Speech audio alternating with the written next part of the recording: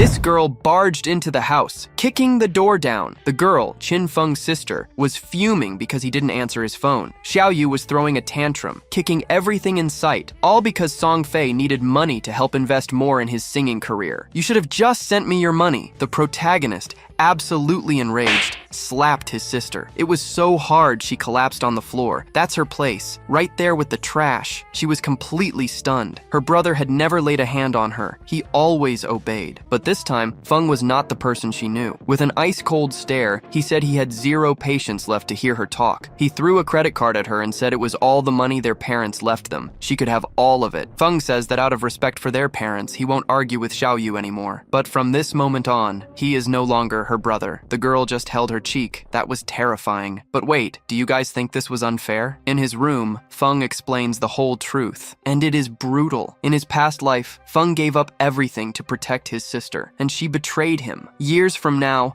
on a battlefield where I defeated every kind of monster, the worst creature of all betrayed me, stabbed me right in the back. I couldn't believe it, and demanded to know why. Qin Xiao just called him an idiot. She never saw him as a real brother. He was just their parents' adopted son. She looks back and says she did everything he asked. This is her true love, Song Fei. He planned to use Xiao Yu to get that divine artifact after Feng did all the hard work. The protagonist couldn't even look at his sister one more time. Xiao mocks him, saying Feng was way too protective, and it was annoying. Song doesn't want to wait anymore, and decides to eliminate Feng for good. See, in 2025, whenever a person slept, they were forced to enter the dream world. It was basically a game, and dying in here meant losing your actual lifespan in the real world. But it wasn't all bad. It was discovered that the skills and powers you gained in the game could be brought back to the real world. Lifespan was the currency. The protagonist dedicated everything to get the divine item and reach the top, and it was on that very day his sister betrayed him. This is so unfair. If I just had one more chance, everything would be different. His life was over, but it seems the gods aren't unfair. Qin Feng woke up again. He looked at his phone and saw the date, 2025. This was no joke. He had been reborn 9 years in the past. Now, as he prepares to enter the game again, Feng feels a strange sense of freedom. He wonders how far he can go without the weight of his sister holding him back. This time, he promises himself he will use everything he knows from his past life to get ahead of everyone and seize the power and opportunities he left behind. As for Xiao Yu, he decided to let her fend for herself. She will have to face the real world without his help or protection. And as for Song Fei, the man who orchestrated the betrayal that led to his demise in his past life, Feng's gaze turns serious. He swears he will kill Song Fei with his own hands and make that manipulative idol pay for everything he did. The scene shifts, and now Feng is in a vast, otherworldly place. It is a giant hall filled with mirrors that glow with a strange light. He explains that this is the profession selection hall, a crucial place where players choose what they will be in the game of gods. In his past life, he spent hours there, anxious and undecided. But now, with everything he has already experienced, Feng walks through the hall with confidence. This time, he knows exactly what he wants. He remembers choosing to be a warrior last time just to protect Xiao Yu. The warrior class was not bad, but it no longer serves his purpose now. Without having to worry about protecting anyone else, he realizes that the most important thing now is speed and agility. With this in mind, he reaches out toward one of the mirrors and chooses the assassin class. When he touches the glass, a strong blue light shines from his hand, and a system window appears before him. The system announces that the artifact Eye of Judgment is already bound to him and will be activated immediately. Behind Feng, a giant otherworldly eye appears out of nowhere, with a gaze that seems to see everything. Another system window appears, showing that Feng has unique attributes, the power of judgment and a power passive. The system explains that this gives him advantages no one else has. As soon as he enters the game of gods, he will automatically receive the profession and talents of the highest possible quality, putting him far ahead of normal players. A smile appears on Feng's face as he admires the power of the Eye of Judgment. He begins to think that the artifact's bond with him persisted even after his rebirth. If that is true, it would mean the artifact is useless to anyone else who tried to steal it, as Song Fei and Xiao Yu had tried to do in his other life. He even wonders if it was the Eye of Judgment that caused him to be reborn, giving him this second chance. Suddenly, a dark, turbulent aura begins to enter his body, catching him by surprise. The system congratulates him and announces that he has unlocked a secret profession. The class transfer begins,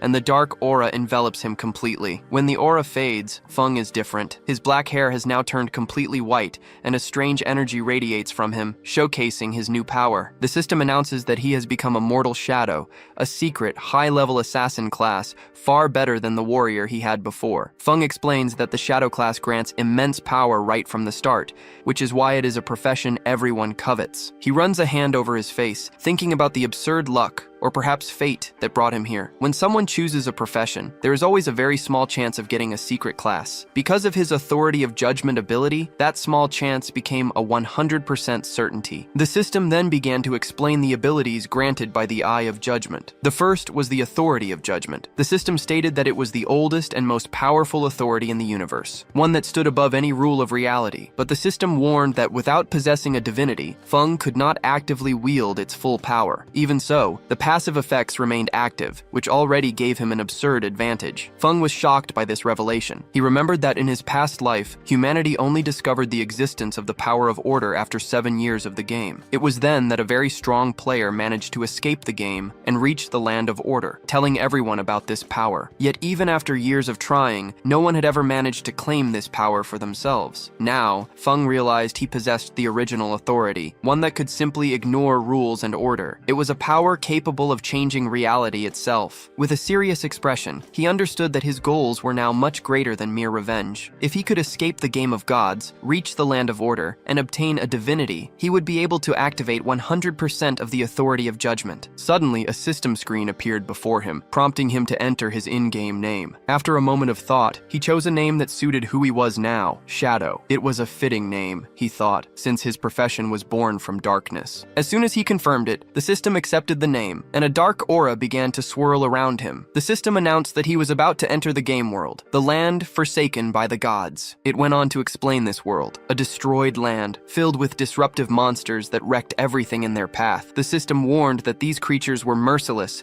and would do anything to kill him. It also explained that once he left the starting city and began killing monsters, he would earn tradable lifespan, a very important resource. However, dying in the game had a heavy consequence. Half of his lifespan, both tradable and normal, would be lost. The risk was high, but Feng was not intimidated. The scene changed, and he appeared in the starting village, a place called Shelltown. The system announced that this was a peace zone, a safe place where monsters could not enter, and players could not fight each other. The lifespan loss here was at its minimum, fixed at 1x. Feng looked around and saw chaos. The other players, who had just been pulled into the game, were trying to understand what was happening. They talked among themselves, confused, asking how they had gotten there. Many only remembered going to sleep and waking up in the selection hall, never imagining the nightmare they had fallen into. But Feng remained focused. He looked at the crowd, knowing the game had attracted many people very quickly. He knew that powerful individuals from various countries would soon appear, each wanting to control the game in their own way. If he wanted to stay ahead, he needed to be fast, and with that in mind, he walked through the city. His appearance drew attention. His stylish clothes and the dark aura emanating from him made him stand out from the other players. The crowd began to whisper, trying to guess his profession. Another player, also an assassin, recognized the dagger at Feng's waist, but was stunned by the difference between them. The man had no special aura, while Feng seemed full of power and mystery. The contrast between the two was obvious,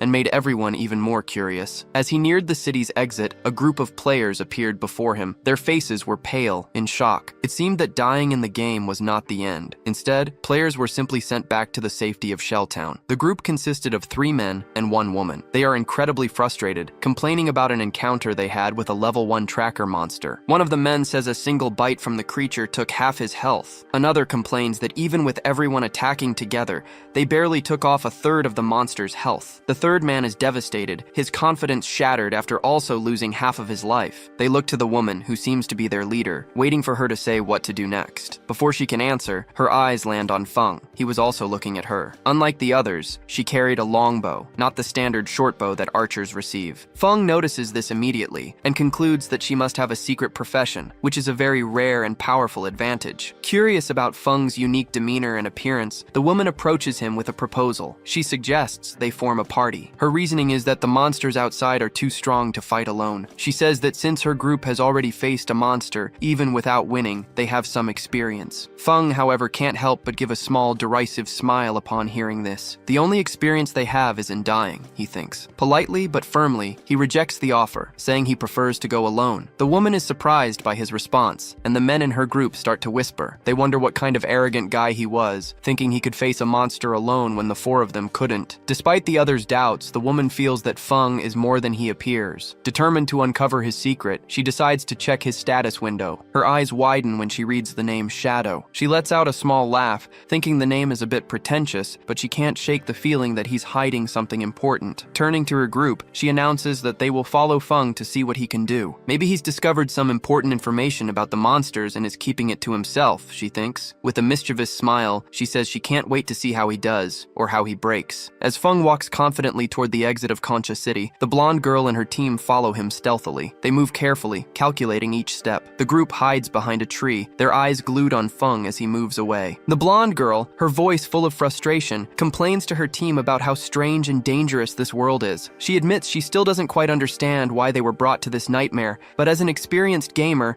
she quickly assembled a team to face the challenges. Even so, she never imagined the game would humiliate them so brutally. The first monster they found outside the city wiped them out effortlessly. It was a clear warning that they are not prepared. She comes to the conclusion that a monster of that type is too strong for any level 1 player. Meanwhile, the two men on her team start talking about Feng. One of them, who is also an assassin, points out the huge differences between them. While he uses a normal dagger, Feng carries a short sword, a weapon that looks deadly. The assassin also notices that Feng's speed is much greater, and that his clothes are unlike anything he has ever seen. They seem custom-made and give off a sense of power. Hearing this, the blonde woman is even more certain that Feng is no ordinary player. She decides to continue following him quietly, hoping to gain some information that will give her group an advantage. But just as she is about to signal for her team to move closer, Feng suddenly stops and looks back over his shoulder. The blonde girl froze, her heart pounding as she wondered if he had seen them. Before she could do anything, Feng activated a skill, latent image. A dark aura enveloped his body, and in the blink of an eye, he vanished into thin air, as if he had never been there. The group stared in stunned silence, trying to process what had just happened. The assassin in the group was the first to realize, explaining that Feng must have used an invisibility skill, a basic assassin technique. Even so, he admitted that the version Feng used was far more impressive than anything he had ever seen. The blonde girl, still in shock but now resolute, declared that following Feng was no longer an option. She suggested they return to the safety of the city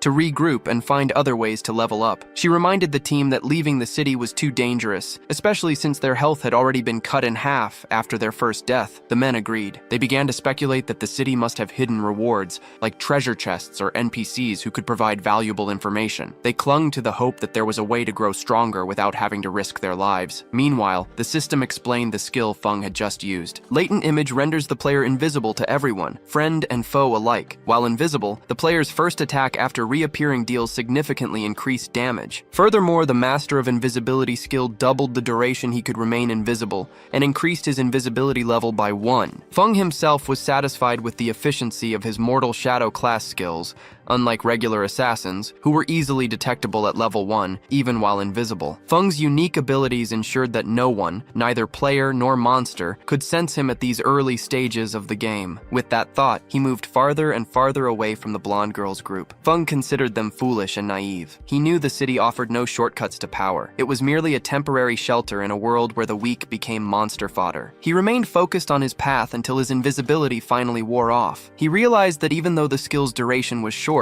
its cooldown timer began the moment it was activated. This meant he could turn invisible again in just a few seconds. A system screen appeared before him displaying his status. Codename Shadow, profession Mortal Shadow. Both were at level 1. He had a lifetime non-negotiable of 75 years and a lifetime negotiable of 0 years. Feng explained that every player started with 10 points in each attribute, and the bonus points varied depending on their profession. In his past life as a warrior, he had only gained 3 bonus points in strength and constitution, but this time, the Mortal Shadow class provided bonuses to everything, with agility receiving a massive 8-point increase. Another system window appeared, notifying him that he had 5 free attribute points to allocate. Feng paused for a moment to think. He knew that most players put everything into strength or spirit at the start, hoping to boost their physical or magical damage. However, he believed this strategy was a complete mistake. In a world where a single monster attack could kill you, brute force was useless if you were not fast enough to dodge. With that in mind, he allocated all 5 points to agility, which now rose to a total of 10 with an additional 13 from bonuses. The system confirmed the change, and Feng felt quite satisfied. He explains that agility is the key to survival in the early game. There is no point in investing in strength or spirit, because a single hit from a monster can be fatal. But if you are fast enough, you can dodge enemies and attack without taking any damage. As he walks, his sharp senses pick up a strange sound coming from afar. He stops and strains his eyes to see what is ahead. Hidden in the shadows is a bizarre creature. It is a level 1 crawler. The system classifies it as normal. The monster's twisted body and the noises it makes create a heavy atmosphere,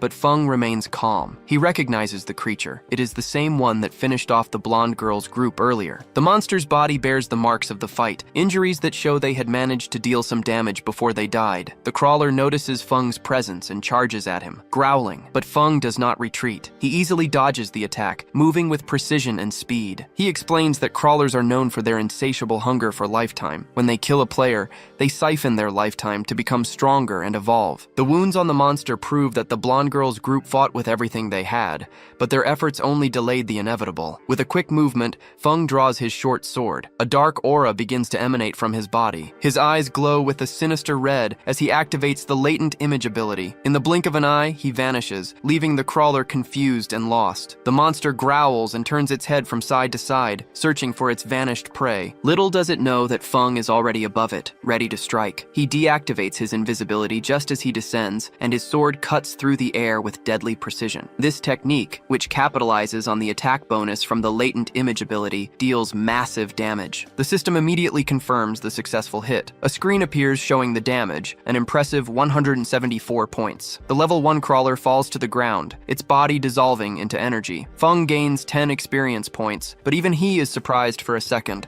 by the sheer amount of damage he caused. He had expected a strong attack, but this level of damage was far beyond what he had imagined. The system explains that the backstab ability helped immensely. When an enemy is attacked from behind, outside of their field of view, the damage is doubled. This turns Feng into a killing machine. As he reflects on this power, memories of his past life come rushing back. He remembers the difficult fights he had as a warrior, when a critical hit dealt only about 40 points of damage. Defeating a single crawler was an ordeal, and always left him tired and injured. Back then, his focus was on protecting Xiaoyu, so he sacrificed his own growth to keep her safe. He gave most of the rewards to her, and as a result, he remained weak. But now things are different. This time he is fighting for himself, and the results are already showing. The system displays his rewards: 3 days of tradable lifetime, and an incredible 54 years and 155 days of non-tradable lifetime. Feng crushes the monster's energy in his hand, feeling the surge of power, but the rewards do not stop there. Another system window appears, announcing that the Authority of Judgment has been activated. The system congratulates him for obtaining the Infinite Evolution talent, an extremely rare and powerful ability. This talent allows him to gain evolution points by killing monsters solo,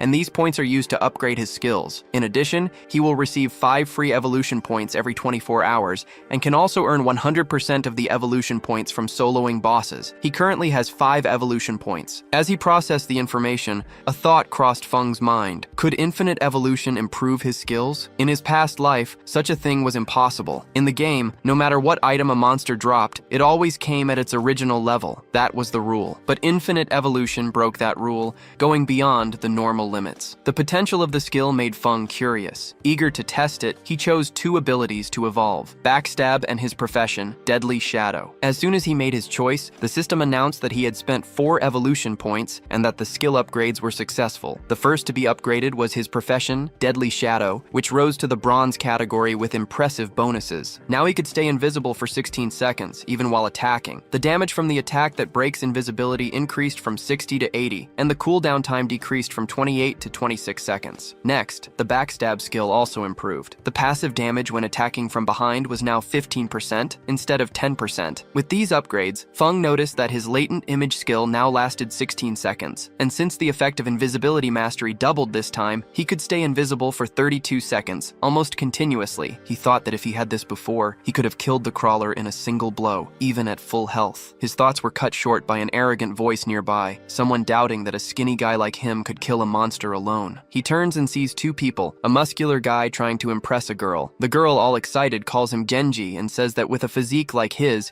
he could probably kill 10 monsters at once. Genji laughs and assures her that with him around, she has nothing to fear. Watching the scene, Feng realizes something is wrong. A shadow falls over the two, and he sees a huge, spider-like monster hidden in the tree right above them. Without even noticing the danger, Genji turns to Feng and makes an offer. He tells Feng to join their group, and he will protect him. But Feng was already moving, as he recognized the monster as a nurse. Without a second thought, he activates latent image and vanishes. The girl sees it all and points to where Feng was. Genji just shrugs and laughs, convinced, saying the weakling must have been scared of his strength. But the arrogance doesn't last long. Before he could react, the giant spider jumps on him, followed by a smaller one. By the time Genji realized the danger, it was too late. The creatures attack and crush him and the girl in an instant. The system identifies the monsters: the nurse, a level 1 bronze rarity boss, and its partner, a level 1 common baby spider. Nearby, still invisible, Feng calmly analyzes the situation. The nurse is a powerful enemy with about 1,600 health points. Impossible for a novice to face, especially since it controls a swarm of smaller spiders. Even so,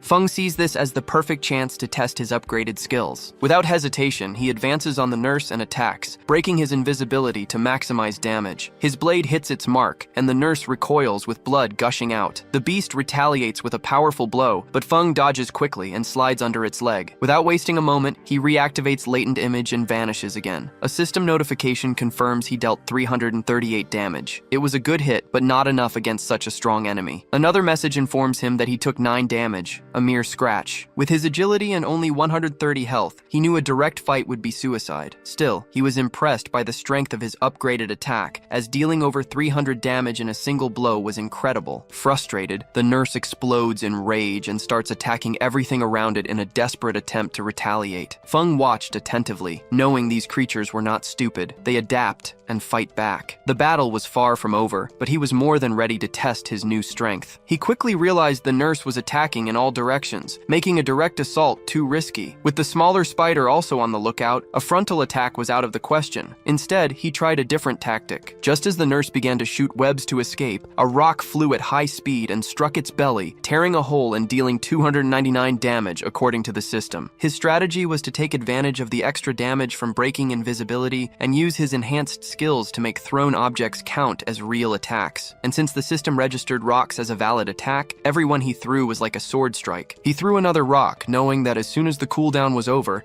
he could repeat the process endlessly. Soon, the system confirmed another hit, dealing 279 damage. Using this tactic repeatedly, he slowly weakened the nurse. Before long, an announcement echoed throughout Shell City. The leaderboard had been updated, informing everyone that a player named Shadow had defeated the nurse and become the first to reach level 2. With his name announced to all, the city's ranking was officially opened. The other players could not believe what they heard. Many remembered having died to the nurse several times, so they thought it was impossible for a single player to defeat it. Soon, rumors about this mysterious Shadow began to spread. Some thought he had used a glitch, while others stared at the ranking, shocked to see only one name on the list. Amidst the stunned crowd, the blonde girl from before and her team were also there. She could not understand how a level 1 player had defeated a boss alone when even normal monsters were a challenge for her team. The doubt crept in. Could the system be bugged? Genji and his friend, the same ones who had died to the nurse, were also there, completely bewildered. Suddenly, Genji's friend remembered the guy they had looked down on earlier. Could he be Shadow? She thought. Meanwhile, Feng received a system notification confirming his victory. He had gained 300 XP, reached level 2, and received 2 evolution points. He also unlocked the Shell City ranking and gained 1 reputation point. The entire city had been notified of his deed. Watching the nurse's body dissolve into energy, Feng noted that when the boss dies, the smaller spiders flee in fear. He lamented not having killed them first, as he had lost a good amount of XP. Another system notification showed his rewards: 46 days of lifetime, tradable, and a bronze-level skill book called Hand of Avarice. He also received the Dagger of Corruption, a bronze-level weapon that granted plus 135 attack and plus 4 agility, and 2 more evolution points. Curious, he focused on the Hand of Avarice book. The system explained that it was an assassin-exclusive skill that allowed him to loot extra rewards from monster corpses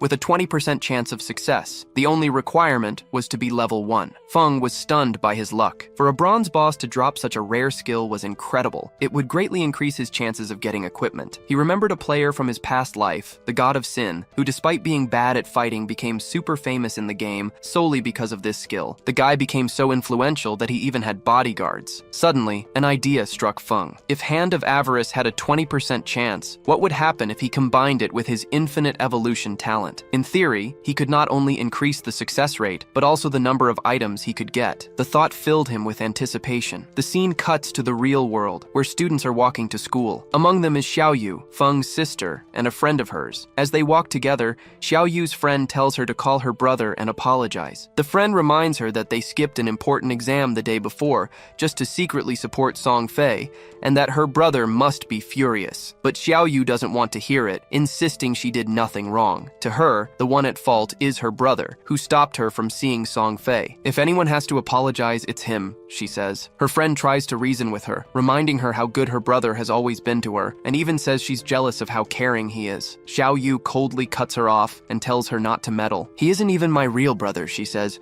My brother is Song Fei. When they arrive at school, they see a commotion in the classroom. A group of students is gathered around a desk, whispering. They get closer and see a bizarre scene. Their classmate, Zhang Hui, is slumped over his desk, and his body is slowly fading away. Panic begins to set in, and a girl asks what's happening. Another student explains that Zhang Hui just said he was going to take a nap and then started to disappear. Murmurs spread as other students mention he isn't the only one this is happening to. Social media is full of similar cases from all over the world. People are falling asleep and becoming translucent, but nobody knows why. Frightened, one of the female students quickly grabs her phone. She wants to call her parents and insists that Xiaoyu call her brother too. But Xiaoyu, still angry, refuses. She says she hates her brother and won't contact him, even going so far as to say the world would be a better place if he died. Meanwhile, in the game, the system confirms that the evolution of Hand of Avarice is complete. The skill has leveled up from bronze to gold, and the chance to get extra items has increased from 20% to 40%. The system also announces that Feng has gained 2 more evolution points and 46 days of lifespan, tradable. He is impressed by his own luck. Besides gaining extra points, he now only needs 1 more point to evolve Hand of Avarice again. With 3 points, he can max out the skill, giving it a 100% chance to obtain extra items. The mere thought of it excites him. His path to power is progressing faster than he had imagined. Feng activates latent image and vanishes, thinking that by now, the whole world must have noticed the strange phenomenon of people falling asleep and not waking up. Soon, a flood of players will enter the game, and he needs to stay ahead of everyone. His priority is to get better equipment to gain an advantage. The system then confirms he has equipped the Dagger of Corruption, which increased his attack by 35 points and his agility by 4. He thinks that people will soon discover that skills and items from the game can be brought into the real world, and when that happens, the world will descend into chaos. He remembers that for this to be possible, 2 conditions must be met: reaching level 10 and accumulating enough lifespan, tradable. Looking at his status, he realizes that just killing normal monsters won't be enough. It's too slow of a process. To speed things up, he needs to hunt stronger bosses. His thoughts are cut short by the sound of a fight in the distance. Following the noise, he walks to the edge of a cliff and peers down below. A group of players is fighting a runner, a level 2 bronze-class monster that seems to be winning the fight with ease. A smile appeared on Feng's face. Just as he was about to lose focus, an opportunity presented itself. He paid closer attention and recognized one of the men fighting, Wang Meng. Feng didn't expect to see him here, but it seemed the rumors about Wang Meng were true. They said that when he joined the game, he formed a team of 6 players, each with a secret profession. In the middle of the fight, Wang Meng activated Sacred Barrier, creating a golden shield to protect himself from the runner's relentless attacks. Feng watched in silence, noting that Wang Meng's secret profession, Sacred Shield Warrior, gave him double the attributes of a normal warrior and also an invincibility skill. The scene shifted to a red-haired mage who stepped forward and cast a fireball. The spell hit the runner, but it only dealt 70 damage. Feng recognized her as an arcane prophetess, a secret class that doubled magic damage. Next, he looked at the group's archer and priest. The archer used a longbow and belonged to the sharp-eyed archer class, which had double the normal attributes and fired arrows continuously. The priest was an oracle priest and healed for twice the amount of a common priest. Despite the endless attacks from the archer and the mage, the runner was too fast and dodged everything with ease. The fight suddenly changed when the monster landed a powerful blow on Wang Meng, shattering shattering his barrier and knocking him back. As Wang Meng tried to get up, the archer complained that the runner's speed made it nearly impossible to hit from a distance. Even after being healed by the priest, Wang Meng remained steadfast. He told them to stick to the strategy. He would act as the tank while the priest healed, and eventually they would win. Looking down from above, Feng smirked at Wang Meng's optimism. His strategy might have been good in theory, but this was a battlefield. The longer the fight dragged on, the greater the chance of attracting unwanted attention, and as if on cue, dark figures appeared out of nowhere. Feng narrowed his eyes, seeing a new threat arrive. They were contaminators, common level 2 monsters covered in a dark slime that attacked from a distance. Wang Meng's expression turned to one of concern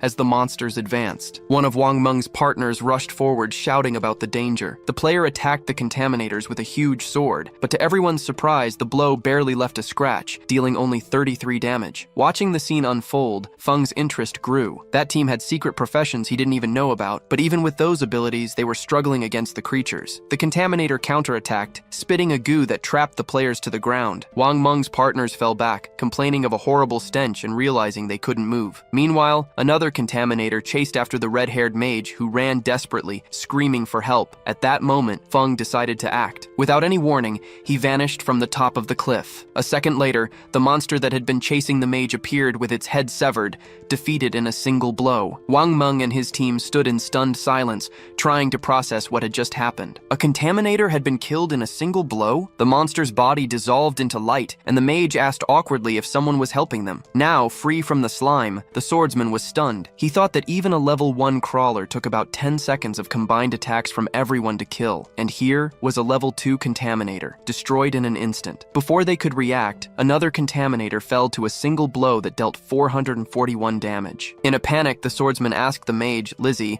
if she had seen the attacker, but she just shook her head, confused. Wang Meng quickly composed himself and gathered the team. He ordered everyone to stay focused, because even with the help of the invisible ally, they still had to fight. Meanwhile, Feng, still invisible, settled into a tree behind Wang Meng. As the team refocused on the corridor, Wang Meng realized that without the contaminators, only it remained. At that moment, a system screen appeared for Feng, confirming that he had killed 2 contaminators and gained 40 XP and 1 evolution point. Additionally, he obtained a new skill book, Poison Dart, and another 8 days of lifespan, tradable. Looking at the screen, Feng considered the new skill. Poison Dart was a ranged attack that dealt continuous damage, an incredibly useful skill for an assassin. Without a second thought, he evolved it on the spot. The skill rose from normal to silver level, and the system detailed the improvements. Poison Dart could now be thrown from 14 meters away, dealing 120 damage on impact. Additionally, it applied poison to the target, dealing an extra 50% damage per second for 5 seconds. The effect did not stack, but the cooldown was only 5 seconds. Feng smiled at his new power. Meanwhile, Wang Meng's fight had turned into a nightmare. The corridor was stronger and faster, completely dominating the battle. When Wang Meng raised his shield, the beast's claws tore into his side. Before he could recover, the creature attacked again, sinking its claws even deeper and throwing him to the ground like a doll. The shield fell with a loud clang, and Wang Meng screamed in pain. His partners watched in horror. The priest rushed to heal him, but it was no use. With the monster's claws still embedded in his body, the healing magic didn't work. Blood trickled from Wang Meng's mouth as he gathered his strength to tell the team to flee. But before they could do anything, a projectile flew through the air and hit the monster square in the face, dealing 845 damage and making the beast recoil in pain. Wang Meng's team was in shock as they saw the boss's health drop by half in seconds, and the attack wasn't over. The poison made blood gush out endlessly, weakening the beast. The corridor writhed in pain and finally released Wang Meng, who collapsed, wounded, on the ground. The monster screamed as its health was drained by 324 points per second, until it finally fell dead. At that moment, a system screen appeared for Feng. Since his attack dealt more than 90% of the total damage to the boss, he received all the items. The system announced that he had killed the corridor boss, earning 600 XP. Another notification congratulated him on reaching level 13, granting him 2 evolution points and another 55 days of lifespan, tradable. Feng looked at the outcome of the fight, feeling in complete control. He hadn't expected the continuous damage from Poison Dart to synergize so well with his other skills. Then it hit him. Using his invisibility, he could remain hidden forever, just endlessly firing poison darts. He figured that with this strategy, he would be invincible in the early and mid-game. Meanwhile, Wang Meng was still in shock, watching the boss turn into items before his eyes. The pain of being pierced had been so real that he began to doubt if this was even a game. His thoughts were cut short when the the items vanished in front of him, snatched away in the blink of an eye. It was Feng who had taken everything, moving so fast that Wang Meng didn't even see him. Struggling to his feet, Wang Meng bowed his head in gratitude and thanked the mysterious person who had saved them, even without knowing who it was. Feng's voice echoed from the shadows, his identity still concealed. He warned Wang Meng not to trust others so easily, especially in a dangerous place like this. Wang Meng agreed, understanding the lesson, and thanked him for the warning. Then he introduced himself. "My name is Wang Meng. If you ever need help, just ask." Meanwhile, Wang Meng's surviving teammates embraced each other, relieved to have escaped the horrifying situation. Back with Feng, he stood in silence, holding the monster's drops and considering his next move. He knew Wang Meng wasn't just a strong guy, but someone with official government backing, which meant he had extensive connections and money. This gave Feng an idea. He needed a safe way to sell the equipment and items he wasn't going to use. Activating Hand of Avarice on the items, a system notification popped up, congratulating him on obtaining another 3 evolution points and 55 days of life, tradable. In addition, he also received a bronze tier item, the Runner's Greaves. The system explained that the item provided +9 physical defense, +5 to all resistances, and reduced ability cooldowns by 15%. Looking at his inventory, he saw he had acquired many good items for various classes. He decided that as soon as his bag was full, he would return to Shell City to exchange what he didn't need for more life. With a cold gaze, he thought about how his current progress was much faster than in his past life. A sinister smile appeared on his face as he murmured that Song Fei would soon be in for a surprise. The scene cut to another group of players fighting contaminators and runners. Their situation was dire, with the monsters surrounding them from all sides. One of the players, seeing it was hopeless, shouted for the others to run, but before they could escape, they froze in fear. A giant, bizarre monster appeared before them, exuding a sense of danger. The creature then attacked, firing parts of its own body like arrows, which pierced through the players and killed them instantly. Moments later, the players reappeared in Shell City, frustrated and cursing the game's unfairness. They complained that the monsters always attacked in packs and ran away when they were close to death, proving they were intelligent. One of them asked worriedly, "How are we supposed to get out of the game if we can't even reach level 3? Another player then began to explain the harsh reality. The only way to leave the game was to reach level 3, so they needed to level up quickly. One of the players suggested forming a larger group, from 6 to 10 people, to make things easier. But another guy immediately shot down the idea, saying he had already seen a group of 10 get wiped out by a huge mob of monsters. A third player joined the conversation, warning that a team that was too big would only attract bosses. He mentioned that he had just seen a group of 40 players accidentally summon a boss called the Accursed,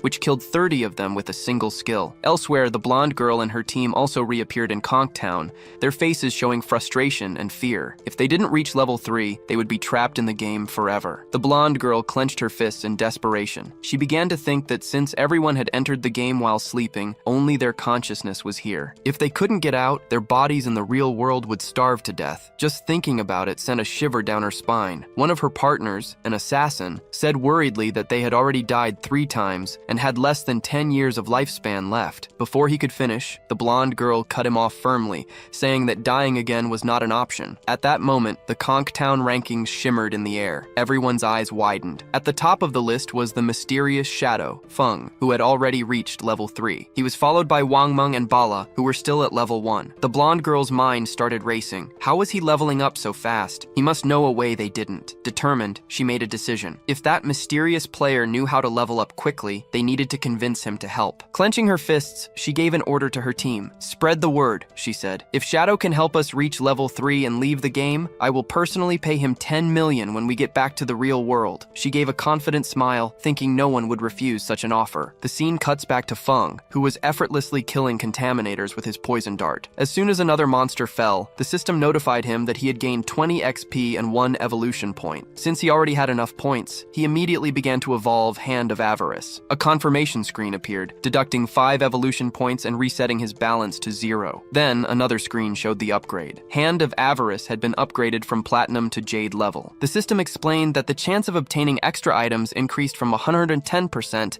to 160%, and there was now also a 20% chance for the extra item's rarity to increase by 1 tier. Looking at the changes, Feng realized the immense potential of the upgrade. A skill that could increase the rarity of items was incredibly valuable. As he was thinking about this, a bright light in the distance caught his attention. A bizarre, enormous figure appeared, the same one that had wiped out an entire group of players earlier. Feng recognized it instantly when the system identified it as the Accursed, a bronze-level boss. The creature was hunched over, sucking up blue energies that were the remnants of dead players. Analyzing the scene, Feng understood that the monster was evolving, feeding on the energy to become a silver-level boss. Judging by the number of lights, it must have killed about 40 players. A quick look at his inventory, however, revealed a problem. His inventory was already full. Even if he killed the monster, he would have no way to loot the drops. This situation called for a new tactic. After a moment of thought, he marked the location on his map. The monster's evolution would take some time, which gave him the perfect chance to return to the city, sell the items he didn't need, and then come back for the fight. With his plan set, he activated Latent Image and vanished into the darkness. The scene cuts back to Conch City, where the players were stunned by a bold announcement. The blonde girl was offering 10 million to the #1 ranked player in exchange for help leveling up. In the middle of the crowd, a girl started to cry, saying that normal people like her had no hope of leaving the game. Her cries were cut short when someone suddenly dragged her away, showing everyone just how tense the situation was. Amid the whispers and tension, the atmosphere suddenly changed. An aura of power filled the area, and all eyes turned to the newcomer. It was Feng. His mere presence exuded a sense of power, silencing the crowd. Without a word, he opened the system window and accessed the selling function. Instantly, a giant notification appeared above him, announcing that he had opened a shop to sell equipment and skills. The message also stated that the shop would only be open for 10 minutes,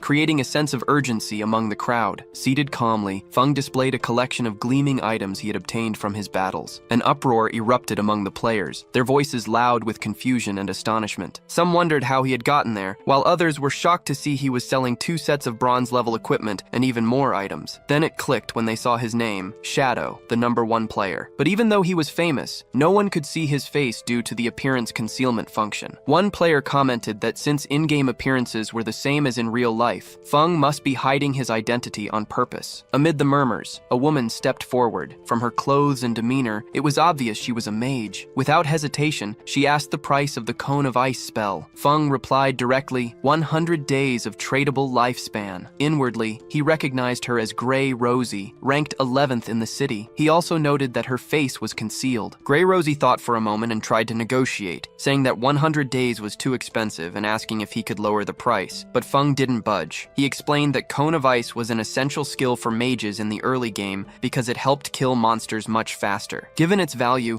100 days was already a fair price. She then asked if he would accept real money, but Feng refused. He suggested that if she had money, she should buy lifespan from other players and come back when she had enough. After a moment of consideration, Grey Rosie turned to her 2 teammates to hear their opinion. They immediately supported her decision, saying they had only reached level 2 so quickly because of her. One of them added that with Cone of Ice, the group would reach level 3 much faster, allowing them to return to reality soon. Without further hesitation, Grey Rosie told them to transfer all their lifespan to her, promising to pay them back with real money once they were out of the game. Then she turned back to Feng and transferred the 100 days, confirming her purchase of the spell. Feng quickly analyzed the situation. He calculated that for a level 2 group to have come this far, they must have killed 30 or 40 crawlers, meaning that together they had over 100 days of lifespan. The system confirmed the sale of the Cone of Ice, and Feng gained 100 days, bringing his total to 368. Just as Grey Rosie was about to leave, a familiar person appeared. It was the blonde girl from before, who approached him with a conceited air. With an air of superiority, she said she had finally found him, and, with an arrogant smile, offered him an opportunity. If he helped her reach level 3, she would pay him 10 million when they returned to the real world. The surrounding players were shocked, whispering that the rumors were true. Earning 10 million so easily seemed unreal. She continued to boast, saying her father was the president of Young Industries, so money was no object. Feng, however, remained unmoved. He assessed the situation and recognized her, Young Li. In his past life, she was the leader of a notorious criminal organization that had been dismantled by the authorities. Reports from that time showed her methods. She would lure people with promises of money in exchange for their lifespan, only to later kidnap and enslave them. Those who resisted met a horrible end in the real world. With a cold expression, Feng bluntly refused the offer and told her to get lost. Young Li was frozen in disbelief. She couldn't understand why anyone would refuse such a chance. Frustrated, she warned him that even though he was strong in the game, no one truly understood what was happening, and if he joined her, he could have a life of luxury with everything he could ever want. But Feng was unfazed. He said that if she was not going to buy anything, she should leave. He knew the truth. Money would soon be worthless. The only currency that would matter was tradable lifespan. Young Lee's face twisted with rage. She exploded, calling him an ungrateful fool and every name in the book, and threatened him, saying that if they were in the real world, she would have already dealt with him. But Feng had no patience for threats. His gaze turned dark, and he spoke in a cold voice, warning her that if she said one more word, he would guarantee she would lose every last day of her lifespan. To make the threat clear, he released a heavy, terrifying aura that sent shivers down everyone's spine. Young Lee and her partners immediately backed away, their false courage vanishing as they scrambled to escape. With the commotion settled, Feng returned to selling. The system confirmed another sale. A tunic was sold for an additional 19 days of lifespan, leaving his total at 546 days. The players who bought from him were impressed by the power of the new items, but Feng was already thinking about something else. With everything sold, it was time to take care of that boss. Activating his latent image skill, he vanished. As he moved away, he thought about how ignorant the other players were. None of them knew that tradable lifespan had another secret function, one that would soon shake the entire world. No one knew that this game was about to turn the world upside down. As the players stared at the empty space where he had been, completely baffled, Feng contemplated the grim truth. Everything the rich and powerful possessed would soon be worthless. In the new era that was coming, only one thing would matter: strength. And anyone who didn't understand that would be left behind. The scene changes to Jung Lee and her team, who are out of breath from running. Furious, she says that Shadow not only refused her offer,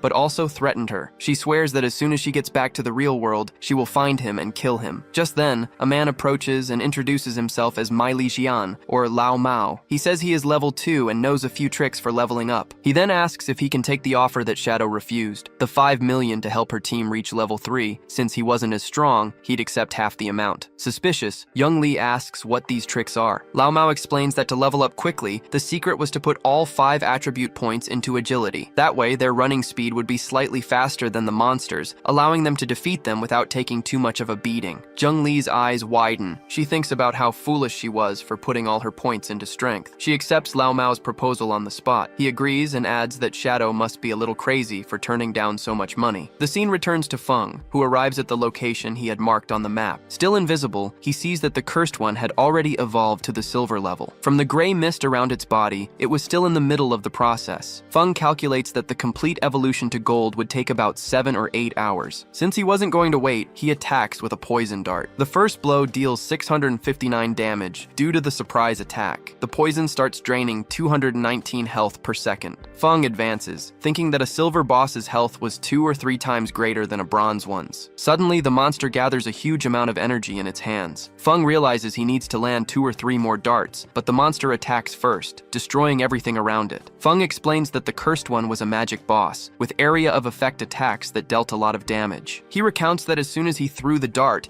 he retreated instantly and barely managed to escape. Still invisible, he knew that if he had taken that hit head-on, with his current health and defense, he would be dead. The battle continues. The monster charges another attack, but Feng remains calm, moving and keeping an eye on his skill cooldowns. The plan was simple: wait for an opening, strike, and vanish before the counterattack. Moments later, the monster falters. It was the perfect chance. He advances and attacks with another poison dart, dealing another 659 damage and reactivating the poison. Seeing it was in danger, the boss tries to flee, but Feng doesn't let it. He pursues it with a cold gaze. The monster's attempt to escape was pathetic. In a swift move, Feng disappears and reappears above the creature's head, smashing it into the ground. The system confirms his victory. He defeated the Cursed One, a silver-level boss. Notifications explode on the screen. 1800 XP, leveling him up from 3 to 5 at once. 4 evolution points and 124 days of tradable lifetime. Feng smiles. Killing a single boss made him jump 2 levels, and even gave him bonus evolution points. As the monster's body dissolved into items, he uses the evolved Hand of Greed. The system confirms its success, and the rewards are even better. Another 4 evolution points and another 124 days of lifetime, doubling what he had gained. He smiles. Not bad. In total, the silver boss gave him 12 evolution points and 372 days of lifetime, but there was still more. The extra effect of Hand of Greed activated, upgrading one of the silver items to gold, a golden tier. No wonder this skill is Jade level, he thinks. He looks at the items on the ground. There were about 7 or 8 pieces of equipment, but his backpack only had 10 empty slots. He sighs. Having to go back to the city every time time he killed a boss was a waste of time. The ideal thing would have been if the creature had dropped a storage ring or something like it. Just as Feng was about to look at one of the items, the scene cuts back to the city. There, Lizzie, the mage from Wang Meng's team, reappears in a flash of light, relieved. The rest of the team appears shortly after, thanking Wang Meng. They say that without his leadership,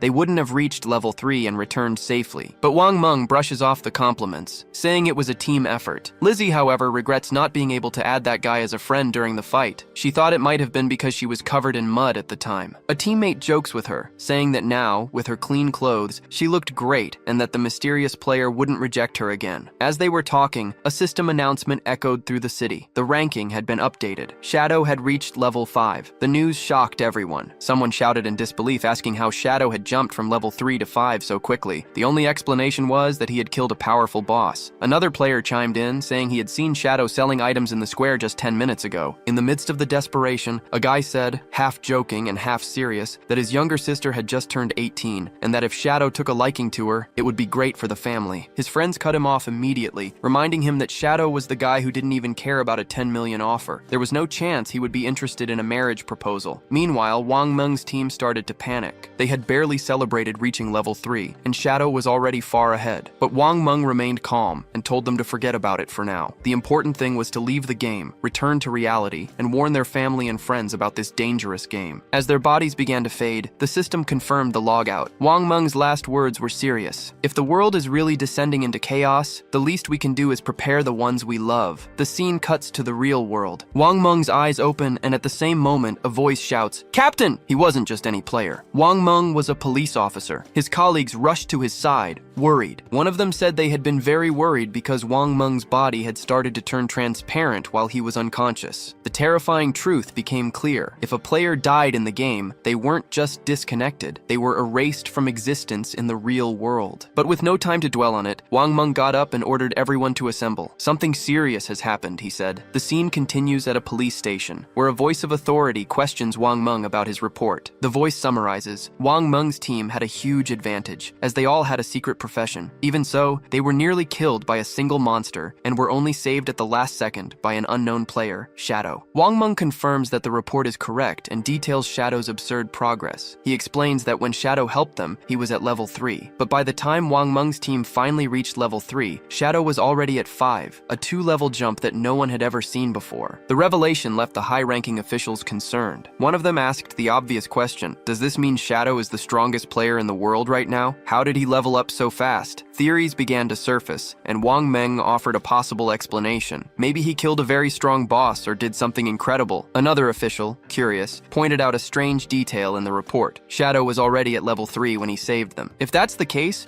why didn't he leave the game with the others? Could it be that he has no family or friends in the real world? No reason to come back? Wang Meng admitted that he knew nothing about Shadow. At that moment, a female officer interjected with a wild theory. She suggested that Shadow might be a transmigrator. She explained that these are people who appear out of nowhere and get strong very quickly, and they are often orphans, which would explain why he didn't return. Her theory left the room in silence, and realizing what she had said, she turned red with embarrassment. The high-ranking official, unamused, called her by name, Amy, and told her to stop joking around at such a serious time. He dismissed the theory, saying she had been reading too many novels, and returned to the main topic with important information. According to secret reports, researchers had been investigating something concerning. Many elderly people were mysteriously dying in their sleep. When they cross-referenced this data with information from the game, the conclusion was terrifying. The people who had died in their sleep had also died multiple times in the game. This confirmed the truth. If a player's life reaches 0 in the game, they don't just die there, they die in the real world too. One of the officers said that the game was an anomaly, something they couldn't understand. The chief agreed, suggesting it could be an invasion by beings from other dimensions. The idea left everyone in silence. Without wasting any time, the chief moved on to urgent matters, announcing that the government would be issuing an emergency order. Each officer must form a team, enter the game, and gather as much information as possible. He explained that this wasn't just a police matter. The government itself was mobilizing. It was a global race, with every nation trying to understand this new reality. Falling behind would mean losing power on the world stage. With that, the chief announced his decision. Amy would be the captain of Team 1. She accepted immediately. Wang Meng was appointed vice captain, and the two of them were given permission to choose their own team. Wang Wang Meng agreed, understanding the weight of the mission. The chief then returned to the subject of Shadow. According to the report, he didn't seem to be a bad person. Therefore, the chief gave a direct order. Amy and Wang Meng were to try to get close to him. The objective was to find out who he was and try to work with him. The chief explained why he had put Amy in command. Her experience with games and fiction made her the ideal person to investigate someone like Shadow, whose actions seemed to be the stuff of legend. The chief said he hoped they could bring Shadow over to their side. Meanwhile, the other police officers were to maintain order and prevent panic in the city. With that, the meeting concluded. The sun was setting, and the officers prepared themselves for the challenges that lay ahead. The next day, the scene cut to a school, where Xiaoyu sat at her desk, lost in thought, while the other students chattered excitedly about everything that had happened. A group of students discusses some news. Zhang Hui, the boy who had been missing, managed to reach level 3 and get out of the game safely. One of the girls explains that he shared an important detail. If several people from the same region fall asleep at the same time, they all go to the same starting city in the game. The news leaves the students both excited and worried. Another girl is terrified by the idea. She says she needs to go home and bring her parents into the game because they don't know anything about gaming and she's afraid something will happen if they enter unprepared. But another student disagrees, saying it's better not to involve their parents yet. He thinks they should focus on getting stronger first so they can protect their families later. Meanwhile, Xiaoyu stares at her phone, thoughtful and increasingly frustrated. She didn't understand why her brother hadn't spoken to her yet, with something as huge as this game happening. She had expected at least a message, but there was nothing. Not only had he not asked if she was okay, but he hadn't even apologized for hitting her, and that wasn't like him at all. Before, whenever they fought, he always found a way to make peace, but today there was only silence. Not even her parents had ever laid a finger on her, yet her own brother had done it. Pouting, she tries to justify herself, thinking that she had only skipped class to see Song Fei's concert. Was it really that big of a deal, she wonders? Crossing her arms, she decides she'll only forgive him if he calls and apologizes 1,000 times, but her anger soon turns to excitement when she thinks of Song Fei. It's a good thing I went yesterday, she thinks. When the game takes over everything, I might not get another chance to see his concerts. A dopey look crosses her face as she remembers the previous night. The image of Song Fei on stage appears in her mind, and she sighs, thinking about how incredible he was. But then it hits her. If everyone enters the game by sleeping, then music idols will enter too. She blushes just imagining meeting him in there. Could this be her chance? Destiny finally bringing them together? Her heart races at the idea. As she gets ready for bed, she remembers something. Song Fei had reached level 13 very quickly, which meant he was already an expert at the game. To do well, she was going to need some good advice. So she sends a message to Song Fei, asking if he has any good tips to give her before she goes in. The scene cuts to Song Fei, surrounded by classmates. When he receives the message, a sly smile appears on his face. Who would have thought, he thinks, even a goddess like Xiaoyu is coming to me for advice. He sees it as a golden opportunity, a sign from the heavens. This was his chance. Without wasting any time, Song Fei replies, full of confidence, saying she came to the right person. Then he reveals the secret. At the beginning, she should put all her attribute points into agility. Otherwise, she won't be able to escape the monsters and will die quickly. She asks if that's even true for the mage class, and Song Fei confirms that it is. He explains that agility also helps mages because it increases their spellcasting speed, which is super important at the start. Still a bit hesitant, Xiaoyu insisted, asking what would happen if she couldn't win, even with more agility. Song Fei reassured her, saying that as soon as someone in their city reached level 5, the teleportation portal would activate, connecting all the starting cities. When that happened, he promised he would form a party to help her level up,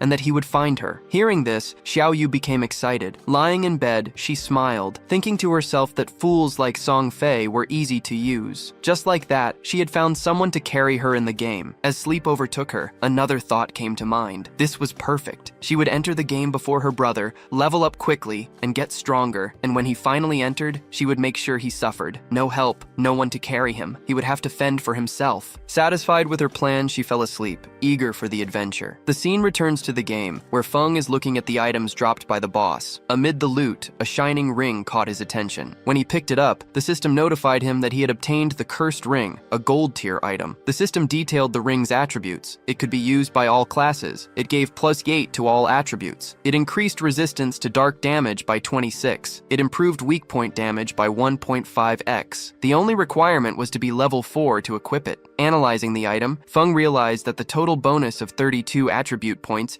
was equivalent to gaining about 3 levels. He concluded that the ring was an excellent item. Before he could think further, another notification appeared. He had obtained a new skill, Instant Shadow Strike, a silver tier skill. The system explained that the skill delivered several slashes in one direction, with a range of 15 meters, and also made him invincible for 5 seconds. Feng realized it was a great area of effect attack. Without wasting time, he learned the skill, and since he still had evolution points left, he decided to upgrade Hand of Avarice. The system took 8 points and upgraded the skill from Jade tier to Diamond tier. The effects improved greatly. The chance to get extra items increased to 220%, and the chance for those items to have their rarity upgraded went up to 40%. Thinking about the upgrade, Feng calculated that he would now get at least 2 extra items per monster, making each kill worth 3 times as much. To not waste the remaining points, he upgraded Instant Shadow Strike by 3 levels. The skill quickly rose from Silver tier to Platinum tier. The improvements were significant. The range increased to 21 meters, the invincibility went up to 7 seconds, and the number of slashes went from 3 to 5. The most important change was the damage of each strike, which doubled to 200. Looking at the rest of the loot, he saw that most of the items were junk, but one of them caught his eye, a Silver tier Warrior skill book. He looks at the Warrior skill book and realizes that selling it could earn him a good amount of lifespan. Just as he finishes this thought, a noise catches his attention. Turning around, he sees 3 huge creatures running toward him. He identifies them immediately. Limb crawlers, grotesque level 4 monsters. But instead of feeling threatened, Feng sees this as the perfect chance to test his power. Without wasting a moment, he activates Instant Dark Slash. In the blink of an eye, he unleashes a sequence of high-speed slashes and effortlessly destroys the creatures. The crawlers are torn to pieces before they can even react. When the dust settles, a system notification confirms his victory, granting him 80 XP and another 5 days of tradable lifespan. After the fight, a dark and powerful aura emanates from Feng's body. He calmly reflects on his new power, realizing he can now kill enemies much faster. He checks his lifespan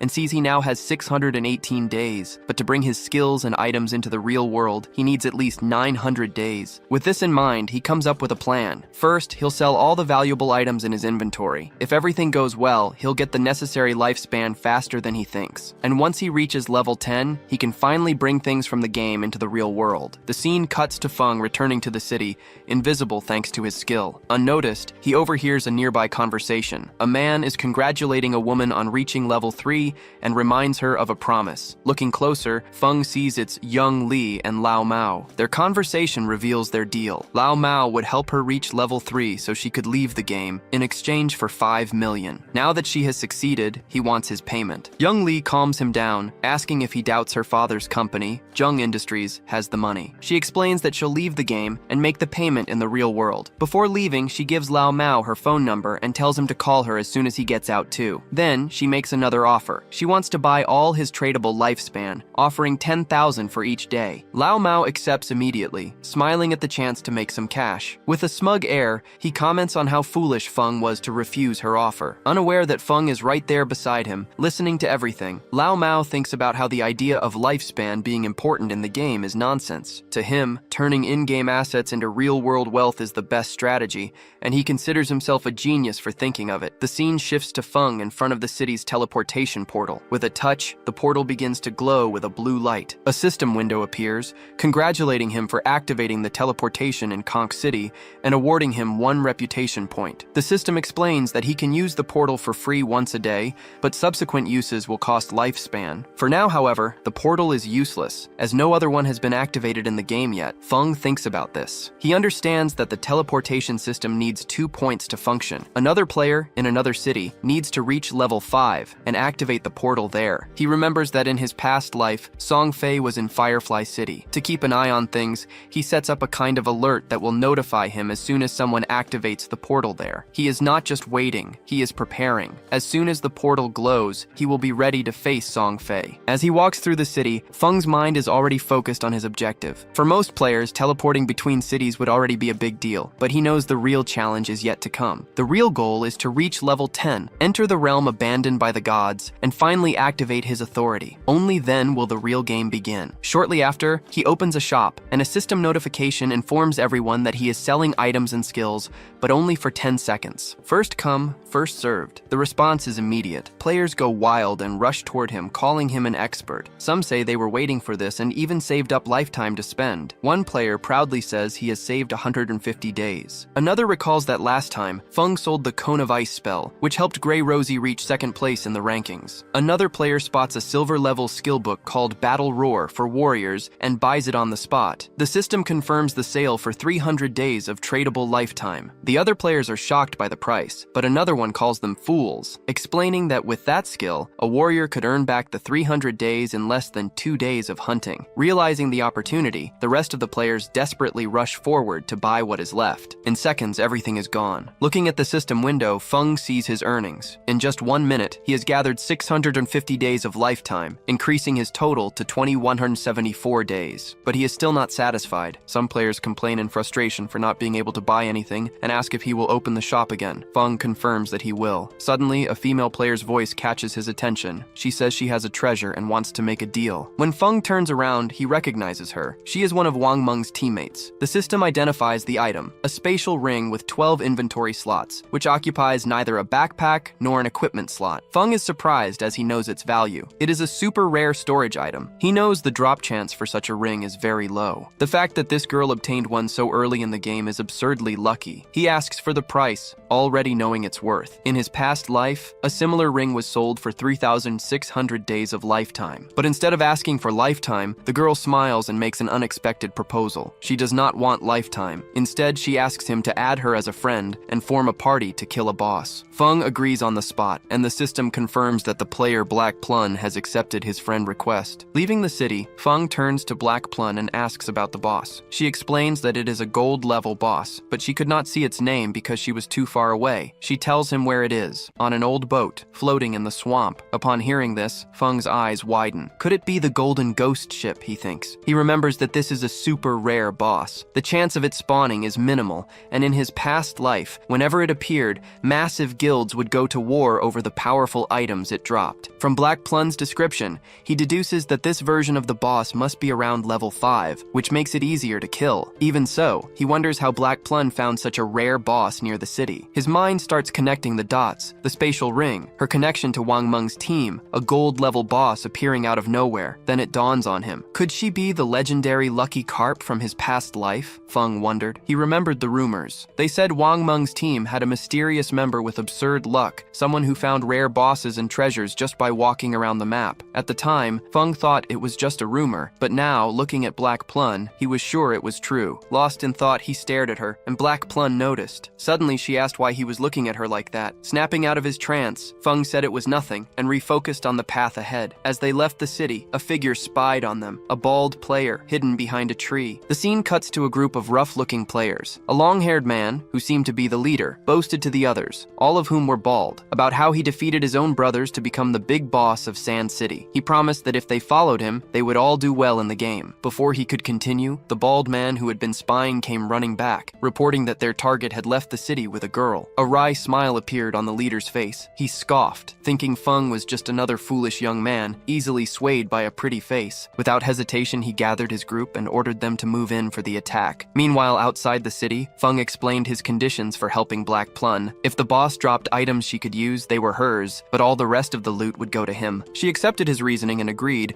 but asked that if any items for her team dropped, he would sell them to her at a discount. Feng saw no problem with that. With the deal struck, Black Plun said they would head to the boss's location as soon as Wang Meng and the rest of the team logged back into the game. After walking for a while, she realized she didn't know where they were going. It was only when Feng revealed their destination that it dawned on her. They were going to fight a gold-tier boss. She was shocked. The idea seemed absurd. Feng was an assassin and she was a mage. Fighting a gold-tier boss, just the two of them, seemed like suicide, but Feng remained calm. He explained that he didn't want her to fight. His plan was for him to face the boss alone while she watched from a distance. Even so, Black Plun found it impossible. As she was about to press the matter, Feng stopped abruptly, sensing something. Without a word, he activated Latent Image and vanished into thin air, leaving Black Plun standing there, stunned. Meanwhile, the group of bald men was still spying on them. Their leader, full of arrogance, saw that Feng had disappeared and assumed he had tricked Black Plun and abandoned her. With a wicked smile, he ordered his men to move in and capture her, but just as they approached,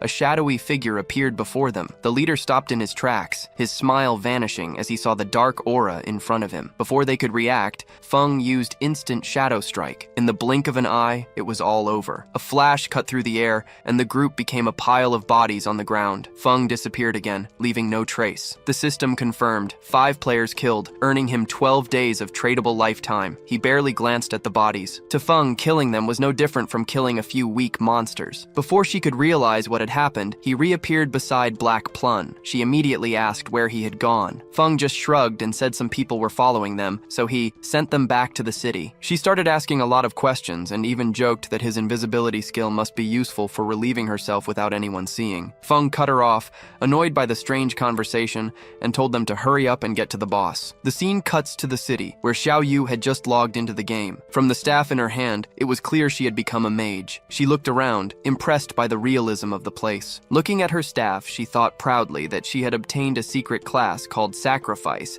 and that it should be powerful enough to help Song Fei. Her thoughts turned to her brother, and she grew annoyed, complaining that he was never around when she needed him, but she soon shrugged it off. With her secret class and Song Fei's promise to help her, she didn't need to depend on her brother. He can fend for himself, she thought. Then, Xiao Yu's eyes fell on the city rankings. Feng was already at level 6. She wondered why Song Fei kept bragging when he was only at level 3. The real expert here was Shadow. An idea popped into her head. If she could get close to Shadow, she would level up much faster than with Song Fei's help. The only question was, where could she find him? Nearby, Wang Meng and his team were discussing a problem. He complained that one of their team members had disappeared, and he couldn't get in touch with him. Impatiently, he asked if anyone had a plan. One of them said that without a healer, the fight would be difficult. Another commented that, unlike Shadow, they couldn't hunt alone. With few options left, someone suggested calling another healer to take the spot. Hearing this, Xiao Yu seized the opportunity. She approached confidently, and Wang Meng saw her coming. With a smile, she offered her services, saying she had a secret class, Sacrifice and Life. The scene cuts to Feng, who,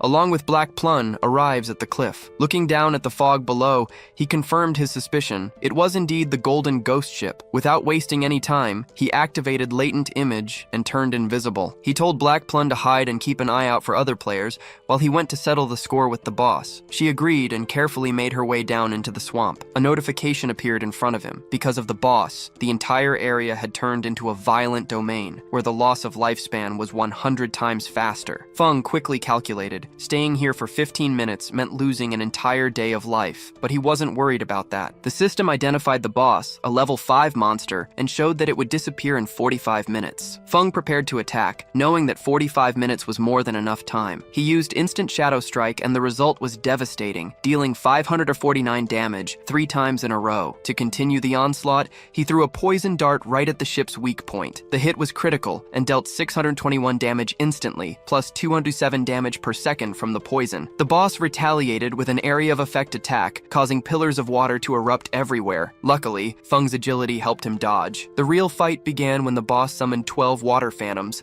which had the strength of a silver-level monster. Fortunately, since Feng was invisible, the phantoms couldn't see him. He positioned himself and used instant shadow strike, destroying all of them at once. From a distance, Black Plun's jaw dropped. So this is how the number 1 fights? She thought, amazed. In just a few minutes, the gold boss had already lost half of its health. Out of nowhere, Feng called Black Plun Little Blackie and told her he was about to die. She didn't understand at all. Worried, she asked for an explanation, but he just told her to do nothing and wait for him to revive. Still confused, she questioned him about the nickname. Little Blackie? Where did you get that from? My name is Black Plun. Annoyed, she complained, but it was no use. Feng kept calling her Little Blackie. The scene cuts to the group of idiots Feng had killed earlier. Their leader, furious, still thought it was Black Plun who had defeated them. One of the henchmen came running and reported that he had found her, watching Shadow fight a boss. The leader smiled, gathered all his men, and said that this time they would defeat Shadow. Back in the fight, Feng knew that when the Golden Ghost Ship's health reached the halfway point, it would use its most dangerous attack, a wave of souls. And that's exactly what the boss did. Feng immediately recognized the problem. The attack had a huge range and would leave him paralyzed for 5 seconds. With his current stats, there was no way to dodge it. The soul surge expands into a giant shockwave,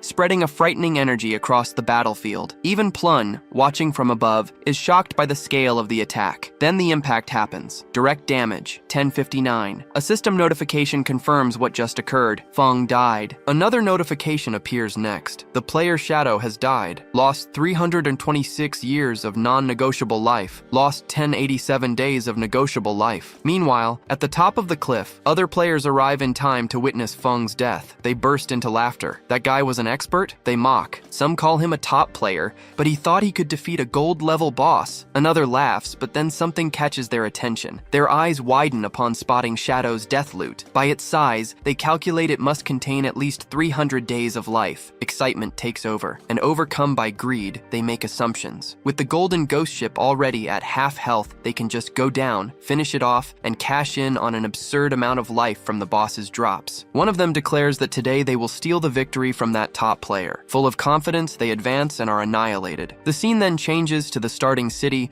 where the same group reappears, confused. One of them, still catching his breath, wonders how Shadow managed to have the health of a gold-level boss, being so weak himself. Another quickly agrees, grumbling that they barely managed to step into the swamp before being destroyed by the boss's water column attack. Their leader, however, is not amused. With a frustrated face, he says these losses are unacceptable. He refuses to let things end like this and orders his group to go back for a rematch. Meanwhile, back in the swamp, Feng revives and lands, analyzing the scene before him. Life orbs scattered everywhere, a real prize. Without wasting time, he calls Plun, asking what happened and why there are so many life orbs around. Amused by how quickly he came back, Plun explains that a group of overconfident players invaded the area, thinking they could defeat the gold-level boss. Unfortunately for them, they were instantly eliminated by the monster's water column attacks. Hearing this, Feng lets out a laugh. Typical. He comments that those players clearly overestimate their own abilities. Then, he remembers his past life. He recalls when this boss, the Golden Ghost Ship, had made him suffer before. Turning his focus back to the fight, he analyzes the boss's attack patterns. The first powerful attack was a one-time trick. After that, the rest of the monster's health will be easy to deal with, at least for him. Normally, when the boss's health drops to half, there is a chance it will teleport away, frustrating most players. But for Feng, this is just a small problem. Without hesitating, he activates his poison dirt skill, aiming precisely at the bright bells hanging on the mast of the ghost ship. The attack hits squarely. The golden ghost ship immediately prepares to counterattack. A purple energy comes out of its core, but Feng is unfazed. Still under the effect of his invincibility, he advances. A smile forms on his face as he says that he has already memorized all the boss's movement patterns. Approaching in an instant, he uses a devastating stunt shadow slash, cutting the boss with precision. Nearby, the same group of players from before finally reaches the cliff overlooking the battle. One of them points quickly. Shadow is back. He is fighting the golden ghost ship again. The group's leader, still frustrated, sees an opportunity. With Feng and the boss busy in the fight, he plans to eliminate both and take the rewards. Plun notices their arrival but is not surprised. It seems these idiots always bring trouble. The battle was reaching its climax, and Plun knew she could not let them interfere. Without hesitating, she activates a lightning spell and attacks the group on the cliff. The attack hits squarely, throwing the leader and one of his men back. Stunned, the leader gets up and looks for the origin of the attack. His men, still in shock, point in Plun's direction. The leader's anger grows. He takes his weapon and orders his men to attack. Realizing she has become the target, Plun starts to run and call for help, while the group chases her. For them, eliminating her has become the priority. Meanwhile,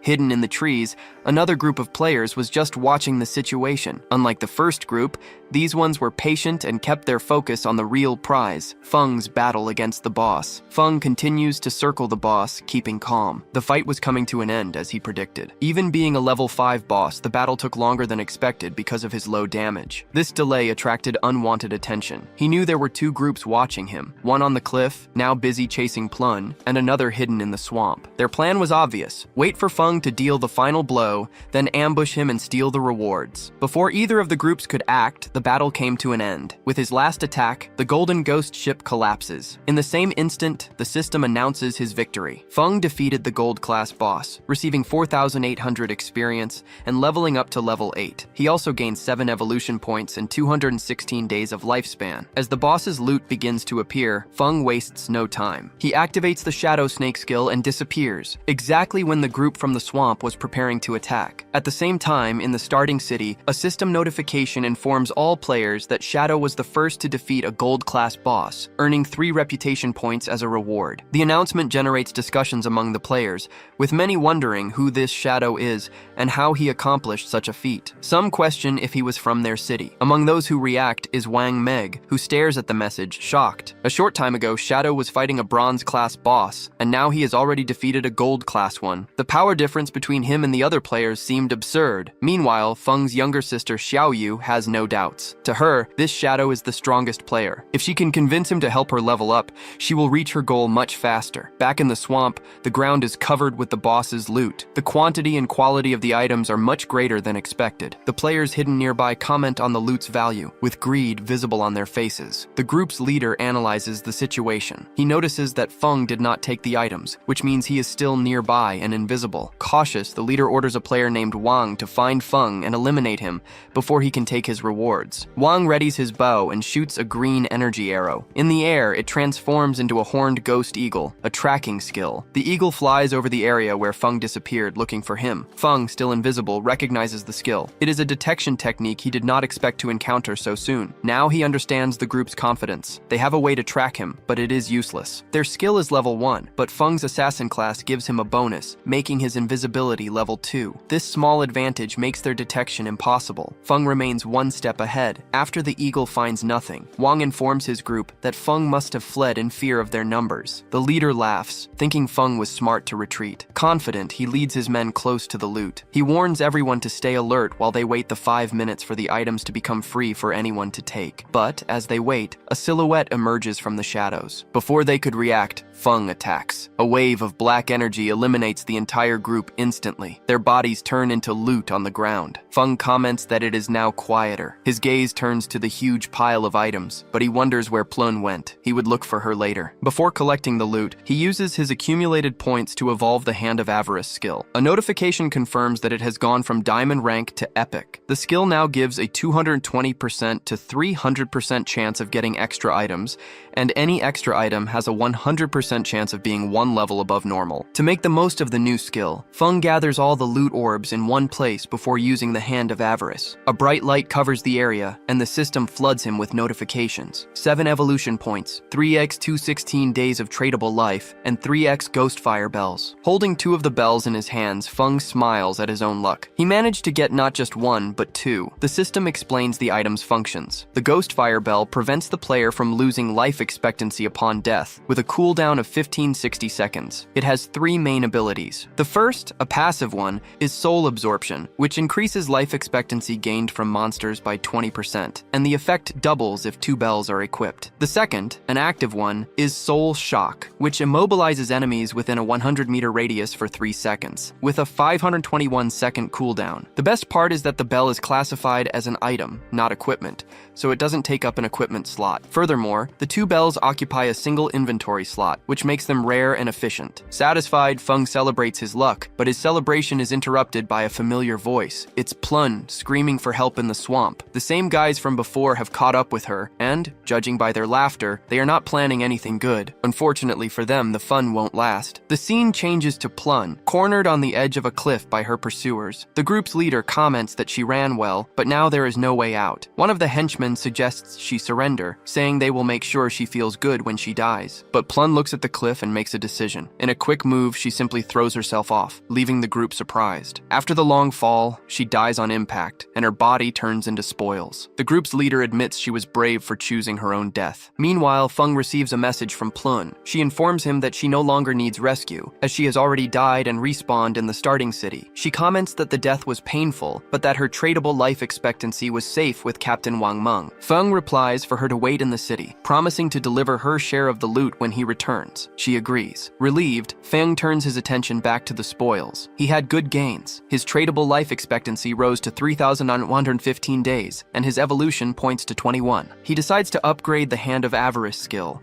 but a system notification stops him. The skill is already at epic level, and now needs 10 times more points for the next level. The system informs that 210 points are needed to evolve the Hand of Avarice. Since he doesn't have enough points, he decides to improve his attack skills to increase his damage. That way, he can face stronger bosses and get better loot. As soon as he begins the upgrade, a golden light envelops him. A system window announces that his Shadow Cut skill has evolved from platinum to diamond. The strike's range increased, going from 21 to 24 and then to 27 meters. The invisibility duration also increased from 7 to 9 seconds, and the total skill duration is now 43 seconds, allowing for 5 to 7 strikes on enemies ahead. The length of each strike went from 3.1 to 4.1 meters, and each one now deals 300 extreme damage. Another notification informs him that he has spent 10 evolution points, with only 3 remaining. His backstab enhancement skill also rose to the gold level, and the damage increased from 15% to 30%. He realizes that, after evolving the instant shadow slash twice, its damage doubled. Now, even outside of stealth mode,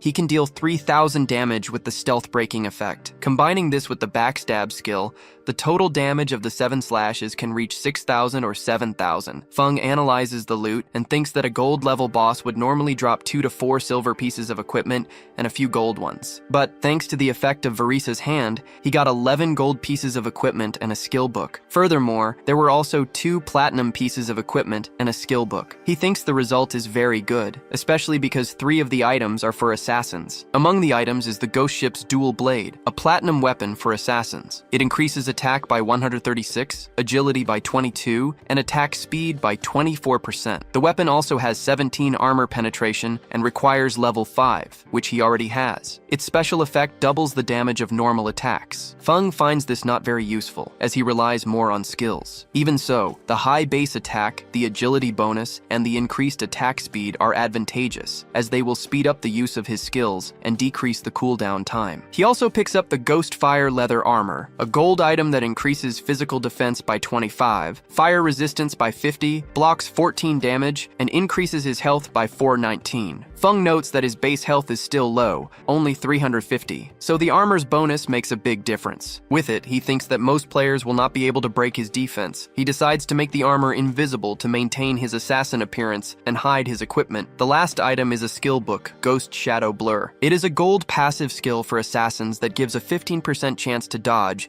and when activated, grants full immunity to damage. Feng celebrates finally having a survival skill. He remembers that this skill is not normally that strong, because focusing on dodge harms other attributes and can be fatal if the dodge fails. However, for him, it is different, as he can evolve the skill infinitely with his evolution points. Thus, he can increase his dodge rate without sacrificing other attributes, which is a great advantage. On the way back to the city, he thinks about the rest of the loot, items for warriors, priests, and archers. As agreed with Plun, he plans to sell these items to Wang Meg and their team at a 10% discount. Feng knows that they might not be able to pay for everything now, but he believes that Wang Meg will agree to buy on credit. He reflects that all this progress was thanks to Plun, whom he calls Little Black. Without her luck, he would have never found a level 5 golden boss to fight. Therefore, he feels he needs to thank her. As Feng returns to the city, the group that had cornered Plun is also returning, with their leader looking very frustrated. When their paths cross, the group panics and starts to flee. The henchmen bolt ahead, abandoning the leader, who also tries to escape. Feng activates his latent image,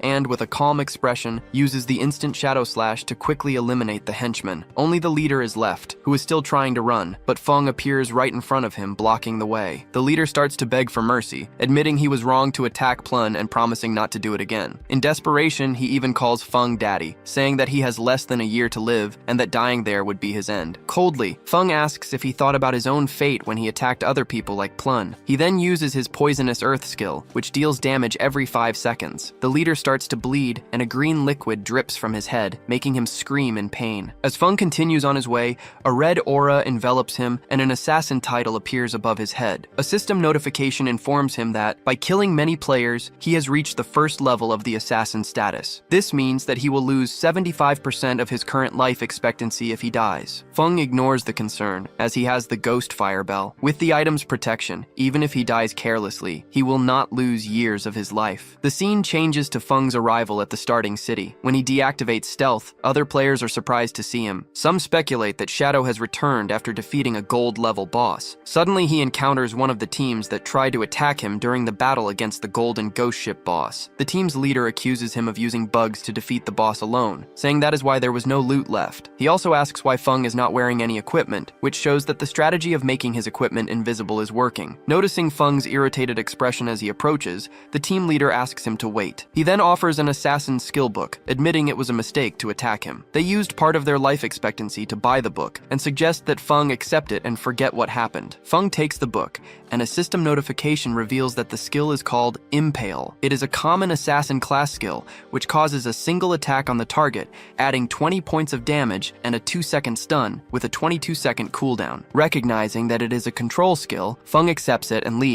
One of the team members, annoyed, turns to their leader, Xiao Xiao, and complains about being defeated by Feng and still having to give him a skill book to calm him down. He asks if this isn't cowardice, and another teammate agrees, questioning since when they have been treated this way. The first member insists they should use their connections to gather other players, as everyone's effort could overwhelm Shadow. He asks why they should fear him, but the leader interrupts him. He points out that Shadow is leveling up very quickly, which indicates he must have a big secret. If they can find and capture him in the real world, they will not only discover the secret, but can also force him to collect resources for them, like a slave. Upon hearing this, the other members get excited and praise Xiao Xiao for the plan. Xiao Xiao then says he will ask his family to send a woman to extract information from Shadow. He observes that Shadow's voice sounded foreign, which suggests he is not from their group and is probably poor. Xiao Xiao concludes that he must find a beautiful and professional woman, as Shadow will surely fall into the trap. Meanwhile, Feng meets up with Plun. He calls her Pequena Negra and asks her to accept the trade so he can share some items with her. Plun thanks him and corrects him, saying her name is Grande Plun, not Pequena Negra. Soon after, Plun is trying on the items she received, very excited. She exclaims that they are amazing and that she will get stronger quickly. She explains that the skill and the necklace greatly increased her damage and more than doubled her mana regeneration. Grateful, she turns to Feng, who replies that it was nothing, just the fulfillment of their agreement. Feng then asks for the spatial ring Plun promised,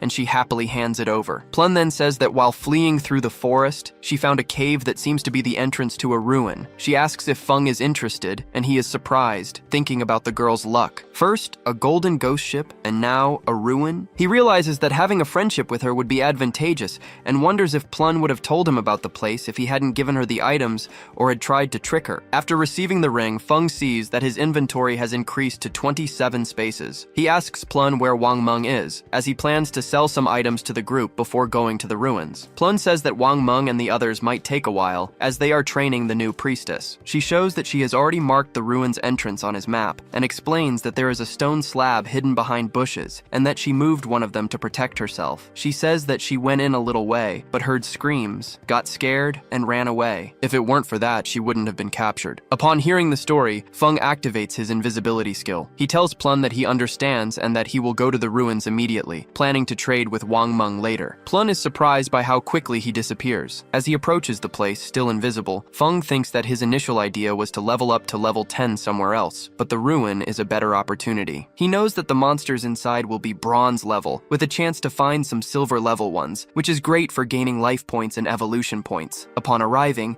he finds the stone slab Plun mentioned and enters without wasting time. Inside, he begins to analyze the environment. There are 3 types of ruins in starting cities: tombs, cursed ruins, and temples of faith. Observing the murals on the walls, Feng confirms that it is a temple of faith. He knows that tombs are straightforward and full of monsters, with a gold-level boss at the end. Cursed ruins have creatures that were once human, cursed by evil gods. Temples, like this one, house followers of these gods and usually have a labyrinth-like structure, but they reward with special items or skill books. Looking at the drawings more closely, he recognizes the images. The temple belongs to an ancient god of judgment, the same origin as his Eye of Judgment skill. Suddenly, he hears faint screams coming from the depths of the place. The scene changes to a forest, where Wang Meng is in a difficult battle, blocking attacks with his shield. A monster lets out a roar and hits him with a powerful blow, throwing him backward. Fallen on the ground, he sees Xiao Yu standing still, in complete shock. A teammate shouts for her to heal him,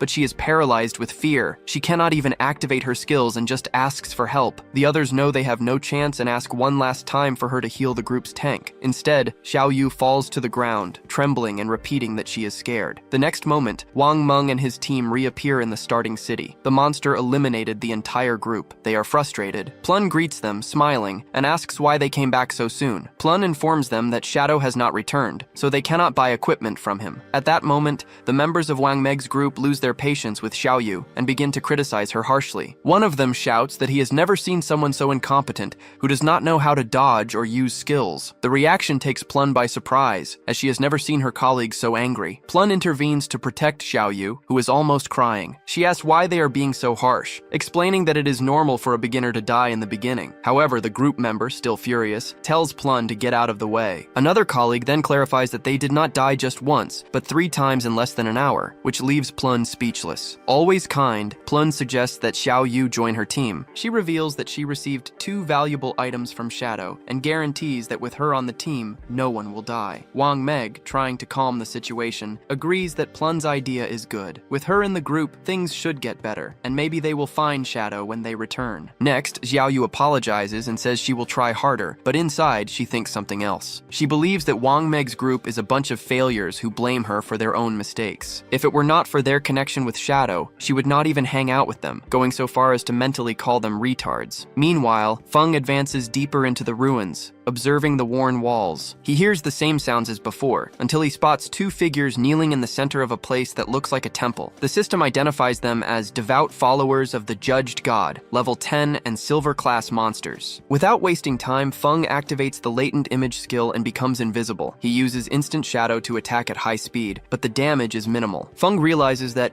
even with the bonuses from attacking from behind and breaking invisibility, the monster's health barely decreases, as expected from level 10 silver class bosses. Their combined health is greater than that of the golden ghost he faced before. Feng also notices that the followers kneel again, but this time in his direction, as if they were worshipping him, even though he is invisible. He wonders if they can feel the eye of judgment on him, and if that is why they do not attack him. To test the theory, he asks if they can guide him, but there is no response. Feng concludes that they were corrupted a long time ago and are now just wild beasts that exist to steal the life expectancy of others. Suddenly, the 2 followers become agitated and run towards the temple entrance, their hands glowing with poisonous energy. A group of players had just entered, and upon seeing the threat, warn each other to be careful. Observing the fight, Feng sees the players panic as they realize they can barely handle 1 silver-class boss, let alone 2. They try to flee, but are completely annihilated before they can even start running, leaving behind a large amount of life expectancy. Feng recognizes the defeated players. It was the Grey Rose group, the same ones who bought a spell from him. He notices that based on their equipment, they were not ready to explore the place in depth. Kneeling to collect the items, Feng is surprised to see they left behind more than 100 days of negotiable life expectancy. He did not imagine they were so rich. Meanwhile, the 2 followers returned to kneeling in his direction, as if they still worshipped him. After searching the temple, Feng finds nothing, neither traps nor treasures. Annoyed, he concludes that the 2 silver-class mini-bosses are the only valuable things there and decides to eliminate them. He uses his poison dart ability and lands a perfect shot on their heads. A system window appears, confirming the deaths. After killing the followers, Feng gains 4,000 XP and levels up to 9, receiving another 4 evolution points. By using his ability on the items, he gets another 188 days of negotiable life, becoming shocked by the power of an epic grade ability. With this, he now has 32 evolution points and a total of 1,504 days of life. He also picks up several gold and silver grade items, including a gold grade accessory for assassins, the Devotee's Pendant. The item was impressive. It increased his agility, reduced the cooldown of his abilities by 20%, and even allowed him to summon a silver grade follower to fight by his side. Since the other equipment he picked up also required level 8, Feng decides to store it to sell later. Suddenly, he notices something. When he approaches a mechanism in the temple, the entire structure begins to move. The floor descends like an ancient elevator, taking him about 300 or 400 meters deep. When it stops, the passage above closes. He looks around and recognizes the place at once, a hidden labyrinth. In his previous life, he had already found several of these inside ruins. He knew that these labyrinths were full of deadly traps, and that, with his current attributes, one mistake would mean the end. Fortunately, the new pendant was the solution. Using its effect, Feng summons the devout follower. Without hesitation, he orders the creature to advance to test the path, making the exploration much safer. Still, as a precaution, he decides to use his points. First, he spends 5 points to evolve his evasion ability, Phantom Shadow, to the epic grade. The improvement is absurd. The passive evasion rate increases from 15% 50% to 75%, and upon activation, he becomes immune to all damage. Satisfied, he uses the remaining points to evolve Instant Shadow Strike, also to the epic grade. The ability becomes stronger in every way: greater range, more invisibility time, and more cuts, which now deal more damage in a larger area. The ability's cooldown dropped to 12 seconds, making it much more efficient. To evolve a skill from epic to legendary grade, it requires 10 times more evolution points than normal. Therefore, evolving a skill that already starts at the epic grade is very advantageous. Its first evolution to the legendary grade costs only 10 points. Feng knows that with enough points, it is possible to take them quickly to the mythic, ancient, or even immortal grades. In comparison, a skill that starts at the normal grade would need 7 evolutions just to reach epic. By the time it came to use the 10 times multiplier, the cost would already be in the hundreds of points to continue evolving. The good news is that, from the epic grade onward, the costs stabilize. In other words, from now on, all his skills would be, at a minimum, of epic grade. Looking at his own hand, Feng notices that, with the 11 remaining evolution points, he has enough to improve one more skill. He chooses Latent Image, his initial skill. A system window confirms that he spent 7 points to evolve it from silver grade to gold, and then to platinum. The stealth duration increased to 24 seconds, and the first strike that breaks the invisibility now deals 90 more damage. The cooldown was reduced to 22 seconds. Feng calculates that, thanks to his 35% reduction attribute, Latent Image's final time is only 16.3 seconds. Even so, he considers the time too long for a skill with low burst damage and thinks about replacing it in the future. Suddenly, his attention returns to the labyrinth. The devout follower he had summoned triggered a trap. A huge boulder rolls and crushes the creature instantly. The body disintegrates, and Feng knows he will need to wait for the cooldown to summon another. Considering the labyrinth's complexity, he can only count on his follower to explore it cautiously, little by little. Still,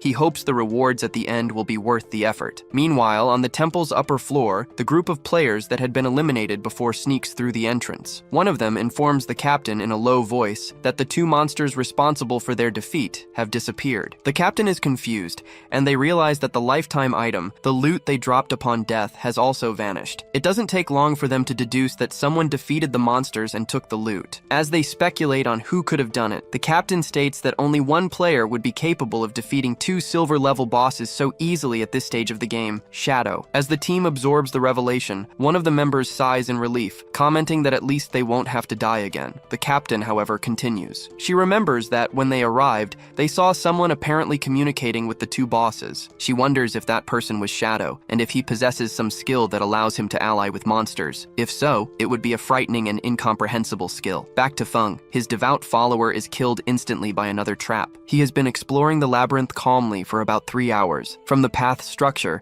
and based on his past life experience, he believes he is finally approaching the end. He knows that using people to navigate a labyrinth like this would result in hundreds of deaths. Without hesitation, Feng summons his follower again and advances to what seems to be the final section. The follower goes ahead until they reach a huge and imposing door. Feng orders his follower to open it, but despite using all its strength, the door does not move. This intrigues Feng. After all, his follower is a silver-level boss and is not weak at all. Curious, he approaches and touches the door, which opens without any resistance. He is surprised for a moment, not knowing what he will find. The 2 of them get into a defensive stance, but Feng soon realizes there is no danger. On the other side, there is a mysterious altar. In the center, a treasure chest is protected by spikes, and next to it is an NPC. The strange thing is that not even the system can identify her. Feng realizes it is the first time he has encountered an NPC that the system does not recognize. She greets him, but he cannot understand what she says, as if his level were too low. Suddenly, she kneels and dissolves into a yellow light, disappearing before him. The spikes around the chest disappear along with her. Confused, Feng imagines that the NPC might have been linked to his Eye of Judgment. He turns his attention back to the chest, which is now accessible and shines with a golden light, a clear sign that it is an epic grade item. Even so, he remains cautious. It could be a trap or even a mimic. To be sure, he orders his follower to open the chest. A golden light escapes from inside, revealing a skill book. And it is not just any book. It is a divine-level skill for assassins. The system notifies him that he has received the Gift of Mercy, an epic book. Its passive effects are great, a 100% hit rate on weak points and double damage on those points. Next, the system details the new active skill, Throat Cut. It causes continuous damage to the enemy, applying 100% of the initial attack's damage per second for 3 seconds. The normal cooldown is 60 seconds, but his reduction attribute lowers it to 44.4 seconds. Feng Feng is impressed with the skill's power. It effectively doubles the size of enemies' weak point areas, making hits much easier. But what really catches his attention is Throat Cut. He does the math. An initial attack of 300 damage turns into a total of 1200 damage, basically tripling the damage with a single strike. He notes that, unlike other skills that deliver several rapid strikes, this one focuses everything on the first attack, which makes timing and precision essential. Furthermore, because it is an epic skill, it only needs 10 evolution points to reach the legendary level, a low cost for something so powerful. Satisfied, he thinks that the labyrinth's loot was well worth it. His damage potential has increased drastically. Now it was time to leave. He decides to sell the rest of what he got to Plun's group. Using the messaging function, he contacts her and asks her to tell the rest of the group to return to the starting city, as he has valuable items to sell. Plun agrees at once, surprised by the speed with which he cleared the ruins. When Feng teleports back to the city,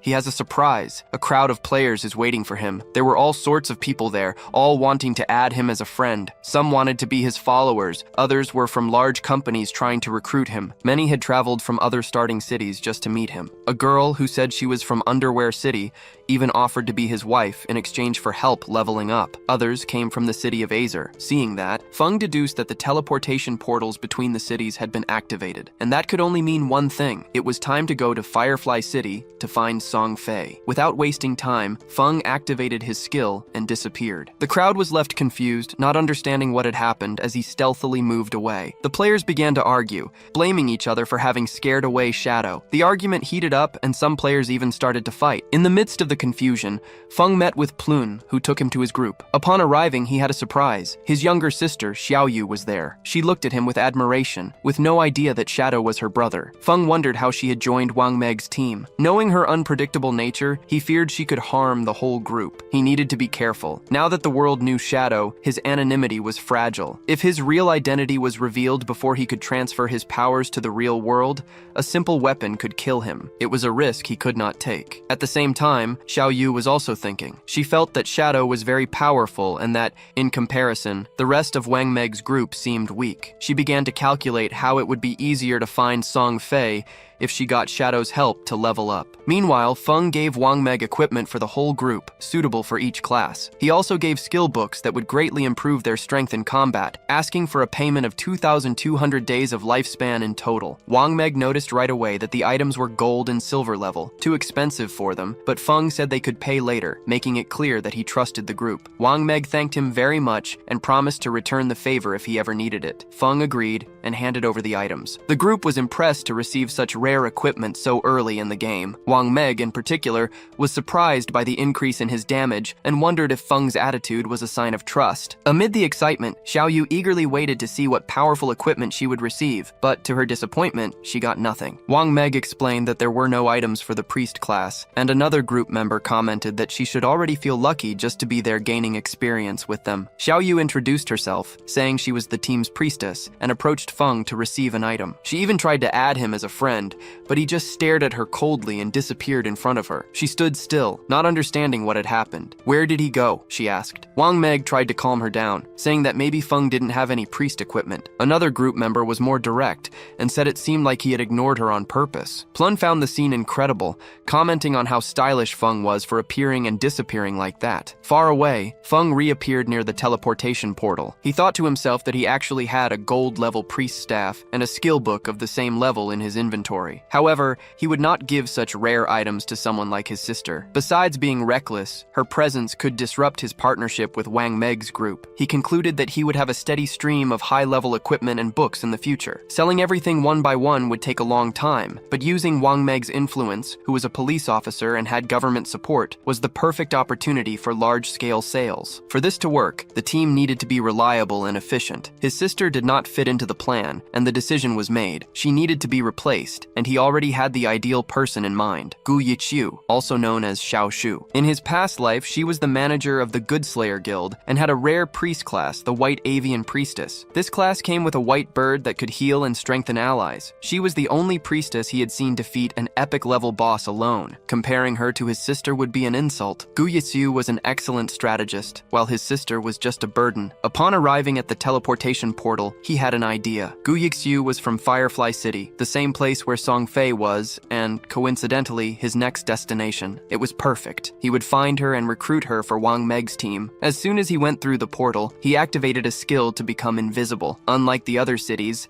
in Firefly City the sun always shone, which helped him move without being seen. He heard two nearby players talking about a silver tier monster they needed to kill. They also started cursing Song Fei, saying that he gathered all the girls in the city and brainwashed them into becoming his fans. Being an idol had its advantages. The two players didn't understand how someone like Song Fei, who was barely a mid-level celebrity, could have such loyal followers. Frustrated, they declared they would no longer tolerate it and that today they would take him down. Seeing this, Shadow found it amusing. The information about Song Fei was surfacing easily, but he doubted those two could even touch Song Fei. If anyone was going to do it, it would be Shadow himself. Curious, he followed them to the Valley of Laments, a level 5 area with monsters like Amorites and Correntes. Upon entering, he noticed signs of a battle and went to investigate. The scene was chaotic. A group was fighting in a marine, a silver tier boss with 2 heads and covered in flames. But instead of uniting, some players were attacking each other. In the middle of the confusion was Song Fei, protected by a circle of fans. The 2 players from before were preparing to attack, shouting that Song Fei's group had ambushed them and stolen their life expectancy. They wanted revenge. One of them,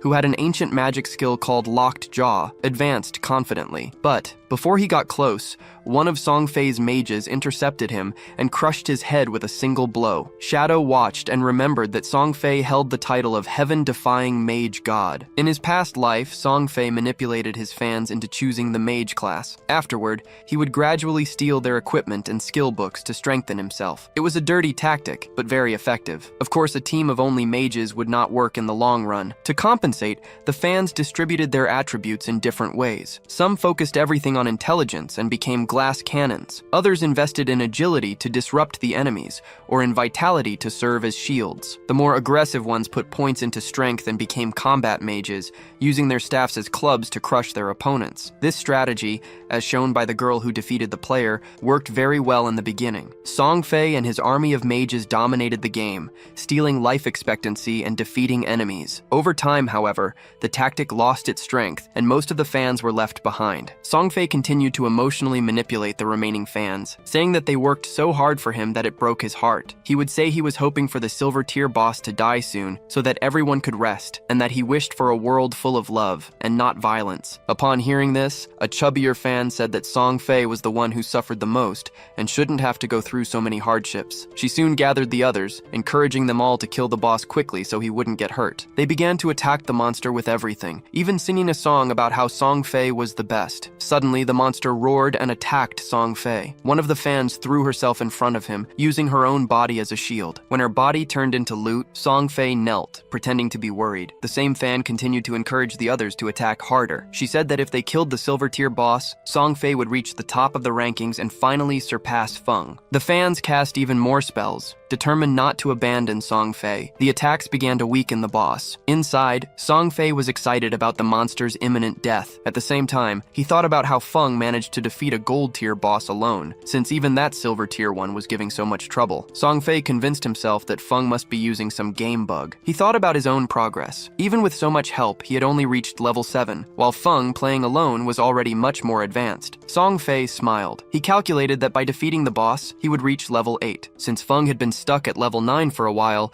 he was sure he would soon surpass him and become the #1 player in that game. But, in an instant, Feng attacked. He grabbed Song Fei by the face and tore his head from his body so quickly, it was hard to tell if it was a cut or if he had pulled it off with force. Before Song Fei's body hit the ground, Feng used the instant shadow slash ability, slicing all nearby enemies and shattering Song Fei's body and head into pieces. Song Fei's fans were paralyzed with shock. Before they could react, Feng's fury fell upon them. He cut everything around, including the silver tier boss. A system notification announced that he had killed the 12-headed monster, Ember Fiend, and gained 1,500 experience points. He also eliminated Song Fei's fans, including one named Sky-Defying Maiden Goddess, and others with bizarre usernames like Song Fei Meow Meow, Forever Faithful Follower, and Little Fei Ma. When the Ember Fiend's body turned into a pile of loot, the two players watching everything were left with their mouths agape. Feng eliminated the boss with a single skill that dealt over 1,000 damage points, a blow 10 times more powerful than theirs. And because it was a daily skill, it not only destroyed the boss, but also annihilated Song Fei Fei and all his fans at once. The players wondered who else could do something like that, other than the famous Feng, the same solo player who got the first kill of a gold-tier boss. Without hesitation, they started cheering for Feng and celebrating Song Fei's downfall. They did this not out of support, but for fear that he would attack them next, and Feng himself knew this. In his past life, when he was weaker, those players would not have thought twice before ganging up on him. Meanwhile, in the starting city, Song Fei had just respawned and was confused, not understanding how he died. A system notification informed him that he was killed by the player Shadow. He lost 1,106 days of tradable life expectancy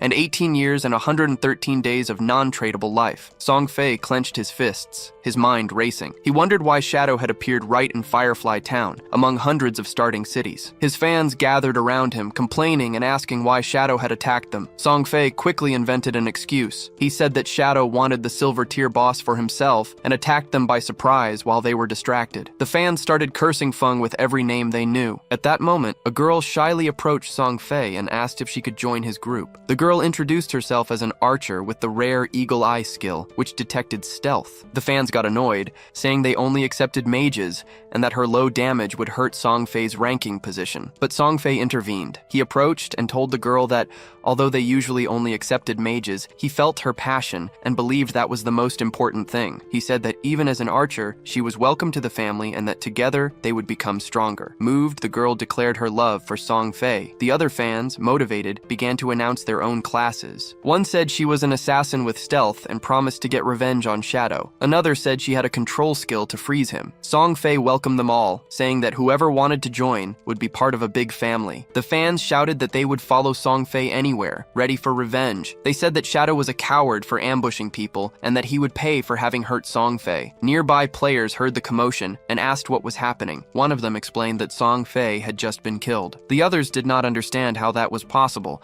since he had so many fans protecting him. When they learned that the killer was Shadow, it all made sense, but they still wondered how he had the courage to face that crowd. Meanwhile, Song Fei was smiling. For him, the situation was perfect. With so many witnesses, when he defeated Shadow, everyone would see that the strength of a solo player meant nothing against him. Far away, Feng activated the Hand of Avarice. The system notification showed his gains: 16 evolution points, 217 days of tradable life, the loot from a silver level boss multiplied by 6, and from a gold level one multiplied by 1. He then made a decision. He decided to evolve the Gift of Mercy. The system used 10 evolution points and upgraded the skill from epic to legendary. The changes were significant. The passive effect, which corrected strikes on weak points, doubled from 100% to 200%, basically increasing the size of enemies' critical areas. The damage on these weak points also increased greatly. The active effect, which applied the Fatal Throat Cut status, now dealt from 100% to 150% of his total attack per second for 3 seconds. The cooldown decreased from 30 to a range between 25 and 18.5 seconds. Analyzing the upgrade,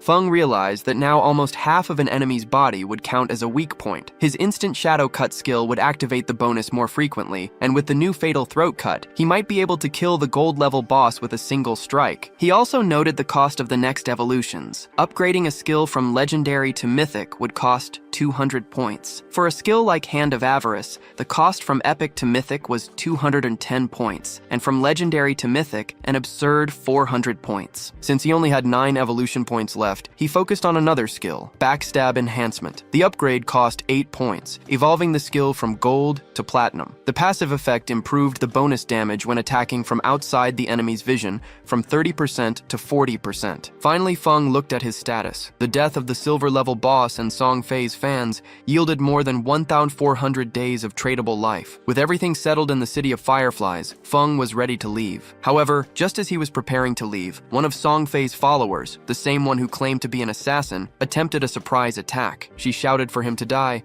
and advanced with a short blade, but Feng dodged effortlessly, leaving her stunned for not understanding how he had dodged so easily. The girl fell, frustrated, and soon activated her stealth. Feng looked at a nearby cliff and saw the rest of Song Fei's fans.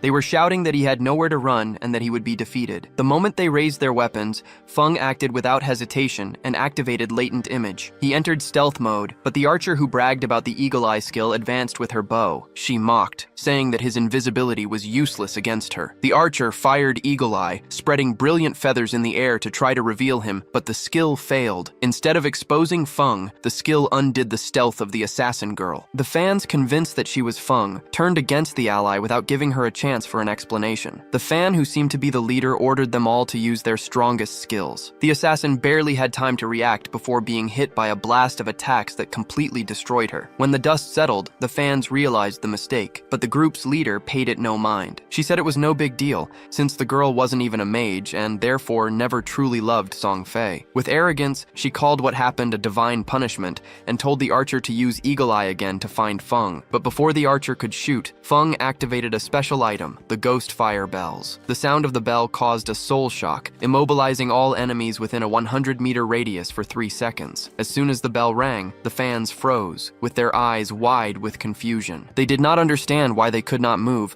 and before they could process, Feng attacked. He used instant shadow slash, eliminating all of them before the 3-second immobilization even ended. Their bodies disintegrated. Still invisible, Feng approached Song Fei, who was hiding and trembling behind a rock. Song Fei wondered aloud how all his fans died without Feng even appearing. He thought that Feng should have become visible when he attacked, but he did not realize that he was already right behind. Feng approached and whispered in his ear that he was already dead. The words left Song Fei in a panic. He activated his magic shield at that very moment, but it was too late. Feng used a poison skill, hitting Song Fei's head and breaking the barrier. Song Fei fell to the ground, and his body disintegrated into items. Looking at the items, Feng saw that Song Fei had more than 2,000 days of lifetime. He found it strange that none of the fans had any lifetime. He wondered aloud if they had given all their time to Song Fei. Did they still think this was just a game? He gave a low laugh, shaking his head at the thought. Manipulated fans were scary. Their non-tradable lifetimes, which amounted to centuries, would now be wasted, feeding the monsters of the place. Meanwhile, in the city, Song Fei reappeared, annoyed by the bad luck. His balance was only 500 tradable days, the price he paid for the defeat. He turned to his companions and asked why the archer's detection skill failed to locate Feng. The explanation came quickly. The skill had only detected their own group's assassin, not the enemy. One of the fans explained that Feng's stealth attributes were too high. The Eagle Eye skill only offered a level 1 anti-stealth capability, which was useless against an opponent with level 2 stealth or higher. Frustrated, Song Fei wondered how he could defend himself from someone who appeared and disappeared without a trace. He grumbled that he hadn't even provoked Feng. After all, Feng had already stolen a silver-ranked boss kill from him, so why come after him again? He even wondered if Feng was simply jealous of his appearance. His fans, sensing the tension, suggested changing locations for safety and leveling up somewhere else. They vowed to follow Song Fei wherever he went, with fanatical loyalty. Sometime later, Feng arrived at the now silent town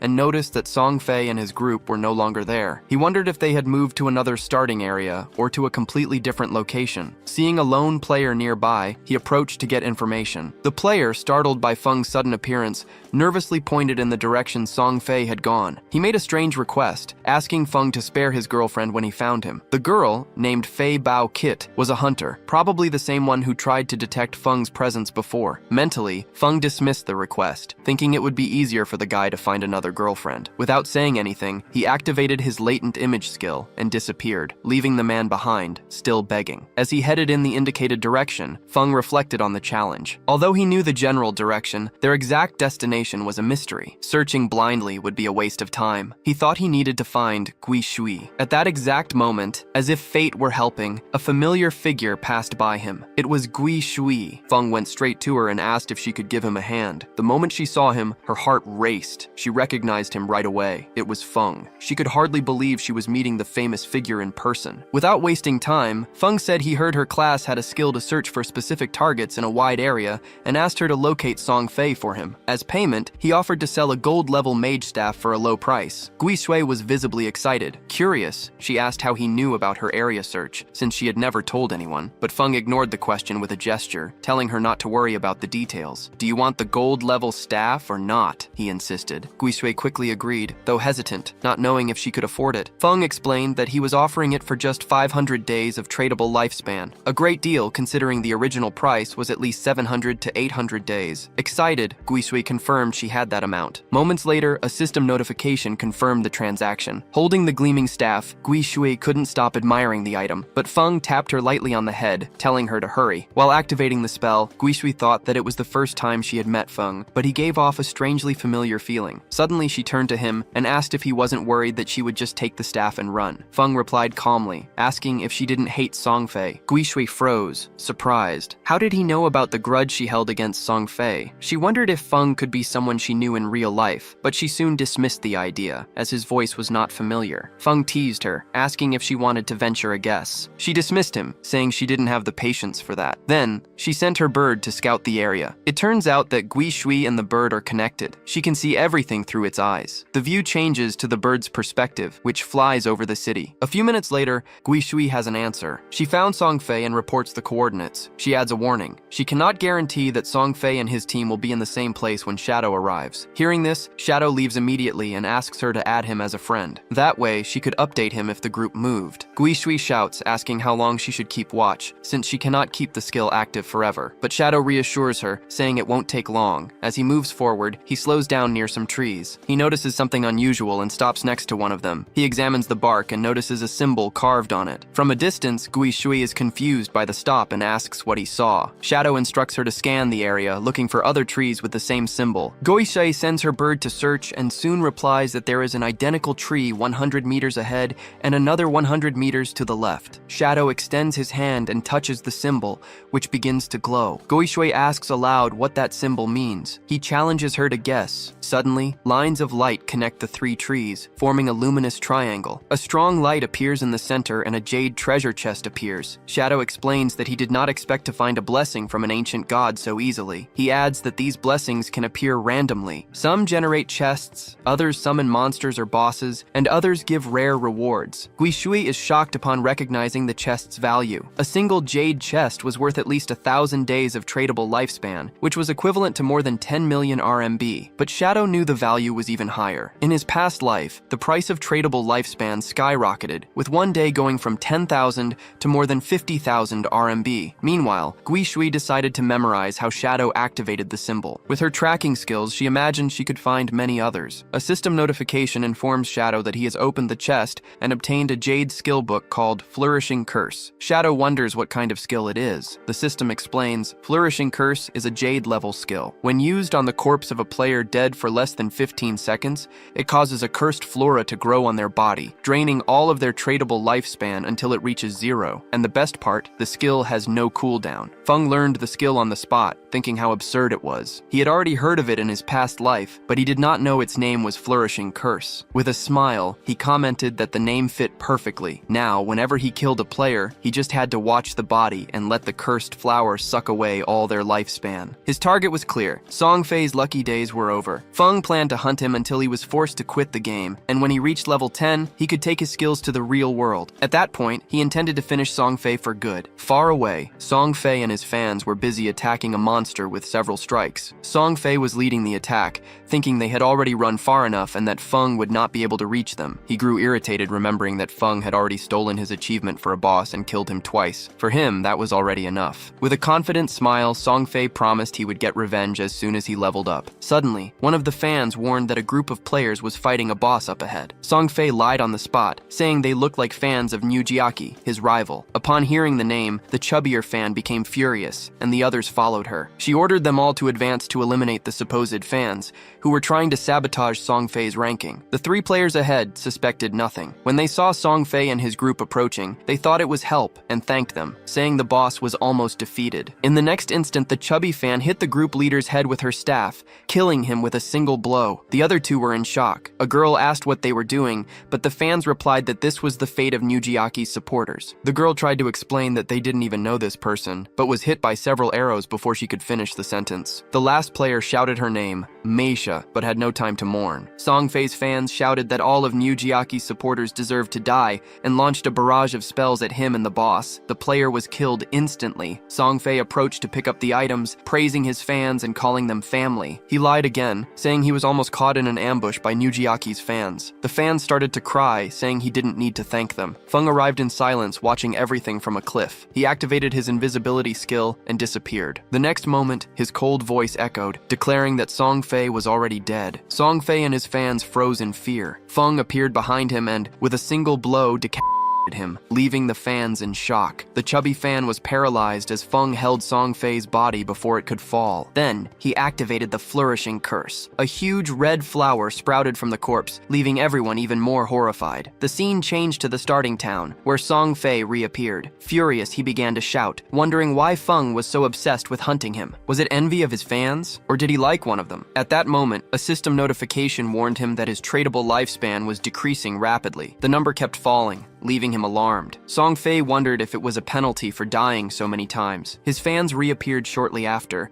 and the chubby fan immediately reported that something was wrong. She explained that Feng used a strange skill on Song Fei's body, causing a blood flower to sprout and absorb something from him. Upon hearing this, Song Fei was even more shaken. He wondered if Feng was trying to kill him permanently, and then a new system window appeared, showing that his life expectancy was falling rapidly. In a panic, Song Fei decided to log out, thinking that if he stayed in the game, Feng would kill him for good. He told his fans to log out as well, and promised that he would buy more lifetime in the real world, convert equipment in the game, and come back stronger to face him. The fans agreed, saying they would follow him wherever he went. Song Fei cursed Feng in his thoughts, vowing revenge. He remembered the 2.5 years of hard work, and swore he would not lose to someone who didn't spend money on the game. Back on the battlefield, Feng had also used the same skill on Song Fei's fans. A system notification informed Feng that, because of the large number of players killed, he had reached level 4 of the assassin class. Now, if he died, he would lose 96% of his life, but Feng didn't care. He saw that he had gained over 1,000 days of life from Song Fei and his fans,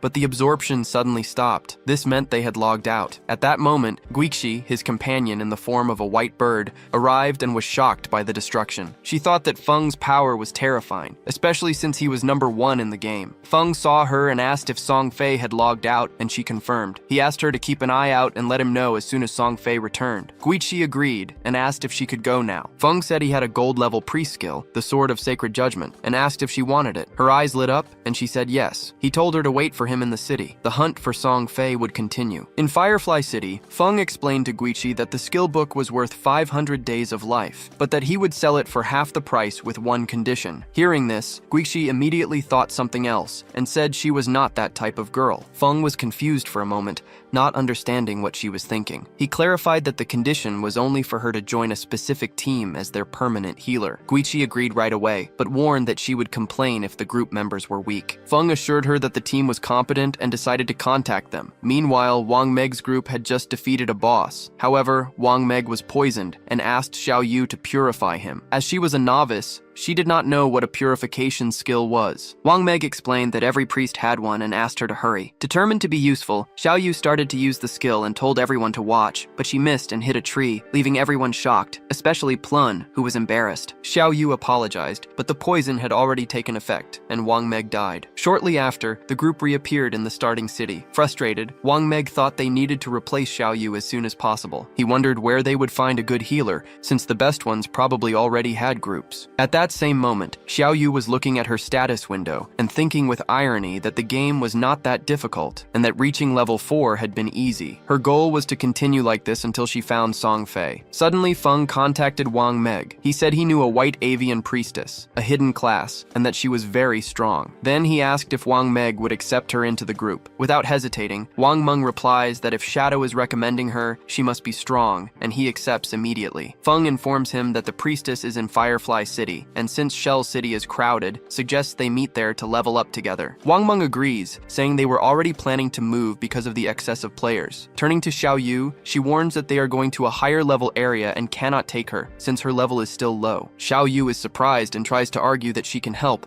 but Wang Meng and his group leave in a hurry, saying there is no time to explain. Left behind, Xiao Yu becomes furious, calling the group cowards and liars. She decides she will find Shadow and make him help her level up. Meanwhile, Wang Meng arrives in Firefly City and meets Feng. He transfers 800 days of life expectancy as payment for the equipment Feng sold. Wang Meng also mentions that they still owe 500 days, which Captain Yu will transfer as soon as she arrives. Upon hearing the name Yu, Feng recognizes her. He introduces Wang Meng to Gui Shui and asks them to introduce themselves. At that moment, a voice calls out for Wang Meng. It is Yu, with the game ID Justice Execution. Feng recognizes her immediately. Yu has the hidden class Dragon Knight, and in his past life, was one of the 20 most powerful players in the world. She was one of the pillars of the Zelia forces and a nightmare for the enemy factions. As they exchange greetings, Feng admits to himself that it is the first time he has met someone who was stronger than him in the past. Yu introduces herself and confesses that she greatly admires Shadow,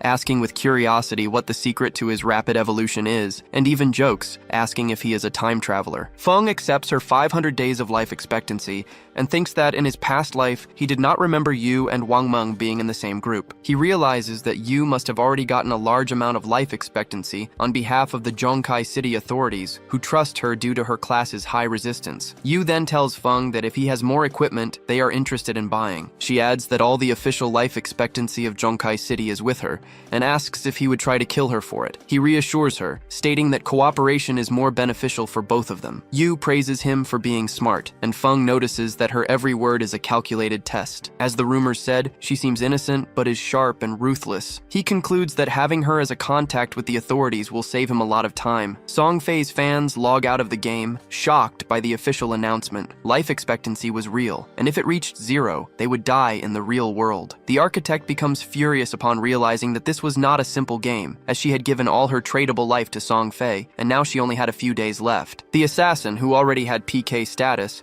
realizes that dying one more time would make her lose double the life. They were in shock. The girl who was the group's tank starts reading the messages, and her face fills with sweat. She realizes in a panic that because she always advanced on the front line, she killed and died many times. Now she only has 1 day of life expectancy left. If it reaches 0, she will die. At this moment, something catches her attention. Song Fei was buying life expectancy. Sensing the opportunity, she decided to look for Song Fei, certain that he would help her. Meanwhile, Xiao Yu, Feng's sister, also left the game. She was still confused, struggling to distinguish the real world from the virtual one. When she turned on her cell phone, she smiled upon seeing that the exchange rate was excellent. 1 day of life could be sold for 15,000. With the 200 days she had, she could become a millionaire. But her smile vanished when she saw the news. Shadow had killed Song Fei 3 times. She panicked, remembering that death in the game was permanent if one's life expectancy reached 0. Even with 100 years of non-negotiable life, the 3 deaths left Song Fei with only 12 remaining years. All the chat groups were commenting that Shadow had managed to kill Song Fei, even while surrounded by dozens of people. To her, he seemed terrifyingly strong. Soon after, a fan began sending messages in a chat, saying that Song Fei needed help. She revealed that he was at Zhang Plaza, buying life expectancy for 10,000 a unit, and asked for any fan in Jingai City to go there and sell theirs. Xiao Yu couldn't believe it. Zhang Plaza was very close by. She couldn't stand by while his life was running out. Thanks to Shadow and the others, she had over 200 days of negotiable life, enough to help. Without wasting any time, she decided to head there. At the same time, back in the game, Feng was easily eliminating several monsters when a system window appeared. He had reached level 10, gaining an increase in his attributes and 5 free points. Additionally, a series of achievements was unlocked for being the first to reach this level. In the Jingai City region, he gained 7 reputation points. In the Great Xia Kingdom, he gained 14 reputation points. In the world, he gained 21 reputation points. The system also informed that the teleportation function to the continent of the Forgotten Gods would be activated when 7 players from Jingai City reached level 10. The announcement spread through all the cities, shocking the players. The comments were of amazement. It was Shadow again, the same one who got the first kill of a gold monster. Some thought he was too strong and that Song Fei, the little celebrity he killed, deserved it. Other players became frustrated, comparing their progress and wondering if anyone could keep up with his pace. Near the sea, Feng decided to use the points he gained. He consumed 13 evolution points, and his backstab enhancement skill evolved from platinum to emerald, increasing the passive effect from 40% to 50%. Even with over 7,000 days of tradable life, he knew it was not enough. To leave the starting city, it was necessary for 6 other players to reach level 10 to activate the portal. Since the highest level after him was only 7, this would take a while. For now, he decided to return to the real world to handle a matter. He returned to the real world and the system asked if he wanted to use his life expectancy to transfer skills. Feng accepted without hesitation. First, he decided to extract his class. The system consumed 1,000 days of life and completed the extraction, giving him the Shadow class. His passive skill was was activated and his attributes increased. Strength +3, Constitution +3, Agility +8, and Spirit +5. Next, he extracted his level. This cost 2,000 days and his level in reality rose to 3, increasing his attributes again. Strength +4, Constitution +4, Agility +14, and Spirit +4. Afterward, he spent 900 days to extract the Platinum level Shadow Step skill and another 2,262 days for the Silver level Poison Dagger. He was happy to still have 1,192 days remaining, even though he could not extract anything else for now. It was a great deal, as he paid the price of a low-level skill, but got the Platinum Shadow Step. He clenched his fist in anger as he thought of Song Fei. Now his basic attributes were double those of an ordinary person. His agility reached 32 points above the human limit, and he had unlimited invisibility. Furthermore, his Poison Dagger could be thrown a distance of 14 meters. With all this, he would surely find a chance to finish off Song Fei. Feng picked up his phone and saw, surprised, that Song Fei was buying a lot of life expectancy. He imagined that Song Fei planned to enter the game to go after him. He saw that he was at Jianyang Plaza, about 7 or 8 kilometers away, and calculated that, at his current speed, he would get there in a little over 10 minutes. At that moment, he saw a message from Hu Qibin, his supervisor. She was furious because Feng had disappeared and was no longer answering his phone. She knew about a rich young woman's interest in him and could not believe he did not want to cooperate. Feng blocked her. As he walked, he threw his phone away, became invisible, and thought that soon everyone would understand what the game of the Forsaken God really meant. A few hours later at Jianyang Plaza, Song Fei's show was happening, full of girls. Feng's sister was also there on stage with him, next to a blonde woman. The woman commented that she heard Song Fei was killed 3 times by Shadow in the game. She told him not to worry, as they had already sent people to investigate Shadow's identity. Curious, Song Fei asked about the investigation. She revealed that she sent someone to Firefly City to contact him with an irrefutable offer. When he came to the real world to get the money, they would capture him so that Song Fei could take out his anger. Hearing this, Song Fei smiled and asked to be notified. Afterward, he asked if she knew that the Jiaying Corporation used the same method to control players and force them to work for free. The woman laughed, saying that those players were idiots and weak, unable to accumulate life expectancy. To her, it was much better to be on Song Fei's side, since many women gave their life expectancy to him voluntarily, even willing to die. Song Fei began to laugh maliciously. In the middle of the event, a man in the audience started shouting, telling everyone to stop selling their life expectancy. He turned to Song Fei and accused him of knowing that this was linked to life and death, but that he continued to brainwash his fans to buy their life expectancy. The man said that Song Fei was putting lives at risk and that they would report him. Song Fei smiled, thinking that a fool always showed up to interfere. He stood up and gave a speech, saying he knew about the recent debates. He stated that his actions to get life expectancy had caused disturbances, and for that, he offered a sincere apology. His fans shouted that he didn't need to apologize. With a smile, Song Fei thanked them for their support, but said that their love should be something positive. He asked for everyone to act more rationally, ensure their own safety, and work to help society. With a face full of tears, he explained that he was cooperating with the authorities and trying his best in the game to help the country. He said he used his own wealth to buy life expectancy because he wanted to become a quality idol, someone they could admire. It was a way to repay their affection and ensure they had a happy and safe life outside the game. Song Fei stated that he never expected to cause so many problems, and his words made all the fans cry. He apologized again, which made everyone sad. The fans started shouting that he had done nothing wrong, and furious, told the man who accused him to leave. They said they were helping of their own free will. Then, a chubbier fan got on stage and told everyone to stop listening to the rumors. She said that only idiots would believe that, and questioned how the game's life expectancy could affect the real world. Placing her hand on her chest, she declared she was willing to die for him. She recounted that upon leaving the game, she was informed that she had less than a day to live, but she was still perfectly fine. She concluded that even if the rumors were true, whoever was not willing to die for their idol did not deserve to love him. The girl's words excited the other fans, who decided to give all their life expectancy to Song Fei. He was happy with their enthusiasm, extended his hand to the fan on stage, and said it was an honor to be loved by someone like her. While the girl cried,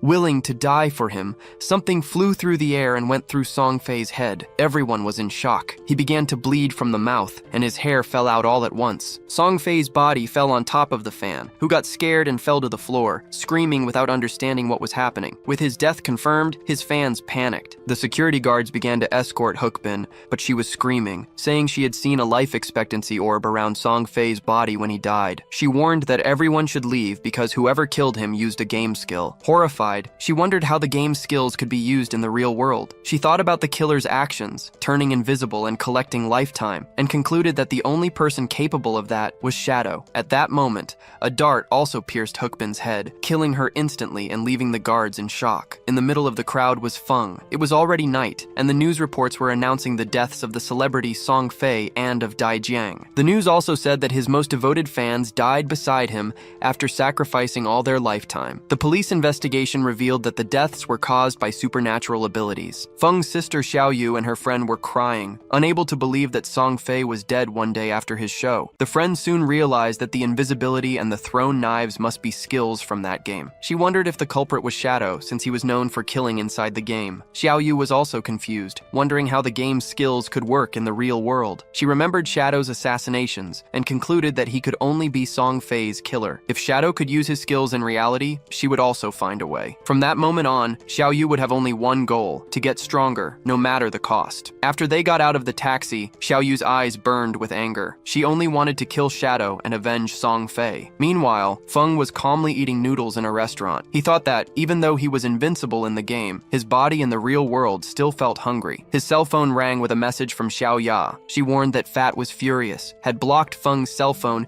and was threatening to fire him without the month's salary if he didn't show up. Feng knew her from his previous life as a member of his guild.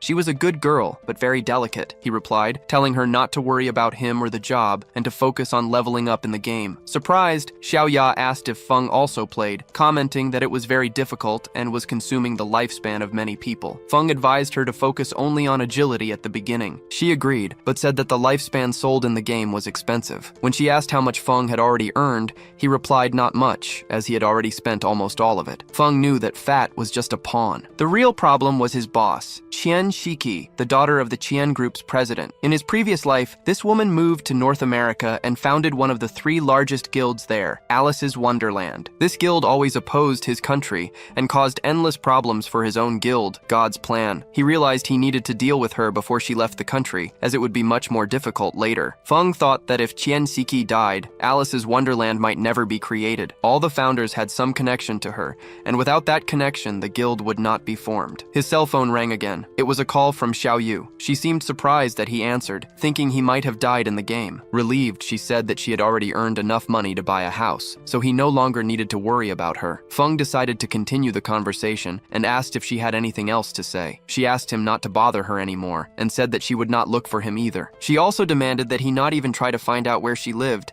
because from now on, she had cut ties with him. Feng hung up the call and felt happy. He decided it was time to go back to leveling up, as it wouldn't be long until someone reached level 10 and discovered that skills could be transferred to reality. When that happened, the world would no longer know peace. Shortly after, Xiao Yu and her friend also logged into the game. The friend was confused and asked if it wasn't too harsh to cut ties with her brother, advising her to make peace. Xiao Yu stood firm and refused, revealing that she had sold her life expectancy to the Qian Group. She sold it for a total of 2 million, which left her friend in shock. Xiao Yu also mentioned that she had bought a house for them to live in together. She added that she would soon find Shadow, and when that happened, Feng would no longer matter. At that moment, a player passing by caught her attention with a smile. The man handed her the assassin skill book she wanted and reminded her with a cheerful expression not to forget what she had promised. She agreed that, as soon as everything was settled, she would attend to his small wishes. Inside, however, she called him a bootlicker and thought that, when she found Shadow, no one would care about a useless piece of trash like him. Xiao Yu informed a contact named Wang that she had a control skill book for an assassin and asked him to check if Shadow needed it, as she could deliver it. A smile formed on her face. That bootlicker was still useful for having gotten such a good skill. That book would be her way of connecting with Shadow. She planned to get close to him, stay quietly by his side, heal him, and help him kill enemies to level up. She would make him feel her help little by little, so that he would trust her and see her as his other half. But when she became strong enough and he was no longer of any use, she would kill him with her own hands and tear out his eyes, all to avenge her brother, Song Fei. To her surprise, Wang replied that Shadow considered the skill to be trash. He didn't need it, and Xiao Yu could keep the book to sell. A while later, Feng also entered the game and heard someone fighting an unusual boss. Following the sound of the battle, Feng saw a man with a shield fighting a multi-armed boss. The man tried to run, but it was in vain. The monster cut him to pieces, and Feng realized that it was a golden Erdipod, a level 8 gold class boss. The boss possessed a level 2 anti-stealth skill, which meant Feng's invisibility would be ineffective against it. Suddenly, the monster started to flee. Feng seized the moment, came out of his hiding place, and attacked with with Shadow Strike, dealing thousands of points of damage. He knew his damage bonus for attacking unseen would not work, which would reduce his power. However, the legendary effect of Graceful Release amplified the weak points on the Golden Urtapod's head and heart by 200%. Of the 9 hits from Shadow Strike, 3 struck weak points, tripling the damage and compensating for the loss. It was a truly legendary skill. He needed to thank Xiaoyu for that, as she had helped him find the Temple of Faith. Feng's damage was so high that a single skill reduced the Golden Urtapod's health by 1/6. Next, he attacked with a poisonous throwing knife, which lodged in the monster's head and dealt 1783 points of damage. The poison knife was only silver level, and its damage was already falling behind. Feng still needed to advance his profession to obtain a higher level of invisibility. To his surprise, the monster advanced on him and prepared to attack. Mage panicked upon seeing the scene, but Feng looked confident. The monster attacked him, but he dodged without much effort, leaving Meiji and her friend shocked by his speed. They realized he was not just fast,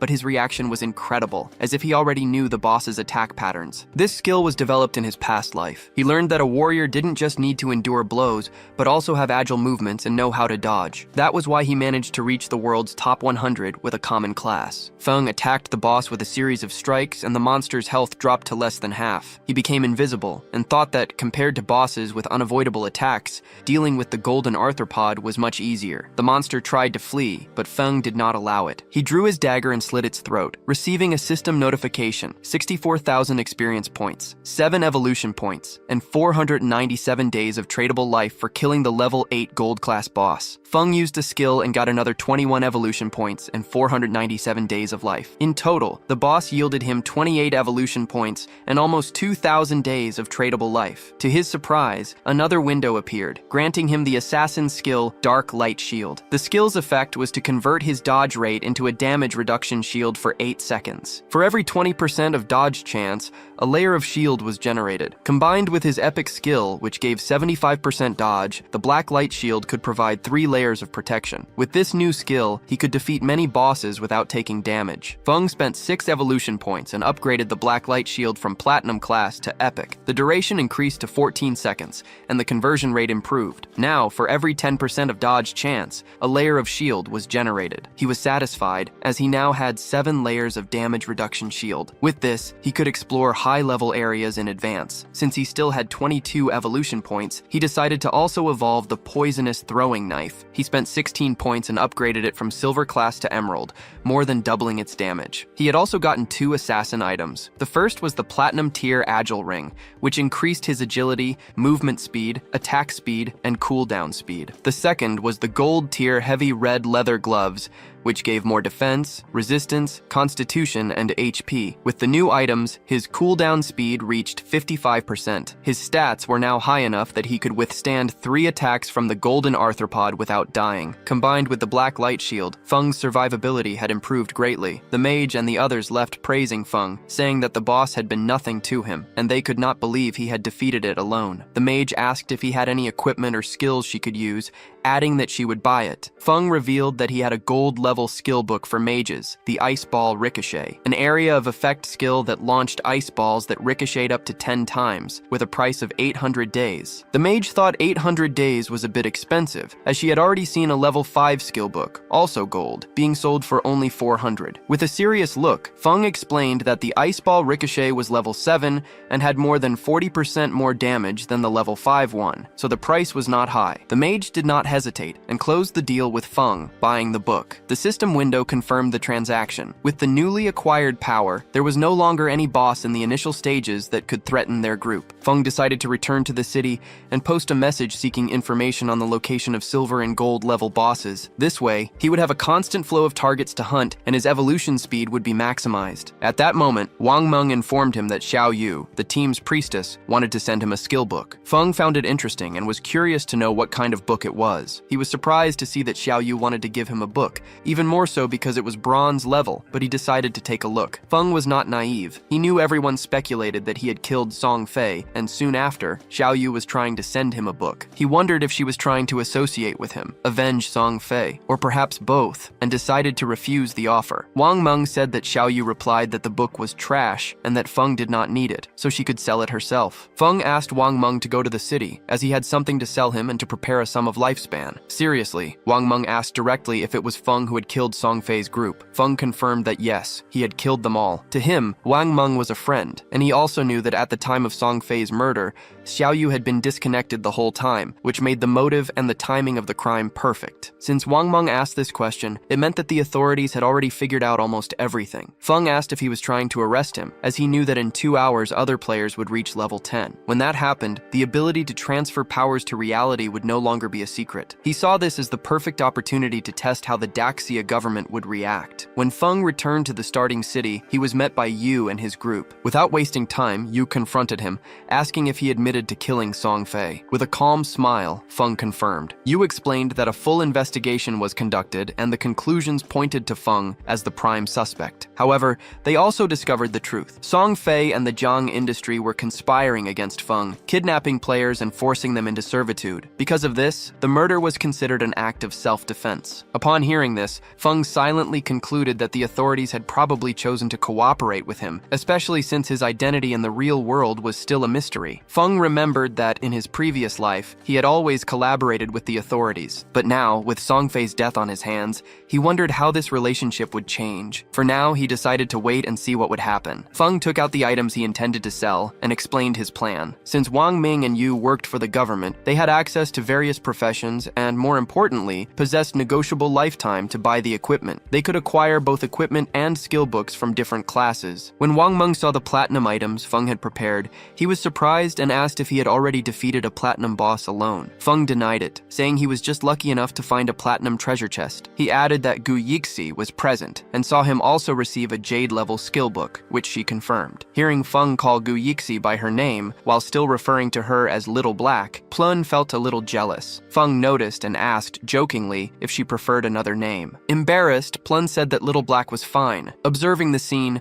Wang Meng commented that it was bad to compare oneself with others. Yu agreed, pointing out that while they were still struggling with silver bosses, Feng was already collecting platinum and jade items with ease. Feng then proceeded to discuss the prices. The Platinum Archer book cost 2,500 days of life, and the Platinum Berserker weapon, 1,500 days. The Platinum Maid book was valued at 3,000 days. A gold level book and equipment went for 8,000 days. For the remaining 25 platinum items, he offered a discounted package for 16,000 days. To Wang Meng's surprise, Yu accepted the deal without negotiating. He questioned her, but Yu explained that the prices were fair and that she would also pay off the previous debts of Little Snow and Wang Meng. Feng agreed, and the exchange was completed. He reflected that, above 10,000 days, lifetime was converted into years. The total value was a huge expense even for the government, but the investment was worth it. With the new items, the government could accelerate the growth of its power, avoid conflicts, and gain an advantage in international confrontations. Then, Yu informed that the Jiang industry was imprisoning players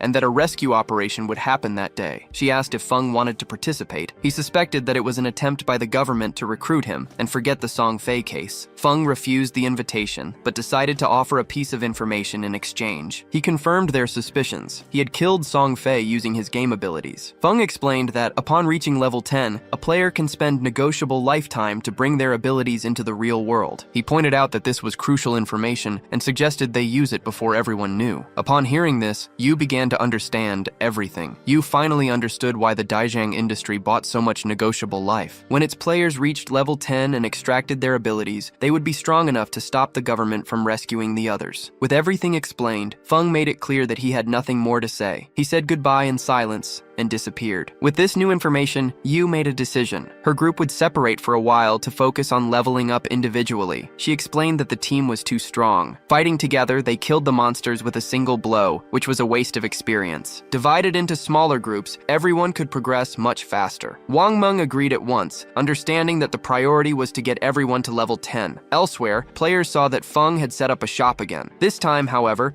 he was buying, not selling. He was specifically looking for coordinates of boss monsters. For a silver level boss, he offered 30 days of negotiable life. For a gold level one, the price was 100 days. Suddenly, a player approached and commented arrogantly that Feng was still there acting like a merchant. He said that the woman from the Zhang industry had made a great offer, 300 million in cash and company shares for whoever helped her level up. He even suggested it was a good deal and that Feng should have accepted. But another player interrupted him, asking if he had left the game lately. He said that Feng had already killed Song Fei and the woman from the Zhang industry in real life. The news shocked the first player. Paralyzed, he heard the other casually lament that her death was a shame, as she was very beautiful. Still stunned, the first player began to process what he had heard. He admitted that she deserved it, since she tried to capture Feng in the real world and paid for it. He said that in the beginning, she offered Feng 10 million to help her, but he refused. Blinded by greed, he himself accepted the offer. However, when he went to receive the payment, he was knocked out. He woke up chained in a basement, where he was whipped for days and forced to farm negotiable life for them, who used him as bait to attract more victims. With bitterness, he said she got what she deserved. He added with self-contempt that he had previously mocked Feng for refusing the offer, but now he saw that he had always been the fool. Feng remained silent. Inwardly, he thought that from the way that man behaved, it was almost certain that he had also helped kidnap other people. Feeling judged, the man quickly stated that he was forced, but Feng did not want to hear excuses and just told him to go away. As the man walked away, Feng thought that the authorities would soon take care of people like him. Suddenly, a group of mysterious players approached, offering the coordinates of a silver-level boss monster. Feng accepted the deal without hesitation, trading 30 days of negotiable life for the information. As soon as the trade was made, the surrounding players began to whisper. Some recognized one of the newcomers, known in the game as Asda Espadas. The whispers identified her as Qin Shi, the heiress of the powerful Qian group in the real world. The moment her identity was revealed, the players instinctively moved away. Qin Shi and her group had already killed many players to steal their lives,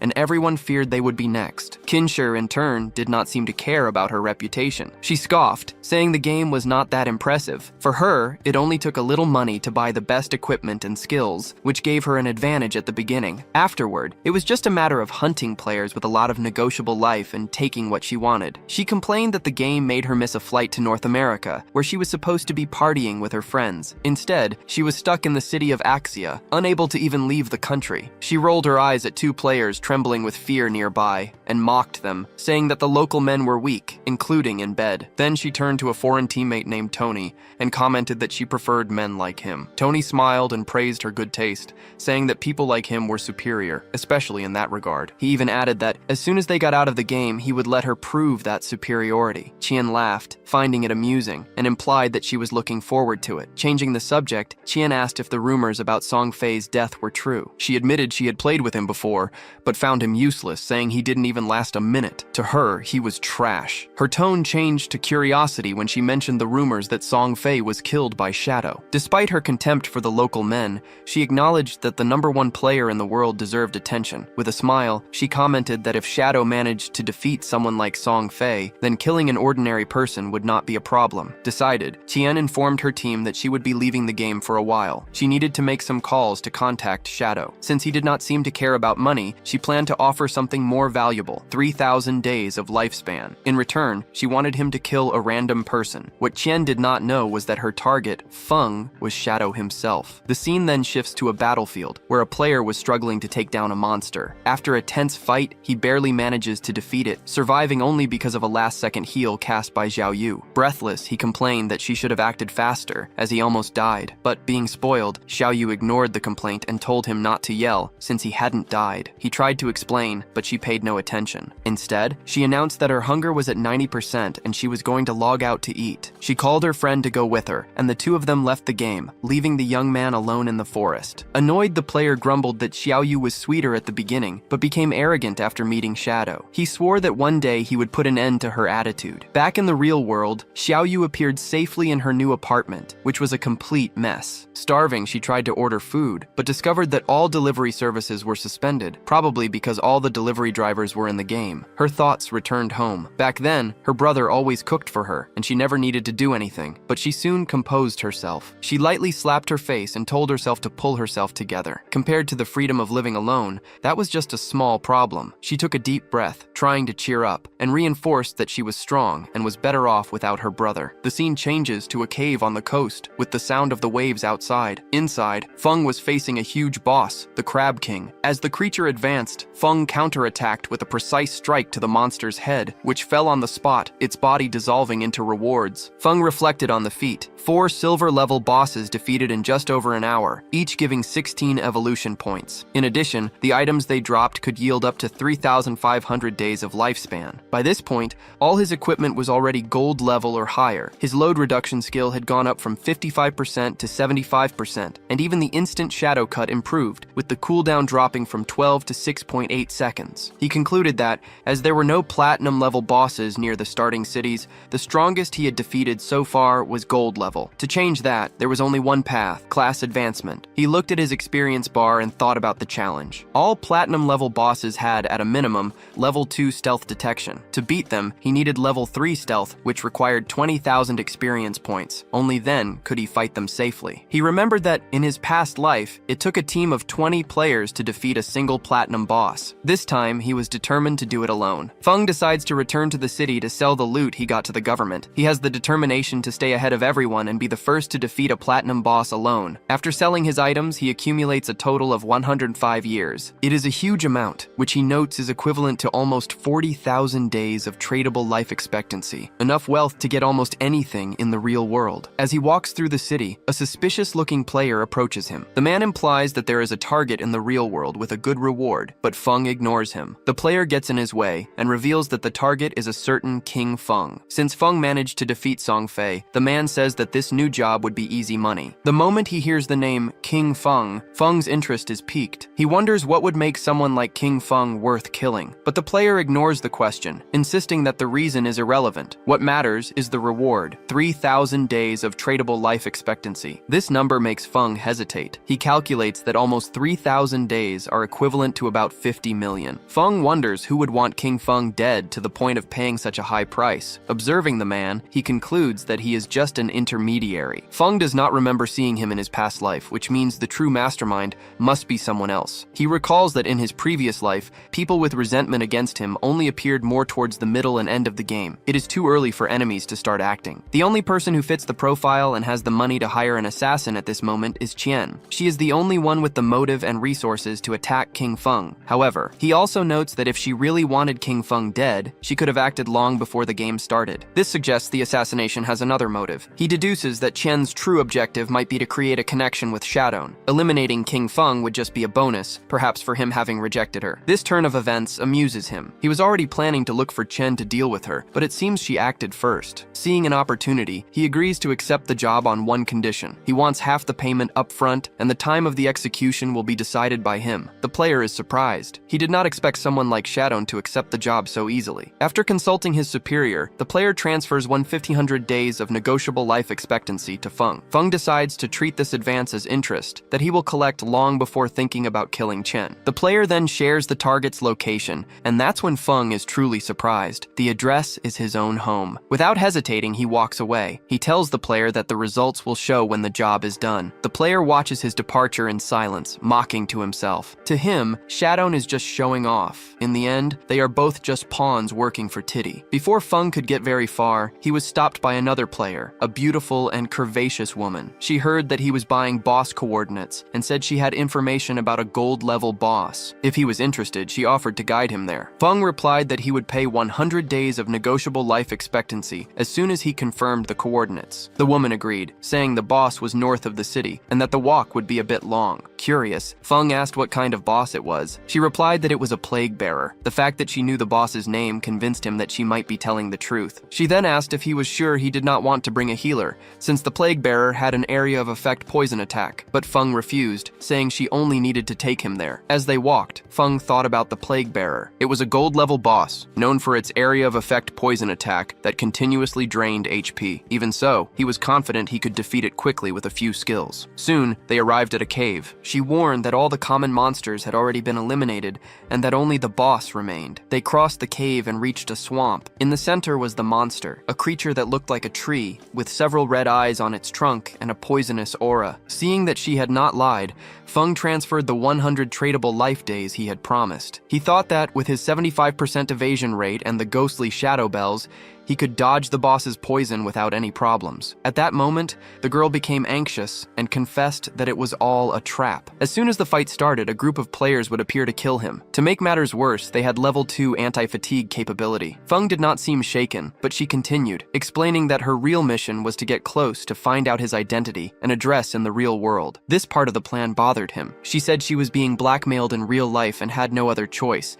and that she actually wanted the people behind it to die. When Feng asked who the mastermind was, she revealed the name Dong Feng, whose in-game ID was Shang Nian. She added that his group claimed that Feng had already killed them once. Then, Feng remembered, it was the same guy who tried to steal the ghost ship boss, and even offered a skill book as an apology. Desperate, the girl remembered that Feng managed to kill Song Fei, so dealing with Dong Feng would be easy. She begged for help, saying she was completely lost. Feng found the whole scheme childish. He didn't even remember Dong Feng from his past life, which meant the guy was a nobody. For now, he decided to focus on killing the boss, and then hunt down Dong Feng to finish him off. Activating stealth, Feng moved forward, deciding to use the trap against them. He told the girl to let the players arrive as planned, that he would take care of the rest. She tried to stop him, shouting that Dong Feng had already brought 3 full teams, 18 players, to face that boss, and they all died in less than 30 seconds. The Plague Bearer's poison damage was very high, and facing it alone seemed like suicide, but Feng was calm. He jumped into the air and activated a sequence of skills: Blessed Release, Backstab Enhancement, and Throat Cut. He finished with Instant Shadow Slash, delivering a wave of attacks. The damage was so absurd that the boss's health dropped to less than half right away. The girl watched in disbelief. With a single combo, he had dealt more than 80,000 damage to a gold-level boss. She wondered if he was even human. Without stopping, Feng used Latent Image, became stealthy, and reappeared beside her. He explained that the cooldown for Blessed Release was 25 seconds,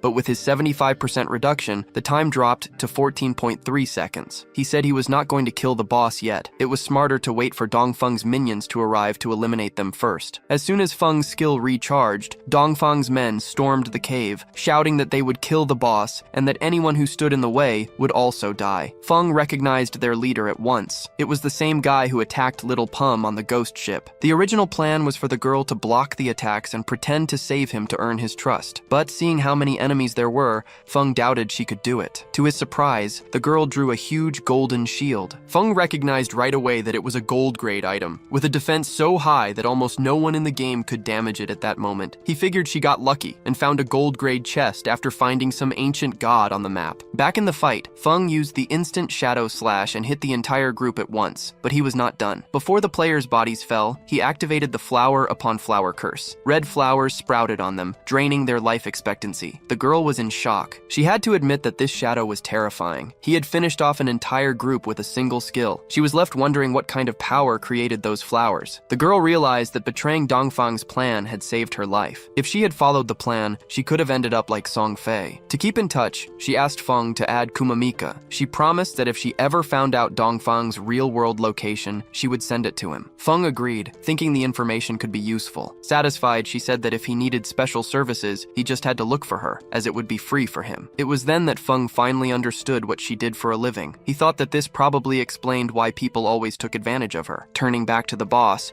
he activated his skill again and moved forward. With the Instant Shadow Slash, he landed several blows and overpowered the Plague Bearer. The system confirmed the kill. The level 10 gold-grade boss had been defeated. As a reward, Feng gained a lot of experience, 7 evolution points, and 555 days of tradable life expectancy. He compared this to the small amount of life expectancy he had gained from killing Dong Feng's men. The boss's reward was much greater. This made him wonder why players like them did not focus on farming life expectancy instead of looking for fights all the time. He looked at the cliff, curious to know why the girl was still there. She just waved and said she was leaving. With that settled, he focused on the boss's items and used the Hand of Greed to collect his reward. What he found surprised him. It had been a while since he had received a new assassin skill book, and now he had one. The system showed the details. A platinum-grade skill called Darkest Moment. When activated, the blade would explode in a black light, blinding all enemies in an area. The base cooldown was 60 seconds, but with his 75% reduction, it dropped to 34.3 seconds. The skill required level 10, had a range of 20 meters, and a base duration of 10 seconds, which decreased against targets with high spirit. Feng thought about the skill's potential. If he could blind enemies without using stealth, he could use his double damage skills freely. This meant that even if an enemy had anti-stealth skills, he could still attack efficiently. Feng also received a dagger dagger called the Plague Blade. It was an assassin weapon that increased attack by 216 and agility by 42, in addition to adding a 0.3 multiplier to attacks on weak points. The weapon required level 10 to be equipped and had a unique effect. The blade also had a unique effect. All of Feng's attacks now carried a toxin. 3 seconds after impact, it caused additional damage of 50% of the initial attack. Feng saw that he was only 10,000 experience points short of his class progression and decided to get what was missing by killing the monsters in the area with the instant shadow cut. He eliminated them all without difficulty, even those who tried to flee, and finally reached the requirements for the progression. When the process began, a golden energy enveloped him, and the system confirmed the class promotion from tier 0 to 1. With this, his attributes increased greatly. Strength and constitution went from 3 to 9, agility from 8 to 24, and spirit from 5 to 15. His passive abilities also improved. The duration of stealth doubled, and now he could use other abilities without leaving it. His stealth level also increased by 2, and attacks outside the enemy's sight now dealt triple damage instead of double. Feng realized that the progression had tripled his base attributes. Even more impressive was the ability to activate stealth while already in it, which meant he could stay permanently invisible if he managed his time well. With the triple damage, the shadow profession was already absurd, the strongest in the game. Suddenly, a system notification appeared for Feng, warning that 7 players in the city of Shanghai had reached level 10. Next,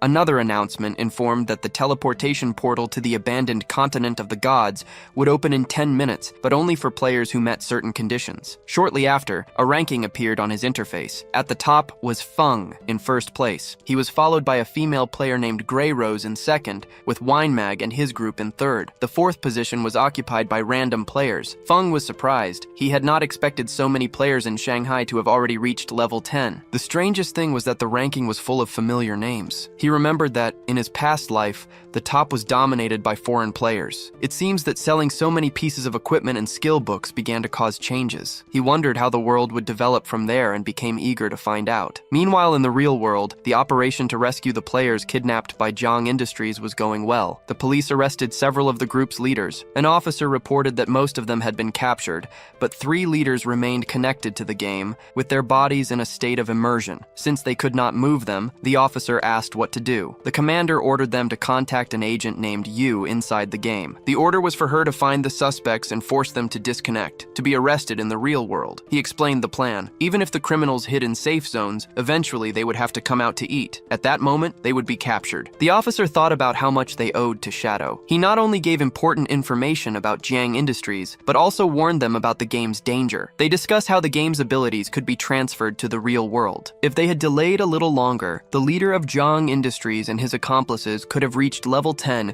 and started to extract these abilities, which would cause countless deaths. There are already reports of small wars and conflicts in several countries with thousands of victims. The commander adds that, on the other hand, most of the government players sent into the game have also reached level 10, mostly thanks to the equipment and skill books that Shadow provided. He concludes that Shadow is an essential resource for the country, and that they need to do whatever it takes to ensure he stays on their side. Meanwhile, back in the game, Feng walks toward the teleportation portal. That girl from before contacts him via message, surprised that he is the type to risk himself to protect others. She says she admires him a lot for that. Feng is a little confused by her comment. She explains that the city authorities released an urgent news report. The Duxiank Industry and Song Fei were kidnapping, imprisoning, and killing other players. According to the report, that was why Feng defeated not only Song Fei, but also Zhang Li, the industry's leader. Hearing this, Feng thinks that the authorities are just twisting the story to facilitate future collaborations. He then asks her if she has managed to locate Dong Feng in the real world yet. She replies that Dong Feng hasn't logged out of the game yet, but promises to let him know as soon as he does. As he approaches the portal, Feng focuses on what matters. His priority now is to get to the abandoned continent of the gods. He notices that many people use the city portal, but no one has managed to access the portal to the continent. No one, except him. Feng enters the portal, and the system confirms the transfer. Until that moment, all the starting cities were like beginner areas. Reaching the abandoned continent was the true start of the game. Nearby, some players see the portal activate, but they don't notice anyone inside, and don't understand what happened. One of them assumes it must be Shadow, the player famous for using stealth for everything. Another player doubts it, saying he has a level 2 anti-stealth skill and didn't detect anything. Someone then concludes that this just means Shadow's stealth level is already higher than 2. At that same moment, Feng arrives at the abandoned continent of the gods. He recognizes the place from his past life, a vast and isolated isolated area that looks like a forgotten city. Feng comments that the place is strangely similar to Zhang's city. He remembers that when players arrive on the continent for the first time, they appear in the ruins of their respective cities. The geography of these ruins is identical to that of the real-world cities, a mystery that was never solved. But while Feng is distracted, he is being watched by a pair of glowing red eyes. From the shadows behind him, a creature advances toward him. Noticing the danger, Feng turns around and comes face to face with a frightening four-eyed worm-like monster. The creature attacks with incredible speed, but he reacts instantly. Feng activates his Ghost Shadow Blur skill, dodging the attack with ease. Without hesitating, he counterattacks with an instant Shadow Slash,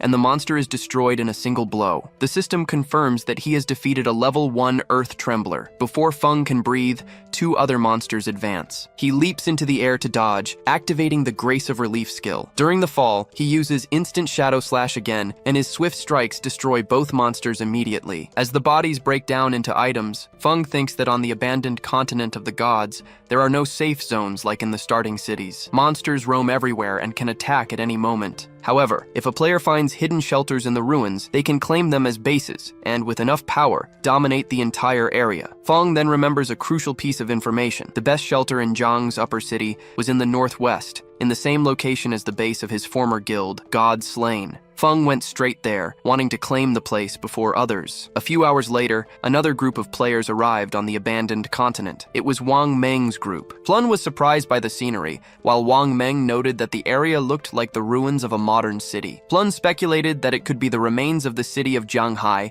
and pointed to a tall tower as proof. Little He agreed, saying that the tower's structure was identical. Plun started looking for Shadow, as other players had said they saw him teleport there. Little Shrek commented that it would be useless, as he was probably in stealth mode. Suddenly, two Earth Trembler monsters attacked them. Wang Meng moved forward with his shield to block the attack, alerting the group to stay alert. Little Snowy used her spiritual protection to reinforce Wang Meng's defense. The spell, combined with the shield, allowed him to resist the attack and even cause ricochet damage to the monsters. She healed him afterward, reminding everyone that the monsters there were much stronger than those in the starting city. The group's archer used his binding arrow, which turned into a magic rope and immobilized the two monsters. The archer celebrated the success. Meanwhile, Plun channeled her power into a huge fireball and launched it at the immobilized monsters. The attack defeated both of them instantly, turning them into items. Plun and the archer celebrated the victory. Wang Meng asked Little Snowy to use her owl to scout the area. She flew over the ruins and reported that there were monsters everywhere, and that the recent fight had attracted a horde in their direction. To make matters worse, she didn't find any safe zones nearby. The group became tense. The archer complained that the continent seemed like a survival game. Plun suggested that Little Snowy try to locate Shadow with the owl, since he shouldn't be far. However, the search did not find any other players. When they seemed out of options, she noticed something unusual in the northwest, a cluster of loot items glowing in the distance. She realized they could only be from Shadow. With the monsters approaching, Yu told everyone to follow the trail of items. Since the monsters in that direction had already been eliminated, it would be the safest route to reach him. Wang Meng gathered the group, reminding them to maintain formation, as they would have to fight while retreating. In another part of the ruins, Feng was surrounded by earth-shaking monsters. He activated his instantaneous Dark Slash and annihilated them all with a single blow, even without the effect of the Graceful Blessing. Feng saw that his ability alone caused 20 to 30,000 damage, more than enough for those monsters. For him, the place was a paradise for getting lifetime. He finally arrived at his destination, the hideout. Feng knew that beneath those ruins there was a gigantic underground palace, which was only discovered much later in his past life. He remembered that the palace had more than 1,000 resting rooms and dozens of huge halls. It was the largest hideout in Jianghai City and had become the base of his old guild, God's Lair. The place was an underground fortress full of mechanical monsters and strong guardian bosses. The larger the hideout, the stronger the protectors. Upon entering there, Feng thought about his past life. After founding God's Lair, he gathered 3 elite squads with 18 well-armed members, all at level 15. Even with all that power, they barely managed to take the place. But this time, it would be different. Feng descended even deeper through the ruins, and the system confirmed that he had arrived at the hideout. The corridors were filled with strange monsters. The system warned him that he had entered the land of pure souls, and Feng became serious. He was going to conquer that place alone. The system informed that if he defeated the area's guardian, the territory would be his. Suddenly, the monsters noticed his presence. Each monster had a different different aura and ran in his direction. Without a second thought, Feng drew his plague blade. They were level 12 golden tears, small elemental spirits, but they should not be underestimated. He soon activated his unique skill, Darkest Moment, and left the entire area in darkness. With the monsters blind, Feng used instantaneous Dark Slash, attacking the enemy ranks quickly and brutally. One blow after another, the monsters turned into rewards. Since they could not see him, the stealth attack bonus was activated. Even his normal attacks were enough to eliminate these low-level enemies with a single blow. In a short time, the hall was full of loot. He had killed 15 monsters, but that was just one hall. The Land of Pure Souls had dozens of others, in addition to more than 1,000 small rooms. It would be a huge task. Analyzing the situation, Feng calculated that, with so many monsters and loot, when he cleared everything, he would have points to evolve his daily hand skill again. He also realized that the Earth Guardian would only appear after he defeated all the smaller monsters from all areas. Meanwhile, somewhere else, 2 players used a teleport and were sent to the abandoned continent of the gods. Upon arriving, they were shocked. The boy looked around in disbelief and asked if that was really the legendary continent. The girl answered that the place looked familiar. In front of them were the ruins of New York, with the pieces of the Statue of Liberty, and they were not the only ones. Other players began to notice the same thing. The ruins where they arrived were of real-world cities. The destroyed landscape of Mountain City, the ruins of London, everything was identical. The boy wondered if each group was being sent to the ruins of its own city. The girl went further, questioning if the map of the ruins was the same as the real worlds. While they were thinking about this, a huge shadow appeared over them. They turned around and froze. Giant monsters stared at them. The panic was immediate. The boy shouted to run, but it was already too late. The monsters attacked without mercy, and the 2 were killed instantly. Back in Jiangai City, the place was full of loot after a great battle. Wang Meng and his team were hidden nearby, resting. He said to take advantage of the fact that there were no monsters around there. Yu, still in shock, did not hide her admiration for Shadow. She confessed that before, she thought their team was strong enough to survive on the abandoned continent of the gods. In reality, they could only hide from the monsters, trembling in fear. Wang Meng warned her to be careful with what she said, and she apologized, embarrassed. Plan, on the other hand, only thought about the items scattered on the ground. She pointed out that they were very lucky. If Shadow hadn't cleared the area and killed all the monsters, they would surely be dead. Even so, she still had a doubt. What would happen if they died there, with no safe zone on the continent? Where would they respawn? While Guishi observed the area with her owl, Wang Meng suggested they postpone the exploration for now. The group had only 6 members, and he thought it smarter to wait for everyone to reach level 10 to face the place together. Yu nodded. Guichi continued following the trail of items left by Shadow, but she noticed something strange. The trail simply ended, as if Shadow had vanished into thin air. She also saw that many of the items were extremely valuable, some even gold level, and she wanted to take them. Curious, Wang Meng decided to send a message to Shadow, asking if he wanted the items. To him, it made more sense for the group to collect everything and pay him in lifetime points based on the equipment's value. At that moment, Feng was still at the back of the hideout, killing elemental spirits with ease and surrounded by many items. He noticed he had just cleared another small room. There alone, he defeated more than 400 monsters, including 4 bronze bosses and 2 silver ones. This earned him over 80,000 experience points, and his evolution points reached 205. He was only 5 points away from being able to evolve his S-hand skill again. That's when Wang Meng's message arrived. He explained that they had found many items and asked if they could take them in exchange for lifetime points. Feng was a little surprised that Wang Meng's team was already on the abandoned continent of the gods. He replied for them to wait a bit, as he would contact them later. He also said he had a batch of equipment he intended to sell. Wang Meng agreed and replied that they would wait in a ruined bunker nearby at coordinates 89554. Back in the room, as Feng had already eliminated all the monsters, the area's guardian began to appear. A blue energy gathered in the center of the hall, forming an imposing figure covered in lightning. The system identified the creature as Solidary Purifier, a level 15 platinum-grade monster. The system also warned that if Feng defeated it, he would become the master of that place, the Land of Pure Souls. Feng remembered something important about the monster. It was the strongest in the entire city, both in level and grade. In his past life, the Solidary Purifier had 750,000 health points,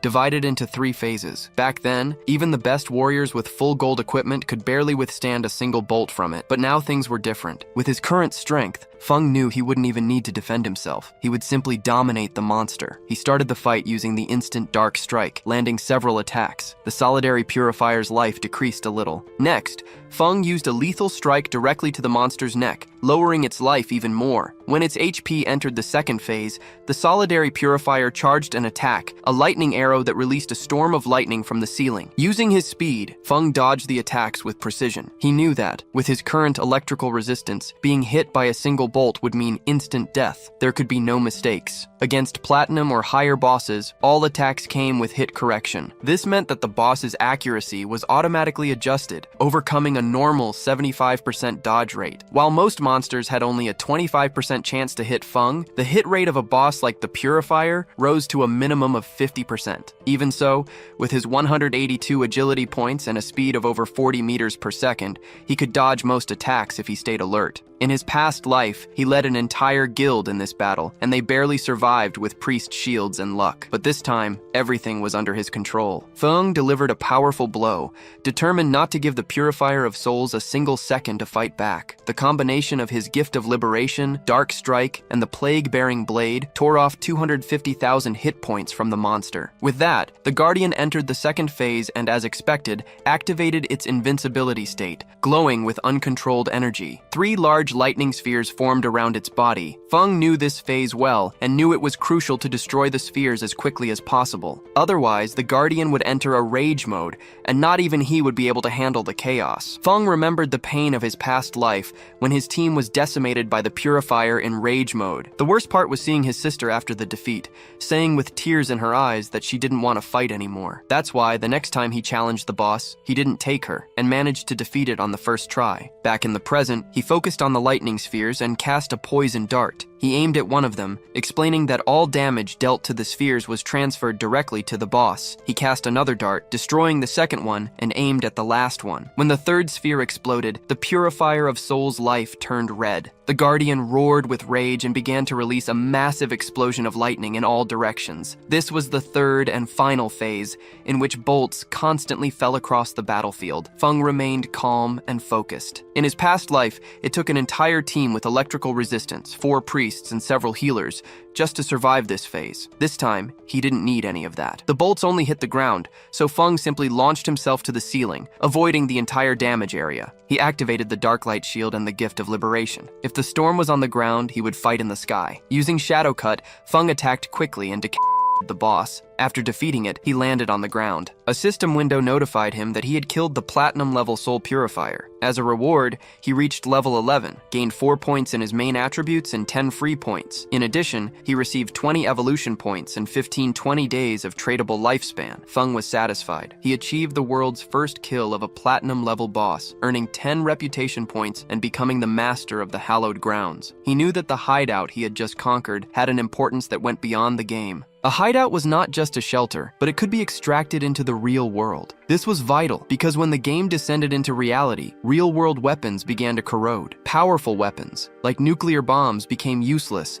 and tanks and airplanes would soon become scrap metal. Future battles would depend entirely on game skills. A hideout brought into the real world would create a magical defensive barrier, becoming a safe haven. Feng reflected on this for a moment and then moved away from the area. He remembered that his old guild, Godslayer, had used that same place as a base to grow. Despite the good memories, he also witnessed a lot of intrigue and betrayal. With that in mind, his determination strengthened. This time, he would not follow the same path. He would grow stronger alone until he reached the top. Elsewhere, the situation was very different. During a battle, Xiao Yu's friend threw himself on the ground to dodge an attack and shouted for her to get out of the way. She, however, did not react in time, and the monster's axe split her in half. Xiao Yu reappeared in the city with a system notification. She had died, losing 14 years of non-tradable life and 2 days of tradable life. In shock from having died again, she heard her friend yell at her. Furious, he called her an idiot, questioning how she failed to dodge such an obvious blow. Annoyed, Xiao Yu retorted that he was the tank, and if he didn't hold the boss's attention properly,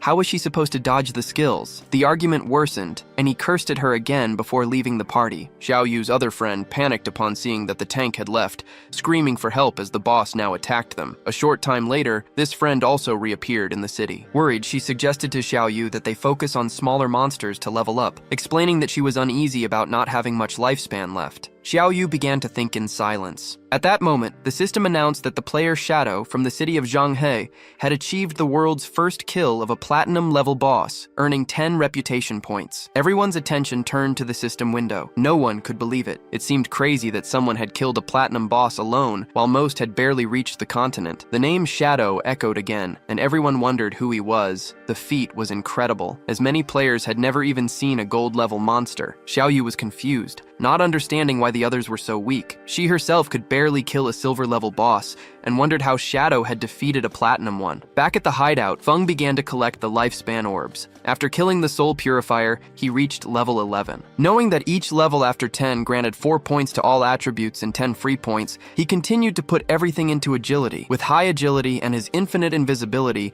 he could kill powerful bosses without taking damage. In addition, he gained an extra 100 storage slots. Feng spent 210 evolution points, with 15 remaining, to evolve his greedy hand skill from epic to legendary. With this, the chance to get an extra drop increased to 500%, and this extra drop had a 100% chance of having its level increased. The skill also granted a passive effect, 100 greedy storage slots. He then used Greedy Hand to collect the spoils, obtaining 5 extra loot rewards and 100 more evolution points, totaling 115. Feng noticed that 2 pieces of equipment and an assassin's skill book had dropped. Since his level was still low, he stored them in the hideout storage and ordered a devout believer to collect and stack all the rest of the loot. Happy with the 115 remaining evolution points, Feng began to improve his other skills. He used 42 points to evolve Dark Stealth to the epic level, increasing its duration to 60 seconds. The damage of the attack that breaks stealth to 300 to 500, and reducing the cooldown to 15 seconds. Next, he spent 34 points to take Backstab Enhancement to the epic level, increasing the damage bonus to 75%. Finally, he used 6 points to evolve Darkest Moment to the epic level. The skill now blinded all enemies within a 50-meter radius. The base duration of the effect increased to 16 seconds, although it was shorter against targets with high spirit. Finally, he spent 33 evolution points to take Curse of Flourishing to the legendary level. Now, the skill could be used on players' bodies up to 60 seconds after death, gaining new effects. It absorbed 50% of the non-tradable life expectancy remaining in the target, and also what was spread around. Any body drained by the curse ceased to exist. He was surprised to realize he could absorb non-tradable life expectancy. He remembered that in high-level areas and boss zones, life expectancy was consumed much faster, and this consumption always affected the non-tradable type first. Snowy contacted Feng and congratulated him for being the first to kill a platinum-level boss. She also said she had good news. The Sage of the East had just logged out of the game. She mentioned hearing that his clan was gathered at the Jinman Hotel, and that they had bought a lot of life expectancy to convert into combat power in the game. While the girl organized the items, Feng praised her. She replied that there was no need to thank her, as it was her obligation. She also said that he needed to defeat the Sage of the East anyway, or she would be doomed. Feng told her not to worry and began to store the items. He saw that everything fit, and there was still half the space left. The 100-slot backpack was very useful, so he decided to look for Wenmeng to sell everything. When Plun saw Feng return, she became excited and ran toward him. Before she hugged him, Feng stopped her with his hand and got straight to the point. He made it clear that, as always, he would set the price, and they could refuse if they didn't want to. He explained that more than 30 items were of common or bronze level, and therefore he would give a discount. The final price would be 950 days of life expectancy. Yu smiled and said he agreed. They had already calculated the value of the previous items at around 1,000 days, so, to simplify, they would give 2,000 days for the whole lot. Feng was confused. That batch had silver, gold, and platinum level items, with a total value of 18,000 days of tradable lifespan. She opened the system window and was surprised by the content. She could not believe there was platinum-level equipment in there. She herself only had 1 gold-level item and thought that only a very strong player would sell items of that level. Excited, she realized this would greatly accelerate the development of Shanghai City and thanked Feng. He said it was nothing, as they were helping each other. Nervous, Plun asked Feng how he had so many inventory spaces and if he was Dawnman King. Feng explained that their backpacks must be full and advised that there was a staircase under the statue in the center of the ruins, which led to a portal to the starting city. Feng started to walk away and made it clear that the first time they used the portal would cost 500 days of lifespan. He warned that subsequent returns would have no cost, but that they should think carefully. After that, he left. Yu smiled and pointed at him. She said she had warned that Feng was a reborn player, as it was the only way he could have such secret information. Seeing her attitude, Wang Meng became confused and asked the captain not to act that way, as she was scaring him. She turned red and asked what they would think if she tried something with Feng. As soon as Feng left the area, the system asked if he wanted to use tradable lifespan to extract a skill for the real world. He decided to activate the level synchronization and the class advancement synchronization. The system informed him that he consumed 27,000 days of lifespan and that both synchronizations were complete. Feng was excited, as now was the time to extract the skills. He already had Dark Stealth at level 1, but he wanted to increase the level and get other skills. For that, he consumed 1,246 days and brought Dark Stealth to level 10. Afterward, he extracted a series of skills: Rear Guard Improvement for 900 days, Greedy Hand for 1,000, Dark Lightning Strike for 3,200, Ghost Blur for 5,366, Bloom Curse for 16,099, and Black Light Shield for 11,313. With the synchronization complete, he was left with 7,480 days of lifespan. Then it was the equipment's turn. He spent 3,600 days to extract the concealment boots, and another 3,394 for the devotee's pendant, both gold level. Feng realized that the pendant not only reduced cooldown time, but also summoned a follower that would be practically invincible in the real world. After spending almost everything, only 486 days were left. But now his strength in the real world was almost at the same level as in the game. He knew he still needed to gain more lifespan to ensure full synchronization on the next logout. Several minutes later, Feng woke up in the real world. He thought that since his enemies knew his address, the safest thing would be to leave there for a while. He knew that to extract the Sanctuary of Soul Purification, he would need more than 1,300 years of lifespan, so for now, he would have to find a temporary place. Feng decided to use Greedy Hand and absorbed everything that was in his room. The skill's storage space was very useful and stored all his things without any problems. He jumped out the window, picked up his phone, and saw that Dongfeng Xian was at the Jianan Hotel, about 15 kilometers away. After becoming invisible, he descended from the apartment to the ground. Feng calculated that with his speed, he would get there in 10 minutes and began to move quickly through the night. Several minutes later, he arrived at the hotel. Inside, several men were having dinner. One of them was commenting that the game's skills and life expectancy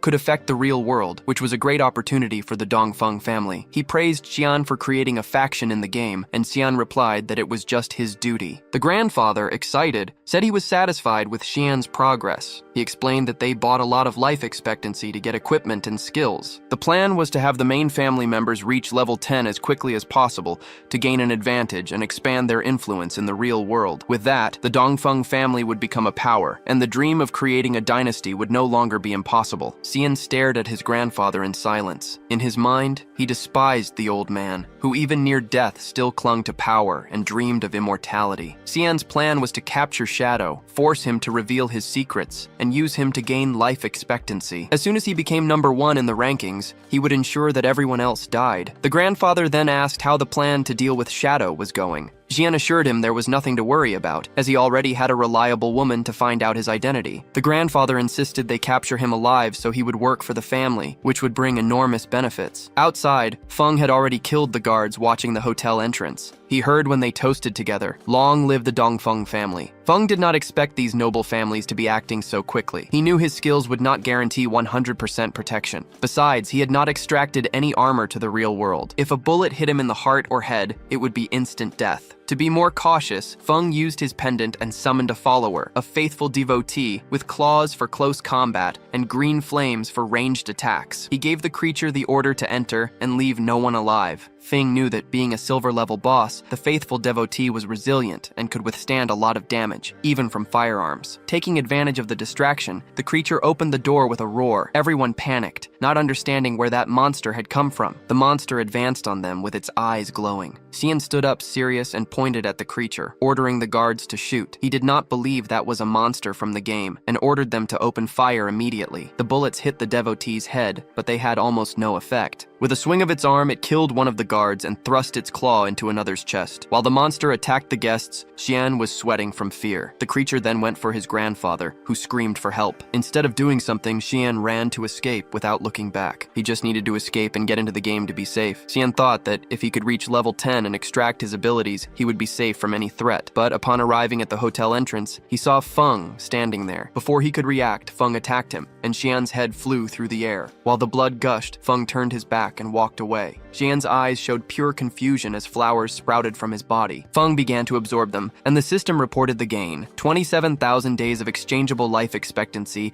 and 482 years of non-exchangeable. It was a great haul. As Xian's body transformed completely into flowers, Feng confirmed that the blooming curse ability had been extremely useful. The ability not only erased all the bodies and traces of blood, but also extracted all of Xian's life expectancy. With that, his non-exchangeable life accumulated 2,327 years, which would relieve the pressure when entering the rage zones in the future. Soon after, someone from the hotel heard the gunshots and screams and called the police. Several police officers rushed to the Dongfeng family's meeting room, expecting to find a shootout scene. When they arrived, they were shocked. The place was a complete mess, indicating a violent fight. But there wasn't a single body. It was as if the entire Dongfeng family had disappeared, so the investigation unit was called in. Meanwhile, Feng was already far from the hotel. His next target was the Chen Corporation. The main headquarters had moved to North America, but the CEO's daughter, Chen Shi, was still in Demon City. Feng needed to eliminate her before she left the country. The distance of almost 300 kilometers was too great to travel on foot. Realizing it would be a waste of time,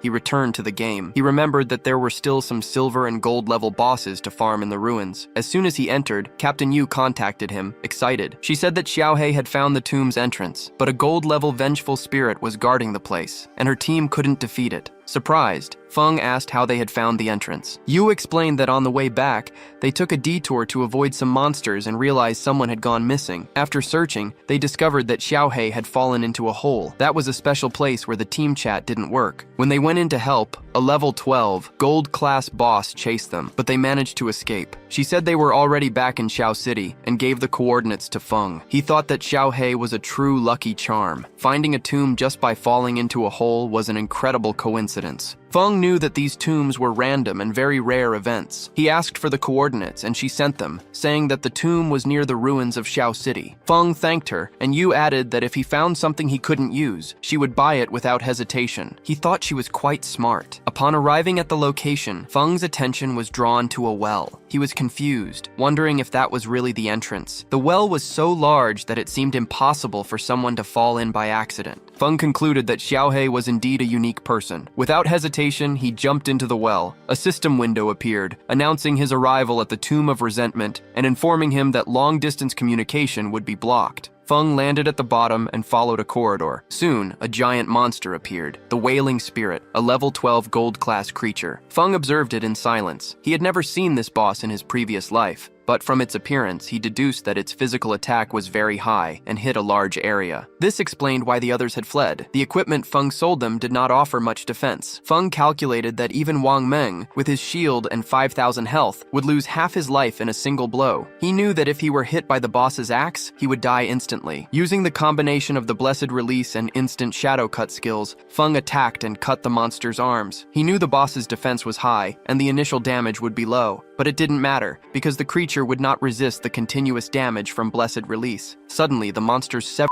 arm exploded. Feng reacted in time and jumped away. He was surprised it was a corpse explosion and recognized that he had been careless. Luckily, his ghostly dodge skill activated automatically, saving him from certain death. Feng remembered that in his past life, a team member had died trying to loot a boss that exploded. Entire teams had been eliminated like this, but this usually happened with platinum class or higher bosses. He did not expect a gold class boss to do this. Feng used Greedy Hand to pick up the items. The system notifications appeared. For killing the resentful ghost, he gained 10 days of life and 20 evolution points. As a reward, he also received the platinum class skill book, Night Ring Blade. Thanks to the effect of Greedy Hand, he also obtained another 63 days of life and the leather armor of resentment, another platinum class item. He was surprised. The equipment and the skill book were exactly what he needed. The Night Ring Blade was a platinum level assassin skill. It imbued the blade with dark power, causing elemental damage to all enemies within a 5-meter radius and adding 500 attack points. The cooldown was 5.7 seconds, and the required level to use it was 11. Feng was happy, as it was the elemental damage skill he needed. Since his shadow class had more spirit than strength, his magical attack was stronger than his physical one. This explained why an elemental skill suited him so well. Feng understood that he should focus on increasing his spirit to maximize this type of damage. His attributes were 9 strength, 9 constitution, 24 agility, and 15 spirit. Feng decided to use his evolution points to advance the skill to the epic level. He spent 6 points, leaving 36. The Night Ring blade evolved from platinum to emerald, diamond, and finally, epic. The damage radius increased from 5 to 12 meters, and the additional elemental attack rose from 500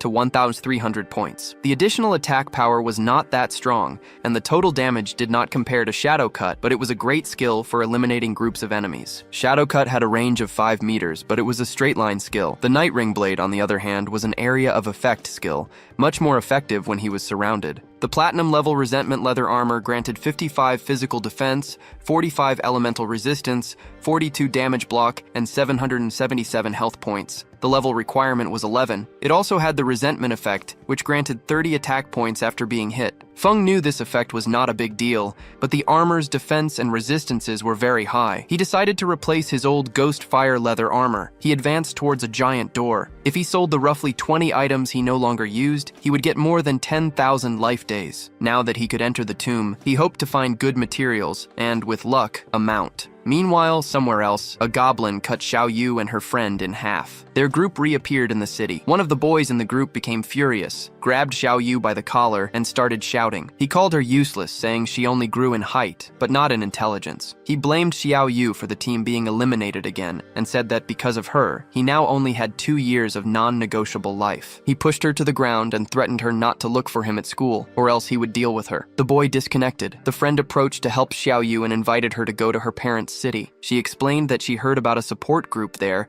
that helped people who didn't know how to play. Angrily, Xiao Yu clenched her fists, refused the offer, and disconnected from the game. She told her friend, Yan Yan, to go alone. Back in her room, still furious, she picked up her cell phone and asked a boy named Hanan if he could help her level up. Hanan accepted, but with one condition: she would have to spend a night with him. He said he wanted to see how the popular girl from school behaved in bed. Xiao Yu became furious, cursed at him, and told him to leave, but suddenly she changed her attitude. With a smile, she told Hanan that she had actually always liked him, but couldn't accept his confession before because her brother, Feng, was very controlling. Now that she had cut ties with him, they could finally be together. But he didn't fall for the trap, calling her an idiot and asking if she was trying to kill him from laughing. He pointed out that if she had betrayed her own brother, what wouldn't she do to him later? Finally, he ordered her to leave. She then began to reach out to other people. First, she contacted the young master Hu Xiao, inviting him to her house for company and to help her level up. However, he recognized her and mocked her, boasting that he was now a platinum-level talent with many women before telling her to get lost. Next, she tried her luck with Sister Ma,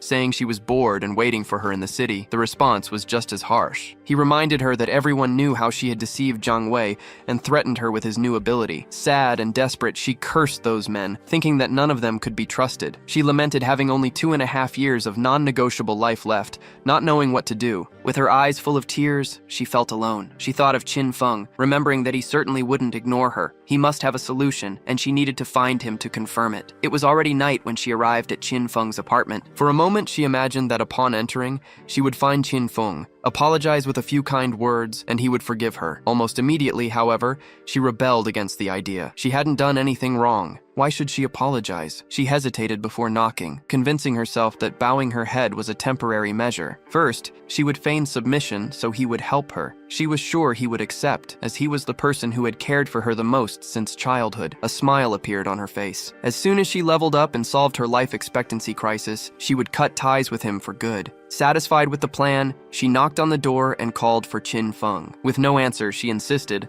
asking aloud if he was asleep and announcing that she had returned. Her tone became pleading, begging for him to open the door. Furious, she kicked and broke down the door, but was shocked. The apartment was empty. The bed, table, clothes, everything was gone. She tried to call Qin Feng but got no answer. She didn't know where the boy had gone. At that very moment, in the depths of the Tomb of Rancor, Qin Feng was gathering and eliminating all the monsters. Soon after, he reached the end of the tomb. He summoned a devout follower, recalling that he had annihilated over 200 lesser monsters and several bronze and silver level bosses along the way, which brought him close to reaching level 12. Before him stood the final coffin. He knew that upon opening it, the tomb's ultimate boss would appear, and he hoped it would be platinum level. He began to push the coffin. His attention was fixed on it when something strange happened. A malevolent energy began to enter his body through his eyes and mouth. The system informed him that his devout follower had been annihilated. Qin Feng realized it was the Death Miasma, a gold level boss. He cursed his luck, knowing that this boss had no physical form, making it immune to physical attacks. He remembered that in his past life, someone had released this boss, and it had ended up spreading and causing enormous losses in a nearby base. Being possessed by it was a death sentence, unless a companion helped to dispel it, or if the person belonged to one of the few classes with invincibility skills. The boy's eyes shone with seriousness, and he decided to use the Blade of the Dark Night Ring skill. Shadows swirled around his body, allowing him to see the creature's true body hidden within the toxic fog. Using his dagger, Feng attacked the body, and a system window appeared, informing him that he had killed the Golden Tear, the hidden boss of the toxic fog. Feng knew this boss's strength was clearly above platinum level, even though it was classified as gold grade with only gold level rewards. Fortunately, the Blade of the Dark Night Ring, which he had recently learned, dealt magic damage. The corpse turned into lifetime, and Feng used the greedy hand to get the orb. After all the effort, he expected a Golden Tear equipment, but instead, he got a rare item called the Mount Bell, which left him surprised. Feng was happy to have gotten a mount. This proved that the famous luck of the Linny Spiral was not just a rumor. The system described that the Mount Bell Ghost Knight Wolf summoned a level 11 creature. It could fight and be ridden, but it required the user to also be level 11. Upon using the item, Feng remembered that the Ghost Knight Wolf was one of the fastest mounts in the early game. The wolf was gold grade level 11, with 148 strength, 155 constitution, 135 spirit, and 191 agility. The mount gained experience with its owner, getting stronger over time. If the bell was traded, the creature's level would return to the initial one. Its skills were great. Charge. When mounted, it increased movement speed by 245%. Night Path. At night, the mount entered stealth mode. Attacking would break the stealth, but it added 120 damage and took 60 seconds to reactivate. Triple Charge. It leaped on a target 3 times, with each hit dealing 267 extra physical damage and a 12-second cooldown. Wolf's Howl. It granted allies attack, defense, and elemental resistance bonuses for 18 seconds, with a 60-second cooldown. Feng realized it wasn't just a mount, but a battle companion. The stealth ability in particular was a huge gain. It was already night when Feng, mounted on the wolf, left the ruins towards his next destination. His plan was to reach level 15 and accumulate lifetime to extract the mount. After disconnecting, he would go to the Magic City to eliminate Qiangxi and end this threat once and for all. Feng passed by the Jiangnan Coliseum, a huge area with 2 underground levels full of monsters, a perfect place to level up. The Ghost Knight Wolf agilely climbed the Colosseum's wall, which was crowded with powerful creatures. The monsters soon stared at him. The wolf leaped, and Feng dived with it towards the group. With focused eyes, Feng used the instant shadow cut and began to eliminate the monsters. Meanwhile, in another part of the ruins, Yu used her sword to kill a monster. The creature's body turned into lifetime, and she sighed in relief. Her companion, Yan, the son of a department head, started to applaud. He praised her damage, saying the Dragon Swordsman class was incredible and that Yu was the woman he wanted. She commented that the Golden Boss was only level 8, and it took them over 10 minutes to defeat it. Because of that, she didn't understand how Shadow had managed to kill a platinum boss alone. Mo Nian praised her, but downplayed Shadow's achievement, saying he was just an assassin who used stealth to beat the boss little by little. According to Mo Nian, that playstyle would never get someone to the top. He was pleased, thinking it would be easy to subjugate Yu, since she had no influential contacts. In response, Yu asked if a mediocre archer like him wouldn't be the ideal person to wear down a boss slowly. Mo Nian defended himself, saying he was honest and wouldn't stoop to wearing down a boss slowly. He claimed to have heard that Feng had a terrible character and was a real-world killer. Mo Nian said he knew a police hunter with level 3 anti-stealth skills, and suggested a trap to discover Feng's identity and control him. He argued that someone like Feng would only be trustworthy if he worked for their organization. Otherwise, incidents like the ones with Song Fei and Zhongli would keep happening, and he was tired of cleaning up Feng's messes. Yu and Wang Meng looked at each other and laughed at Mo Nian. They explained that he hadn't understood the situation. It wasn't Feng who asked them to clean up his messes, but the other way around. They needed to clean up what Feng left behind to ensure their interests were aligned and they could cooperate. They recalled Feng's achievements, the global first kill of a golden boss and a platinum boss, both solo. Annoyed, Monian insisted that Feng was nothing more than a fragile assassin. He asked how they couldn't control him with an equivalent anti-stealth level and called them useless. Monian was offended for being contradicted. He turned to Yu and said she should pay attention, as he was going to ruin Feng's reputation and capture him. He stated that when he succeeded, she would kneel begging for forgiveness. Wang Meng asked Yu about the boss's loot. She listed a gold equipment for a priest, a silver one, and a silver skill book. Then, she remembered that Feng used to sell various gold and platinum equipment and wondered how many bosses he had already killed, or if his talent was to find treasures in chests. Wang Meng confessed that he was worried about the Jonan restaurant case, where the Dongfang family was murdered. He hypothesized that Feng was responsible and questioned if they should still help him in this case. Wang Meng admitted not understanding Feng's personality and feared that he could be a murderer in real life. Yu knew about the case and knew that the superiors took it seriously, speculating about the connection with Feng. Even so, she guaranteed that she would cooperate with him anyway. She said that even if the superiors refused to clean up this mess, she would support him personally. Confused, Wang Meng asked the reason, and Yu replied with another question. Who wouldn't support Feng? At that moment, a subordinate appeared. He reported that they had found an arena further ahead with all the monsters killed, bodies everywhere, and he did not know what group would have been strong enough to do that. Yu seemed excited and decided to go to the arena, leaving Wang Meng even more confused. Upon arriving at the Shanghai Coliseum, they saw the ground covered with lifetime units. They were shocked by the amount of dead Isaacs. There must have been hundreds. This made them think what kind of group would have been strong enough for such a feat. Yu was confident that Feng had been there and suggested that they look for him. Monian questioned her certainty. Yu replied that it was simple. Feng was in first place on the scoreboard, and their group was right behind. Since they could not do something like that, it could only have been Feng. Furious, Monian stated that he also had invisibility and could do the same. It would just take more time. Ignoring him, Yu contacted Feng. Thinking that he would have many equipment and skill books left over after killing so many monsters, she proposed to buy them. Monian was shocked. Feng appeared behind Monian, riding his wolf. Monian fell into a sitting position on the ground from fright, while Captain Yu got excited and asked where Feng had gotten the mount. He explained that it was thanks to the coordinates Plun gave him. Hearing this, Plun was embarrassed and said that he did not need to mention him. Feng then proposed a deal to Captain Yu. She could take all the items from the ground as a package with the usual conditions. She agreed, as she already knew his prices were always fair, and that cooperation was optional if she was not satisfied. While they talked, Monian became furious. Feeling humiliated by Feng, he swore that he would make everyone pay. Riding the wolf, Feng advanced through the ruins. The system showed that he had already reached level 13. Below him, at level 10, were Justicia Implacable, Wan Meng, Goblin Negro, and Grandes Mentiras. Feng had 245 years of tradable lifespan and 255 evolution points. He was happy because, after clearing the arena, he got a gold-grade skill book. The book was called Silent Camouflage. It allowed the user to become permanently invisible when standing still, without moving or attacking. An attack coming from this state added 300 points of penetration damage. The skill had a 120-second cooldown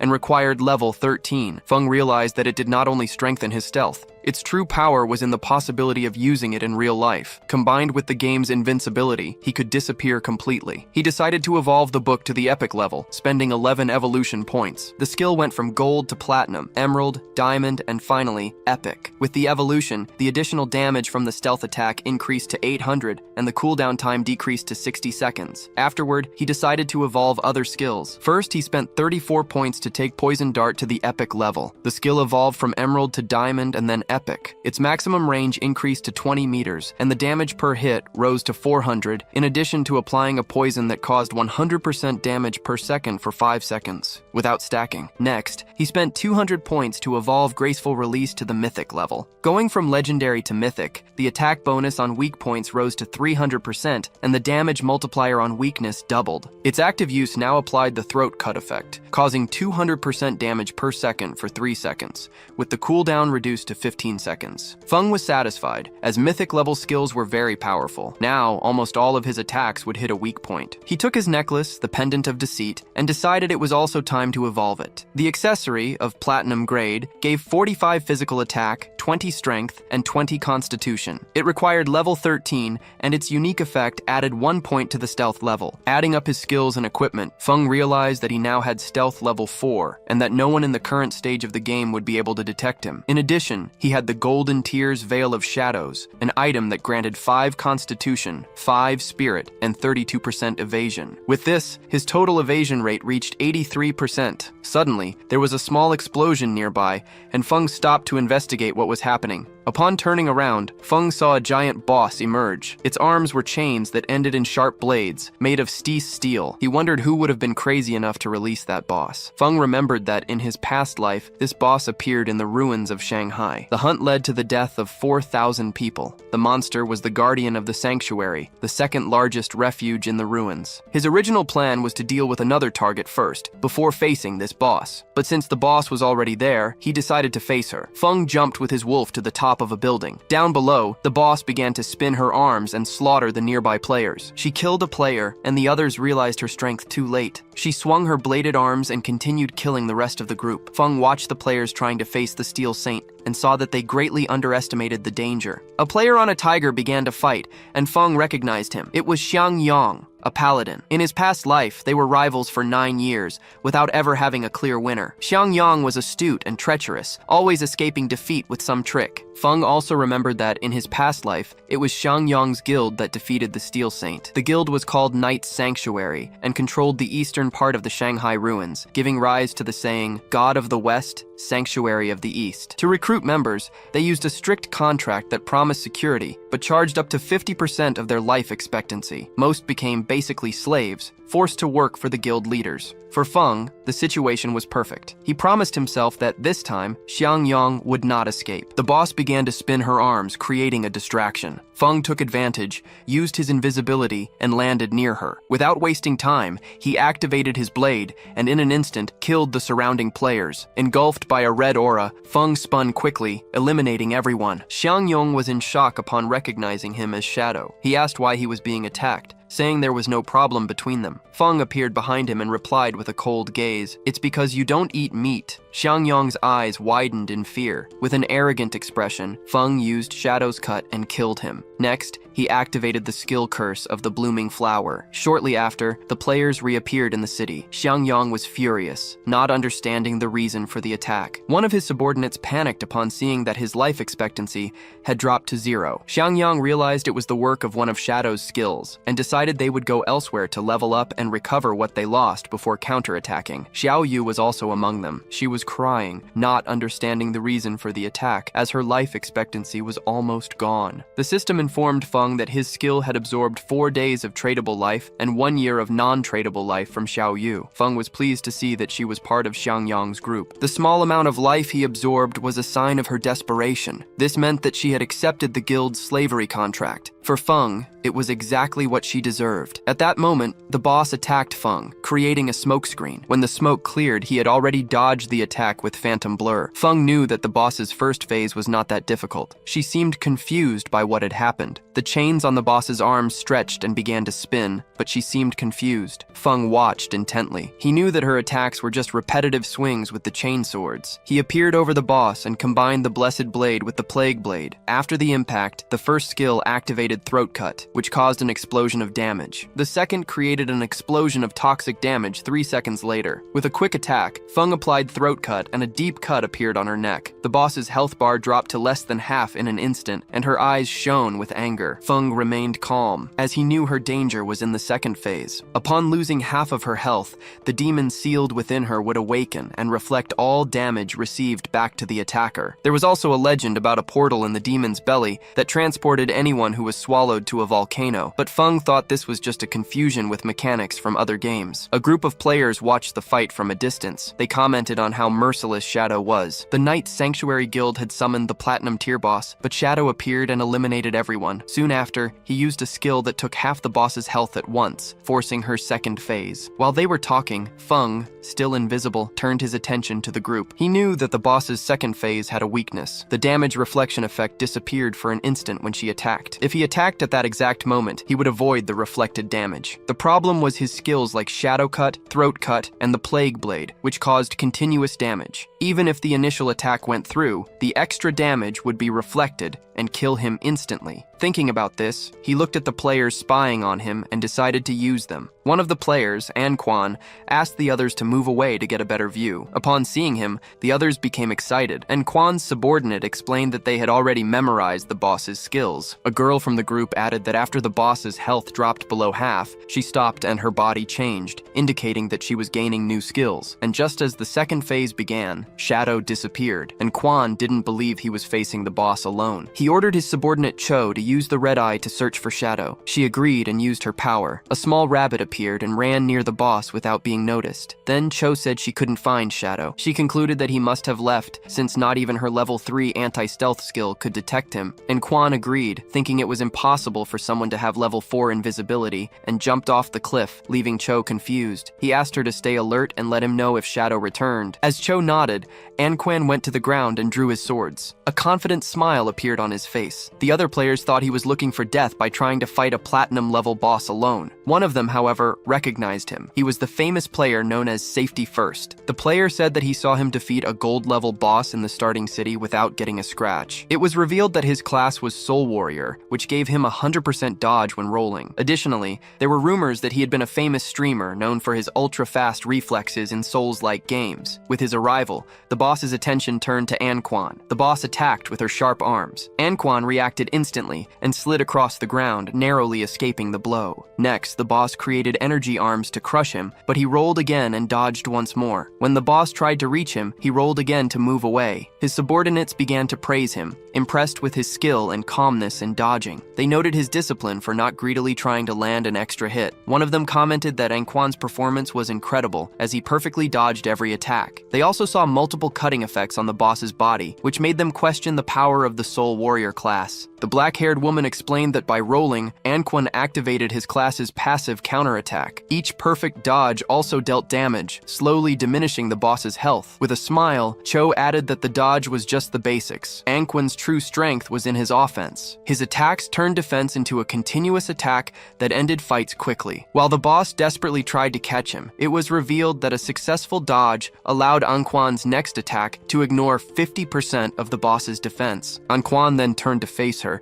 and a blue energy began to emanate from his body. Seeing this, his subordinates realized that the strike would cause 4-digit damage. Before the boss could react, Anquan delivered the attack he had prepared. His single strike split into 3 shadows, which hit the boss with precision between her openings and caused deep cuts. In an instant, her health bar dropped to less than half. His subordinates celebrated upon seeing that the boss already had only 1/3 of her health. Anquan turned his back on the enemy, but at that moment he took over 34,000 points of damage and died instantly. His subordinates panicked, not understanding how he could have died if he had dodged everything. They were even more confused because, although Anquan hit the boss, his health did not decrease that much with a single blow. Not far from there, Feng silently watched Anquan's health bar and thanked him. Anquan's display forced the boss to use many of her moves. Feng saw that, while the other player was showing off, he himself was attacking the boss non-stop, which finally reduced her health to 1/3. The Soul Warrior's moves caused good damage, but in the end, they led to his own death. Because of his class's characteristic, it was impossible for him to defeat the Iron Maiden. When he rolled, he could not attack, and when he attacked, he received reflected damage. The boss started to turn, and Feng's attention turned to her. He knew this was bad. With her health so low, the boss was trying to return to the church's sanctuary to heal completely, which would make all the effort useless. He looked at Anquan's subordinates and realized that the Soul Warrior's death had frightened them. Feng doubted that they would attack the boss again. However, if the boss was not attacked, the reflected damage effect would not disappear. It was time to act. Feng used his invisibility skill and appeared in front of her, blocking her path back to the sanctuary. Upon seeing Feng, the other players were surprised. To them, Anquan had been just a distraction. The real danger was Shadow. It was scary to think that all the cuts on the boss had been made by Feng. Cho did not believe what he saw. His level 3 anti-invisibility skill did not detect him, which meant that Feng's was level 4 or higher. Feng looked at the item Anquan dropped and decided he needed to retrieve it. He activated the black light shield, and a golden protection appeared around him. The skill created a 10-layer shield, each capable of blocking one attack. The boss's attention turned to to him, and her arms turned into blades again. She attacked, and Feng knew this was his chance. Using the instantaneous shadow cut, Feng delivered a series of quick strikes. He noticed that the last 3 attacks out of a total of 9 hit the boss during the counterattack. If it weren't for the black light shield to block the reflected damage, he would already be dead. The shield now only had 7 layers. Next, the boss concentrated energy in her abdomen, jumped,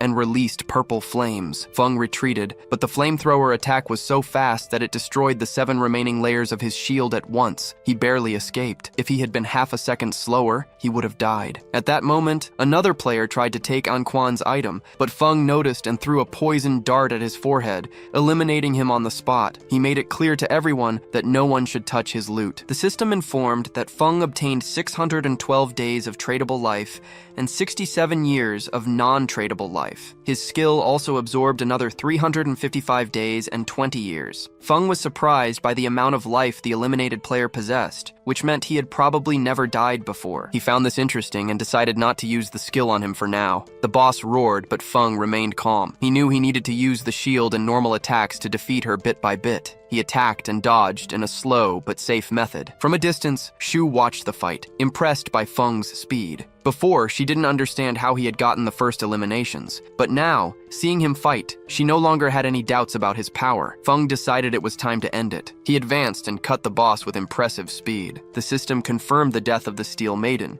giving him 48,000 experience points, 120 evolution points, and the Sanctuary Key. The other players could not believe it. Feng had defeated the boss alone, which explained why he was first in the ranking. Using the greedy hand, he took the loot, an emerald-level leather armor called Gift of the Black Flames. It gave 95 physical defense, 120 elemental resistance, 77 damage reduction, and 77 constitution. Its special effect applied black flame to targets, reducing their defense and resistance, although with a lesser effect on bosses. Feng was satisfied. That piece alone was already better than a full set from other players. In addition, he also obtained the emerald-level Assassin's Instinct skill. It allowed for the partial perception of the silhouette of invisible units, and granted 2 points of anti-invisibility. Feng decided to evolve the skill, spending 33 evolution points. The skill jumped through the Emerald, Diamond, and Epic levels until it reached Legendary. With this, the anti-invisibility bonus increased to 5 points. The Legendary effect also added the ability to detect the target's weak points,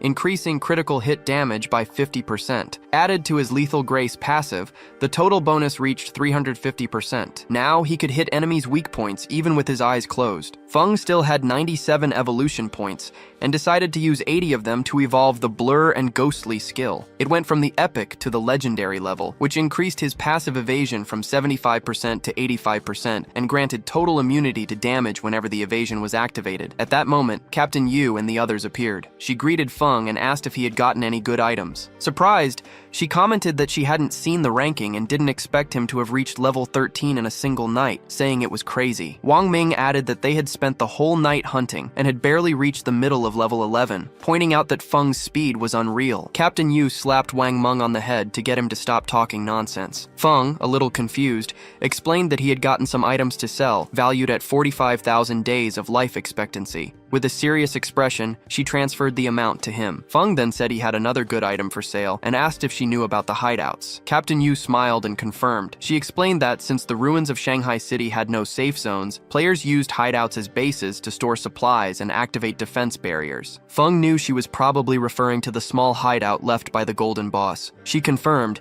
saying that the officials from Shanghai City had not yet found any. Since she already understood the value of a hideout, Feng took a golden key from his inventory. He revealed that it was the key to the sanctuary, left by the boss he had just defeated. He informed them that the hideout covered more than $800 mu, and proposed that they go back to discuss the price they could offer. Captain Yu and Wang Meng were in shock. They knew that a larger hideout meant stronger defenses and better infrastructure. One of 800 mu was enough for each official from Xianhai City to have their own room. Curious, she asked how much he planned to sell such a large hideout for. Feng said he preferred to discuss the price later, to see what they could offer. He knew that, in his previous life, that hideout could be sold to the government for 2,000 years of life expectancy. With the sale of the hideout and the life he already had, Feng would have enough to take all his equipment, skills, and levels to the real world. Nervous, Captain Yu accepted the proposal and assured him she would speak with her superiors immediately immediately. Then she said she needed help with something else. She explained that 7 gold-level bosses had appeared together in Black Moon Village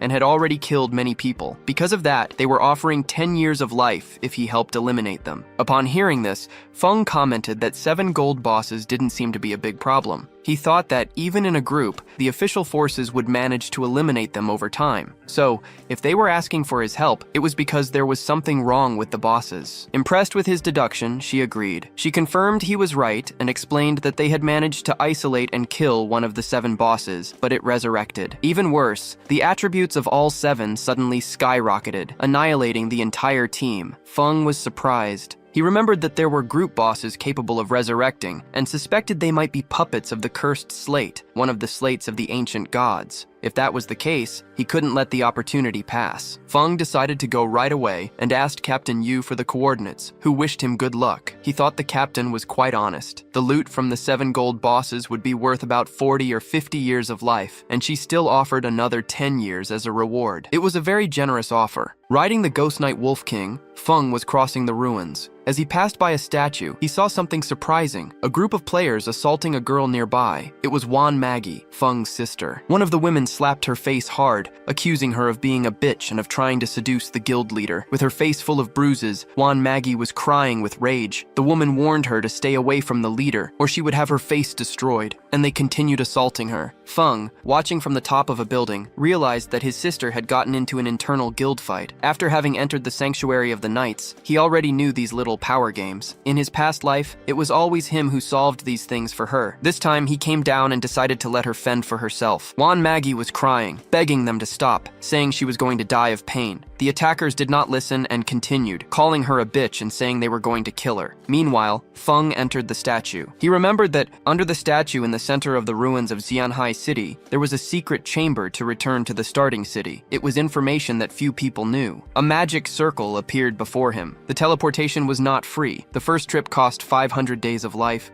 the second 1,000, the third 2,000, and so on, always doubling the price. He knew that over time, the starting city would become a higher level area, where common monsters would turn into bosses and hidden treasures would appear. The ancient god's slate was one of those treasures, an item he could not lose. The system asked if he wanted to teleport back to the abandoned land of the gods, to the Black Moon Village. Feng remembered that this village was only supposed to appear much later in the game. He had never heard of it in his past life. Without hesitating, he accepted. The system consumed 500 days of Feng's life, and he was teleported to the Black Moon Village. The place was full of elders talking. Feng was surprised, as he did not expect the village to be so busy, and wondered why most of the people there were elderly. Nearby, there were also several players. A player was helping an old lady stand up, relieved to be back in the safe zone. They reminded her that, as agreed, they had taken her to level 3. In the process, she gained 72 days of life, and now she needed to hand over their share. The old woman got irritated and refused to pay, saying they were a charity organization. One of the players explained that he didn't want money, but rather the share of life that the monsters dropped, which was only shared because she was in their group. Another player reinforced that she just needed to return that share, as agreed from the beginning. The old woman became even more furious,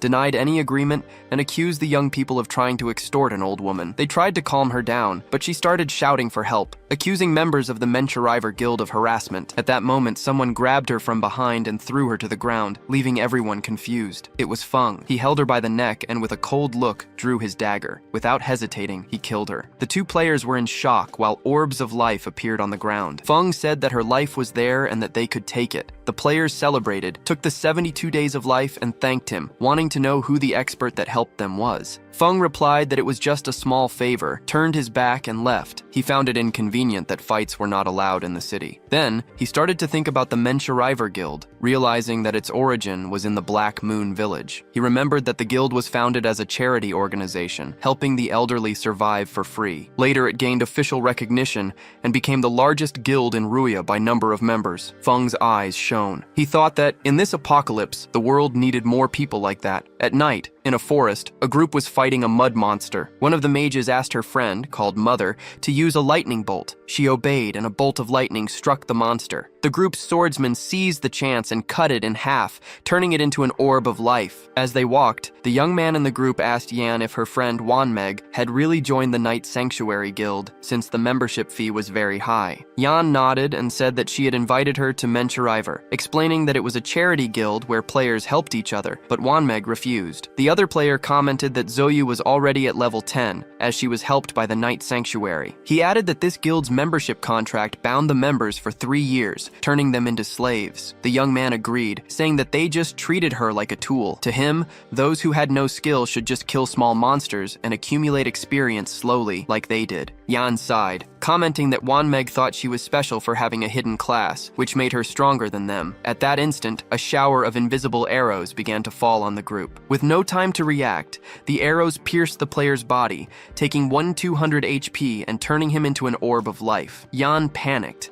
as that man was her father, and her mother began to cry. The archer who fired smiled, satisfied to have eliminated him with a single skill. The masked men told him to stop bragging, stating that the Mansion River Guild had no experts, only weak players. They wondered why a skilled player would be protecting that group, which they considered trash. With a smile, they approached Yan and her mother. The archer demanded they hand over all the life they possessed. Yan felt scared, remembering that the authorities forbade killing other players, and that they were risking becoming wanted criminals. The archer just pointed at her, making it clear that he didn't care about the rules. He gave them 3 seconds to hand over the life. Yan's mother complied, but the girl stood firm, telling her mother not to do it. She asked her mother to call for help on the guild channel while she tried to buy time. Seeing this, the archer ordered the attack, saying to kill the older one and keep the young one alive to have fun with. The masked men advanced, but a wolf suddenly appeared and attacked them. Yan was confused, not understanding what was happening. Before the archer could react, someone appeared quickly and cut off his head. It was Feng. While the wolf devoured the subordinates, Feng watched the archer's head in silence, recognizing him as Shadow. In the city, the archer and his men reappeared, furious. They did not understand how all their life had been drained at once. Shocked, they began to run to the forest,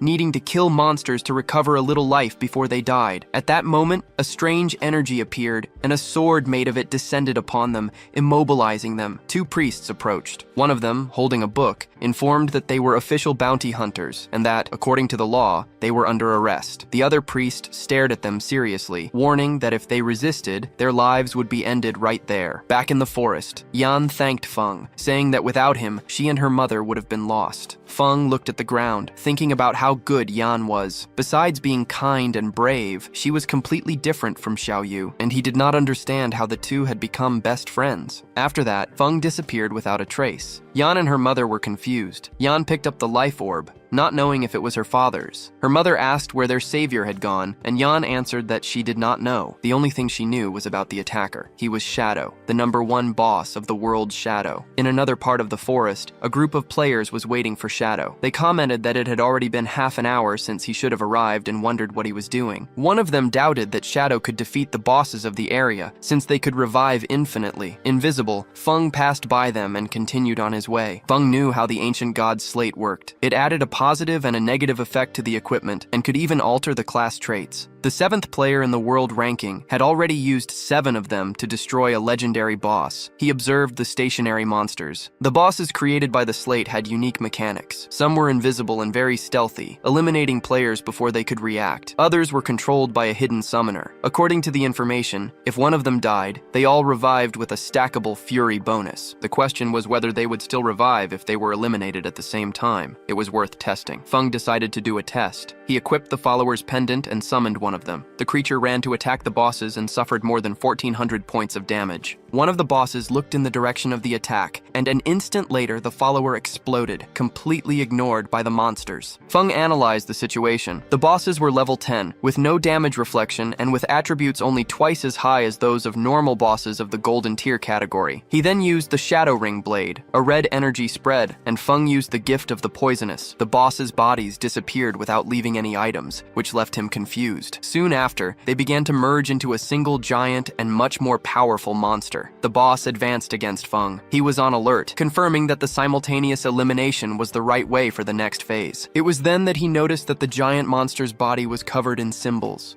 Feng dodged the attack and recognized the symbols as the writing of the ancient gods. He deciphered loose words like disaster, sky, god, and ancient, and managed to reorganize them to discover the boss's name, Waz, the calamity, ancient god. As the monster approached, Feng still did not know how he should proceed. He then thought if he should attack the parts of the boss's body in the order of the characters of its name. All his investment in studying the writing of the ancient gods had been for moments like that. Feng slid and attacked the symbol on the monster's leg, then the one on the arm, and lastly, the one on the chest. Poison dripped from the boss's body, which roared in pain as it fell apart and fell into the water. Feng remained alert, watching what would happen next. Coffins emerged from the water, and what was left of the boss began to float and transform. Soon, several smaller monsters came out of its body, roaring. Feng noticed that the inscriptions on the coffins corresponded to each of the monsters. He understood the mechanic. He needed to defeat them near their respective coffins. The ancient god's slate was already visible, indicating that that was the final phase. The monsters advanced on him, and he prepared for combat.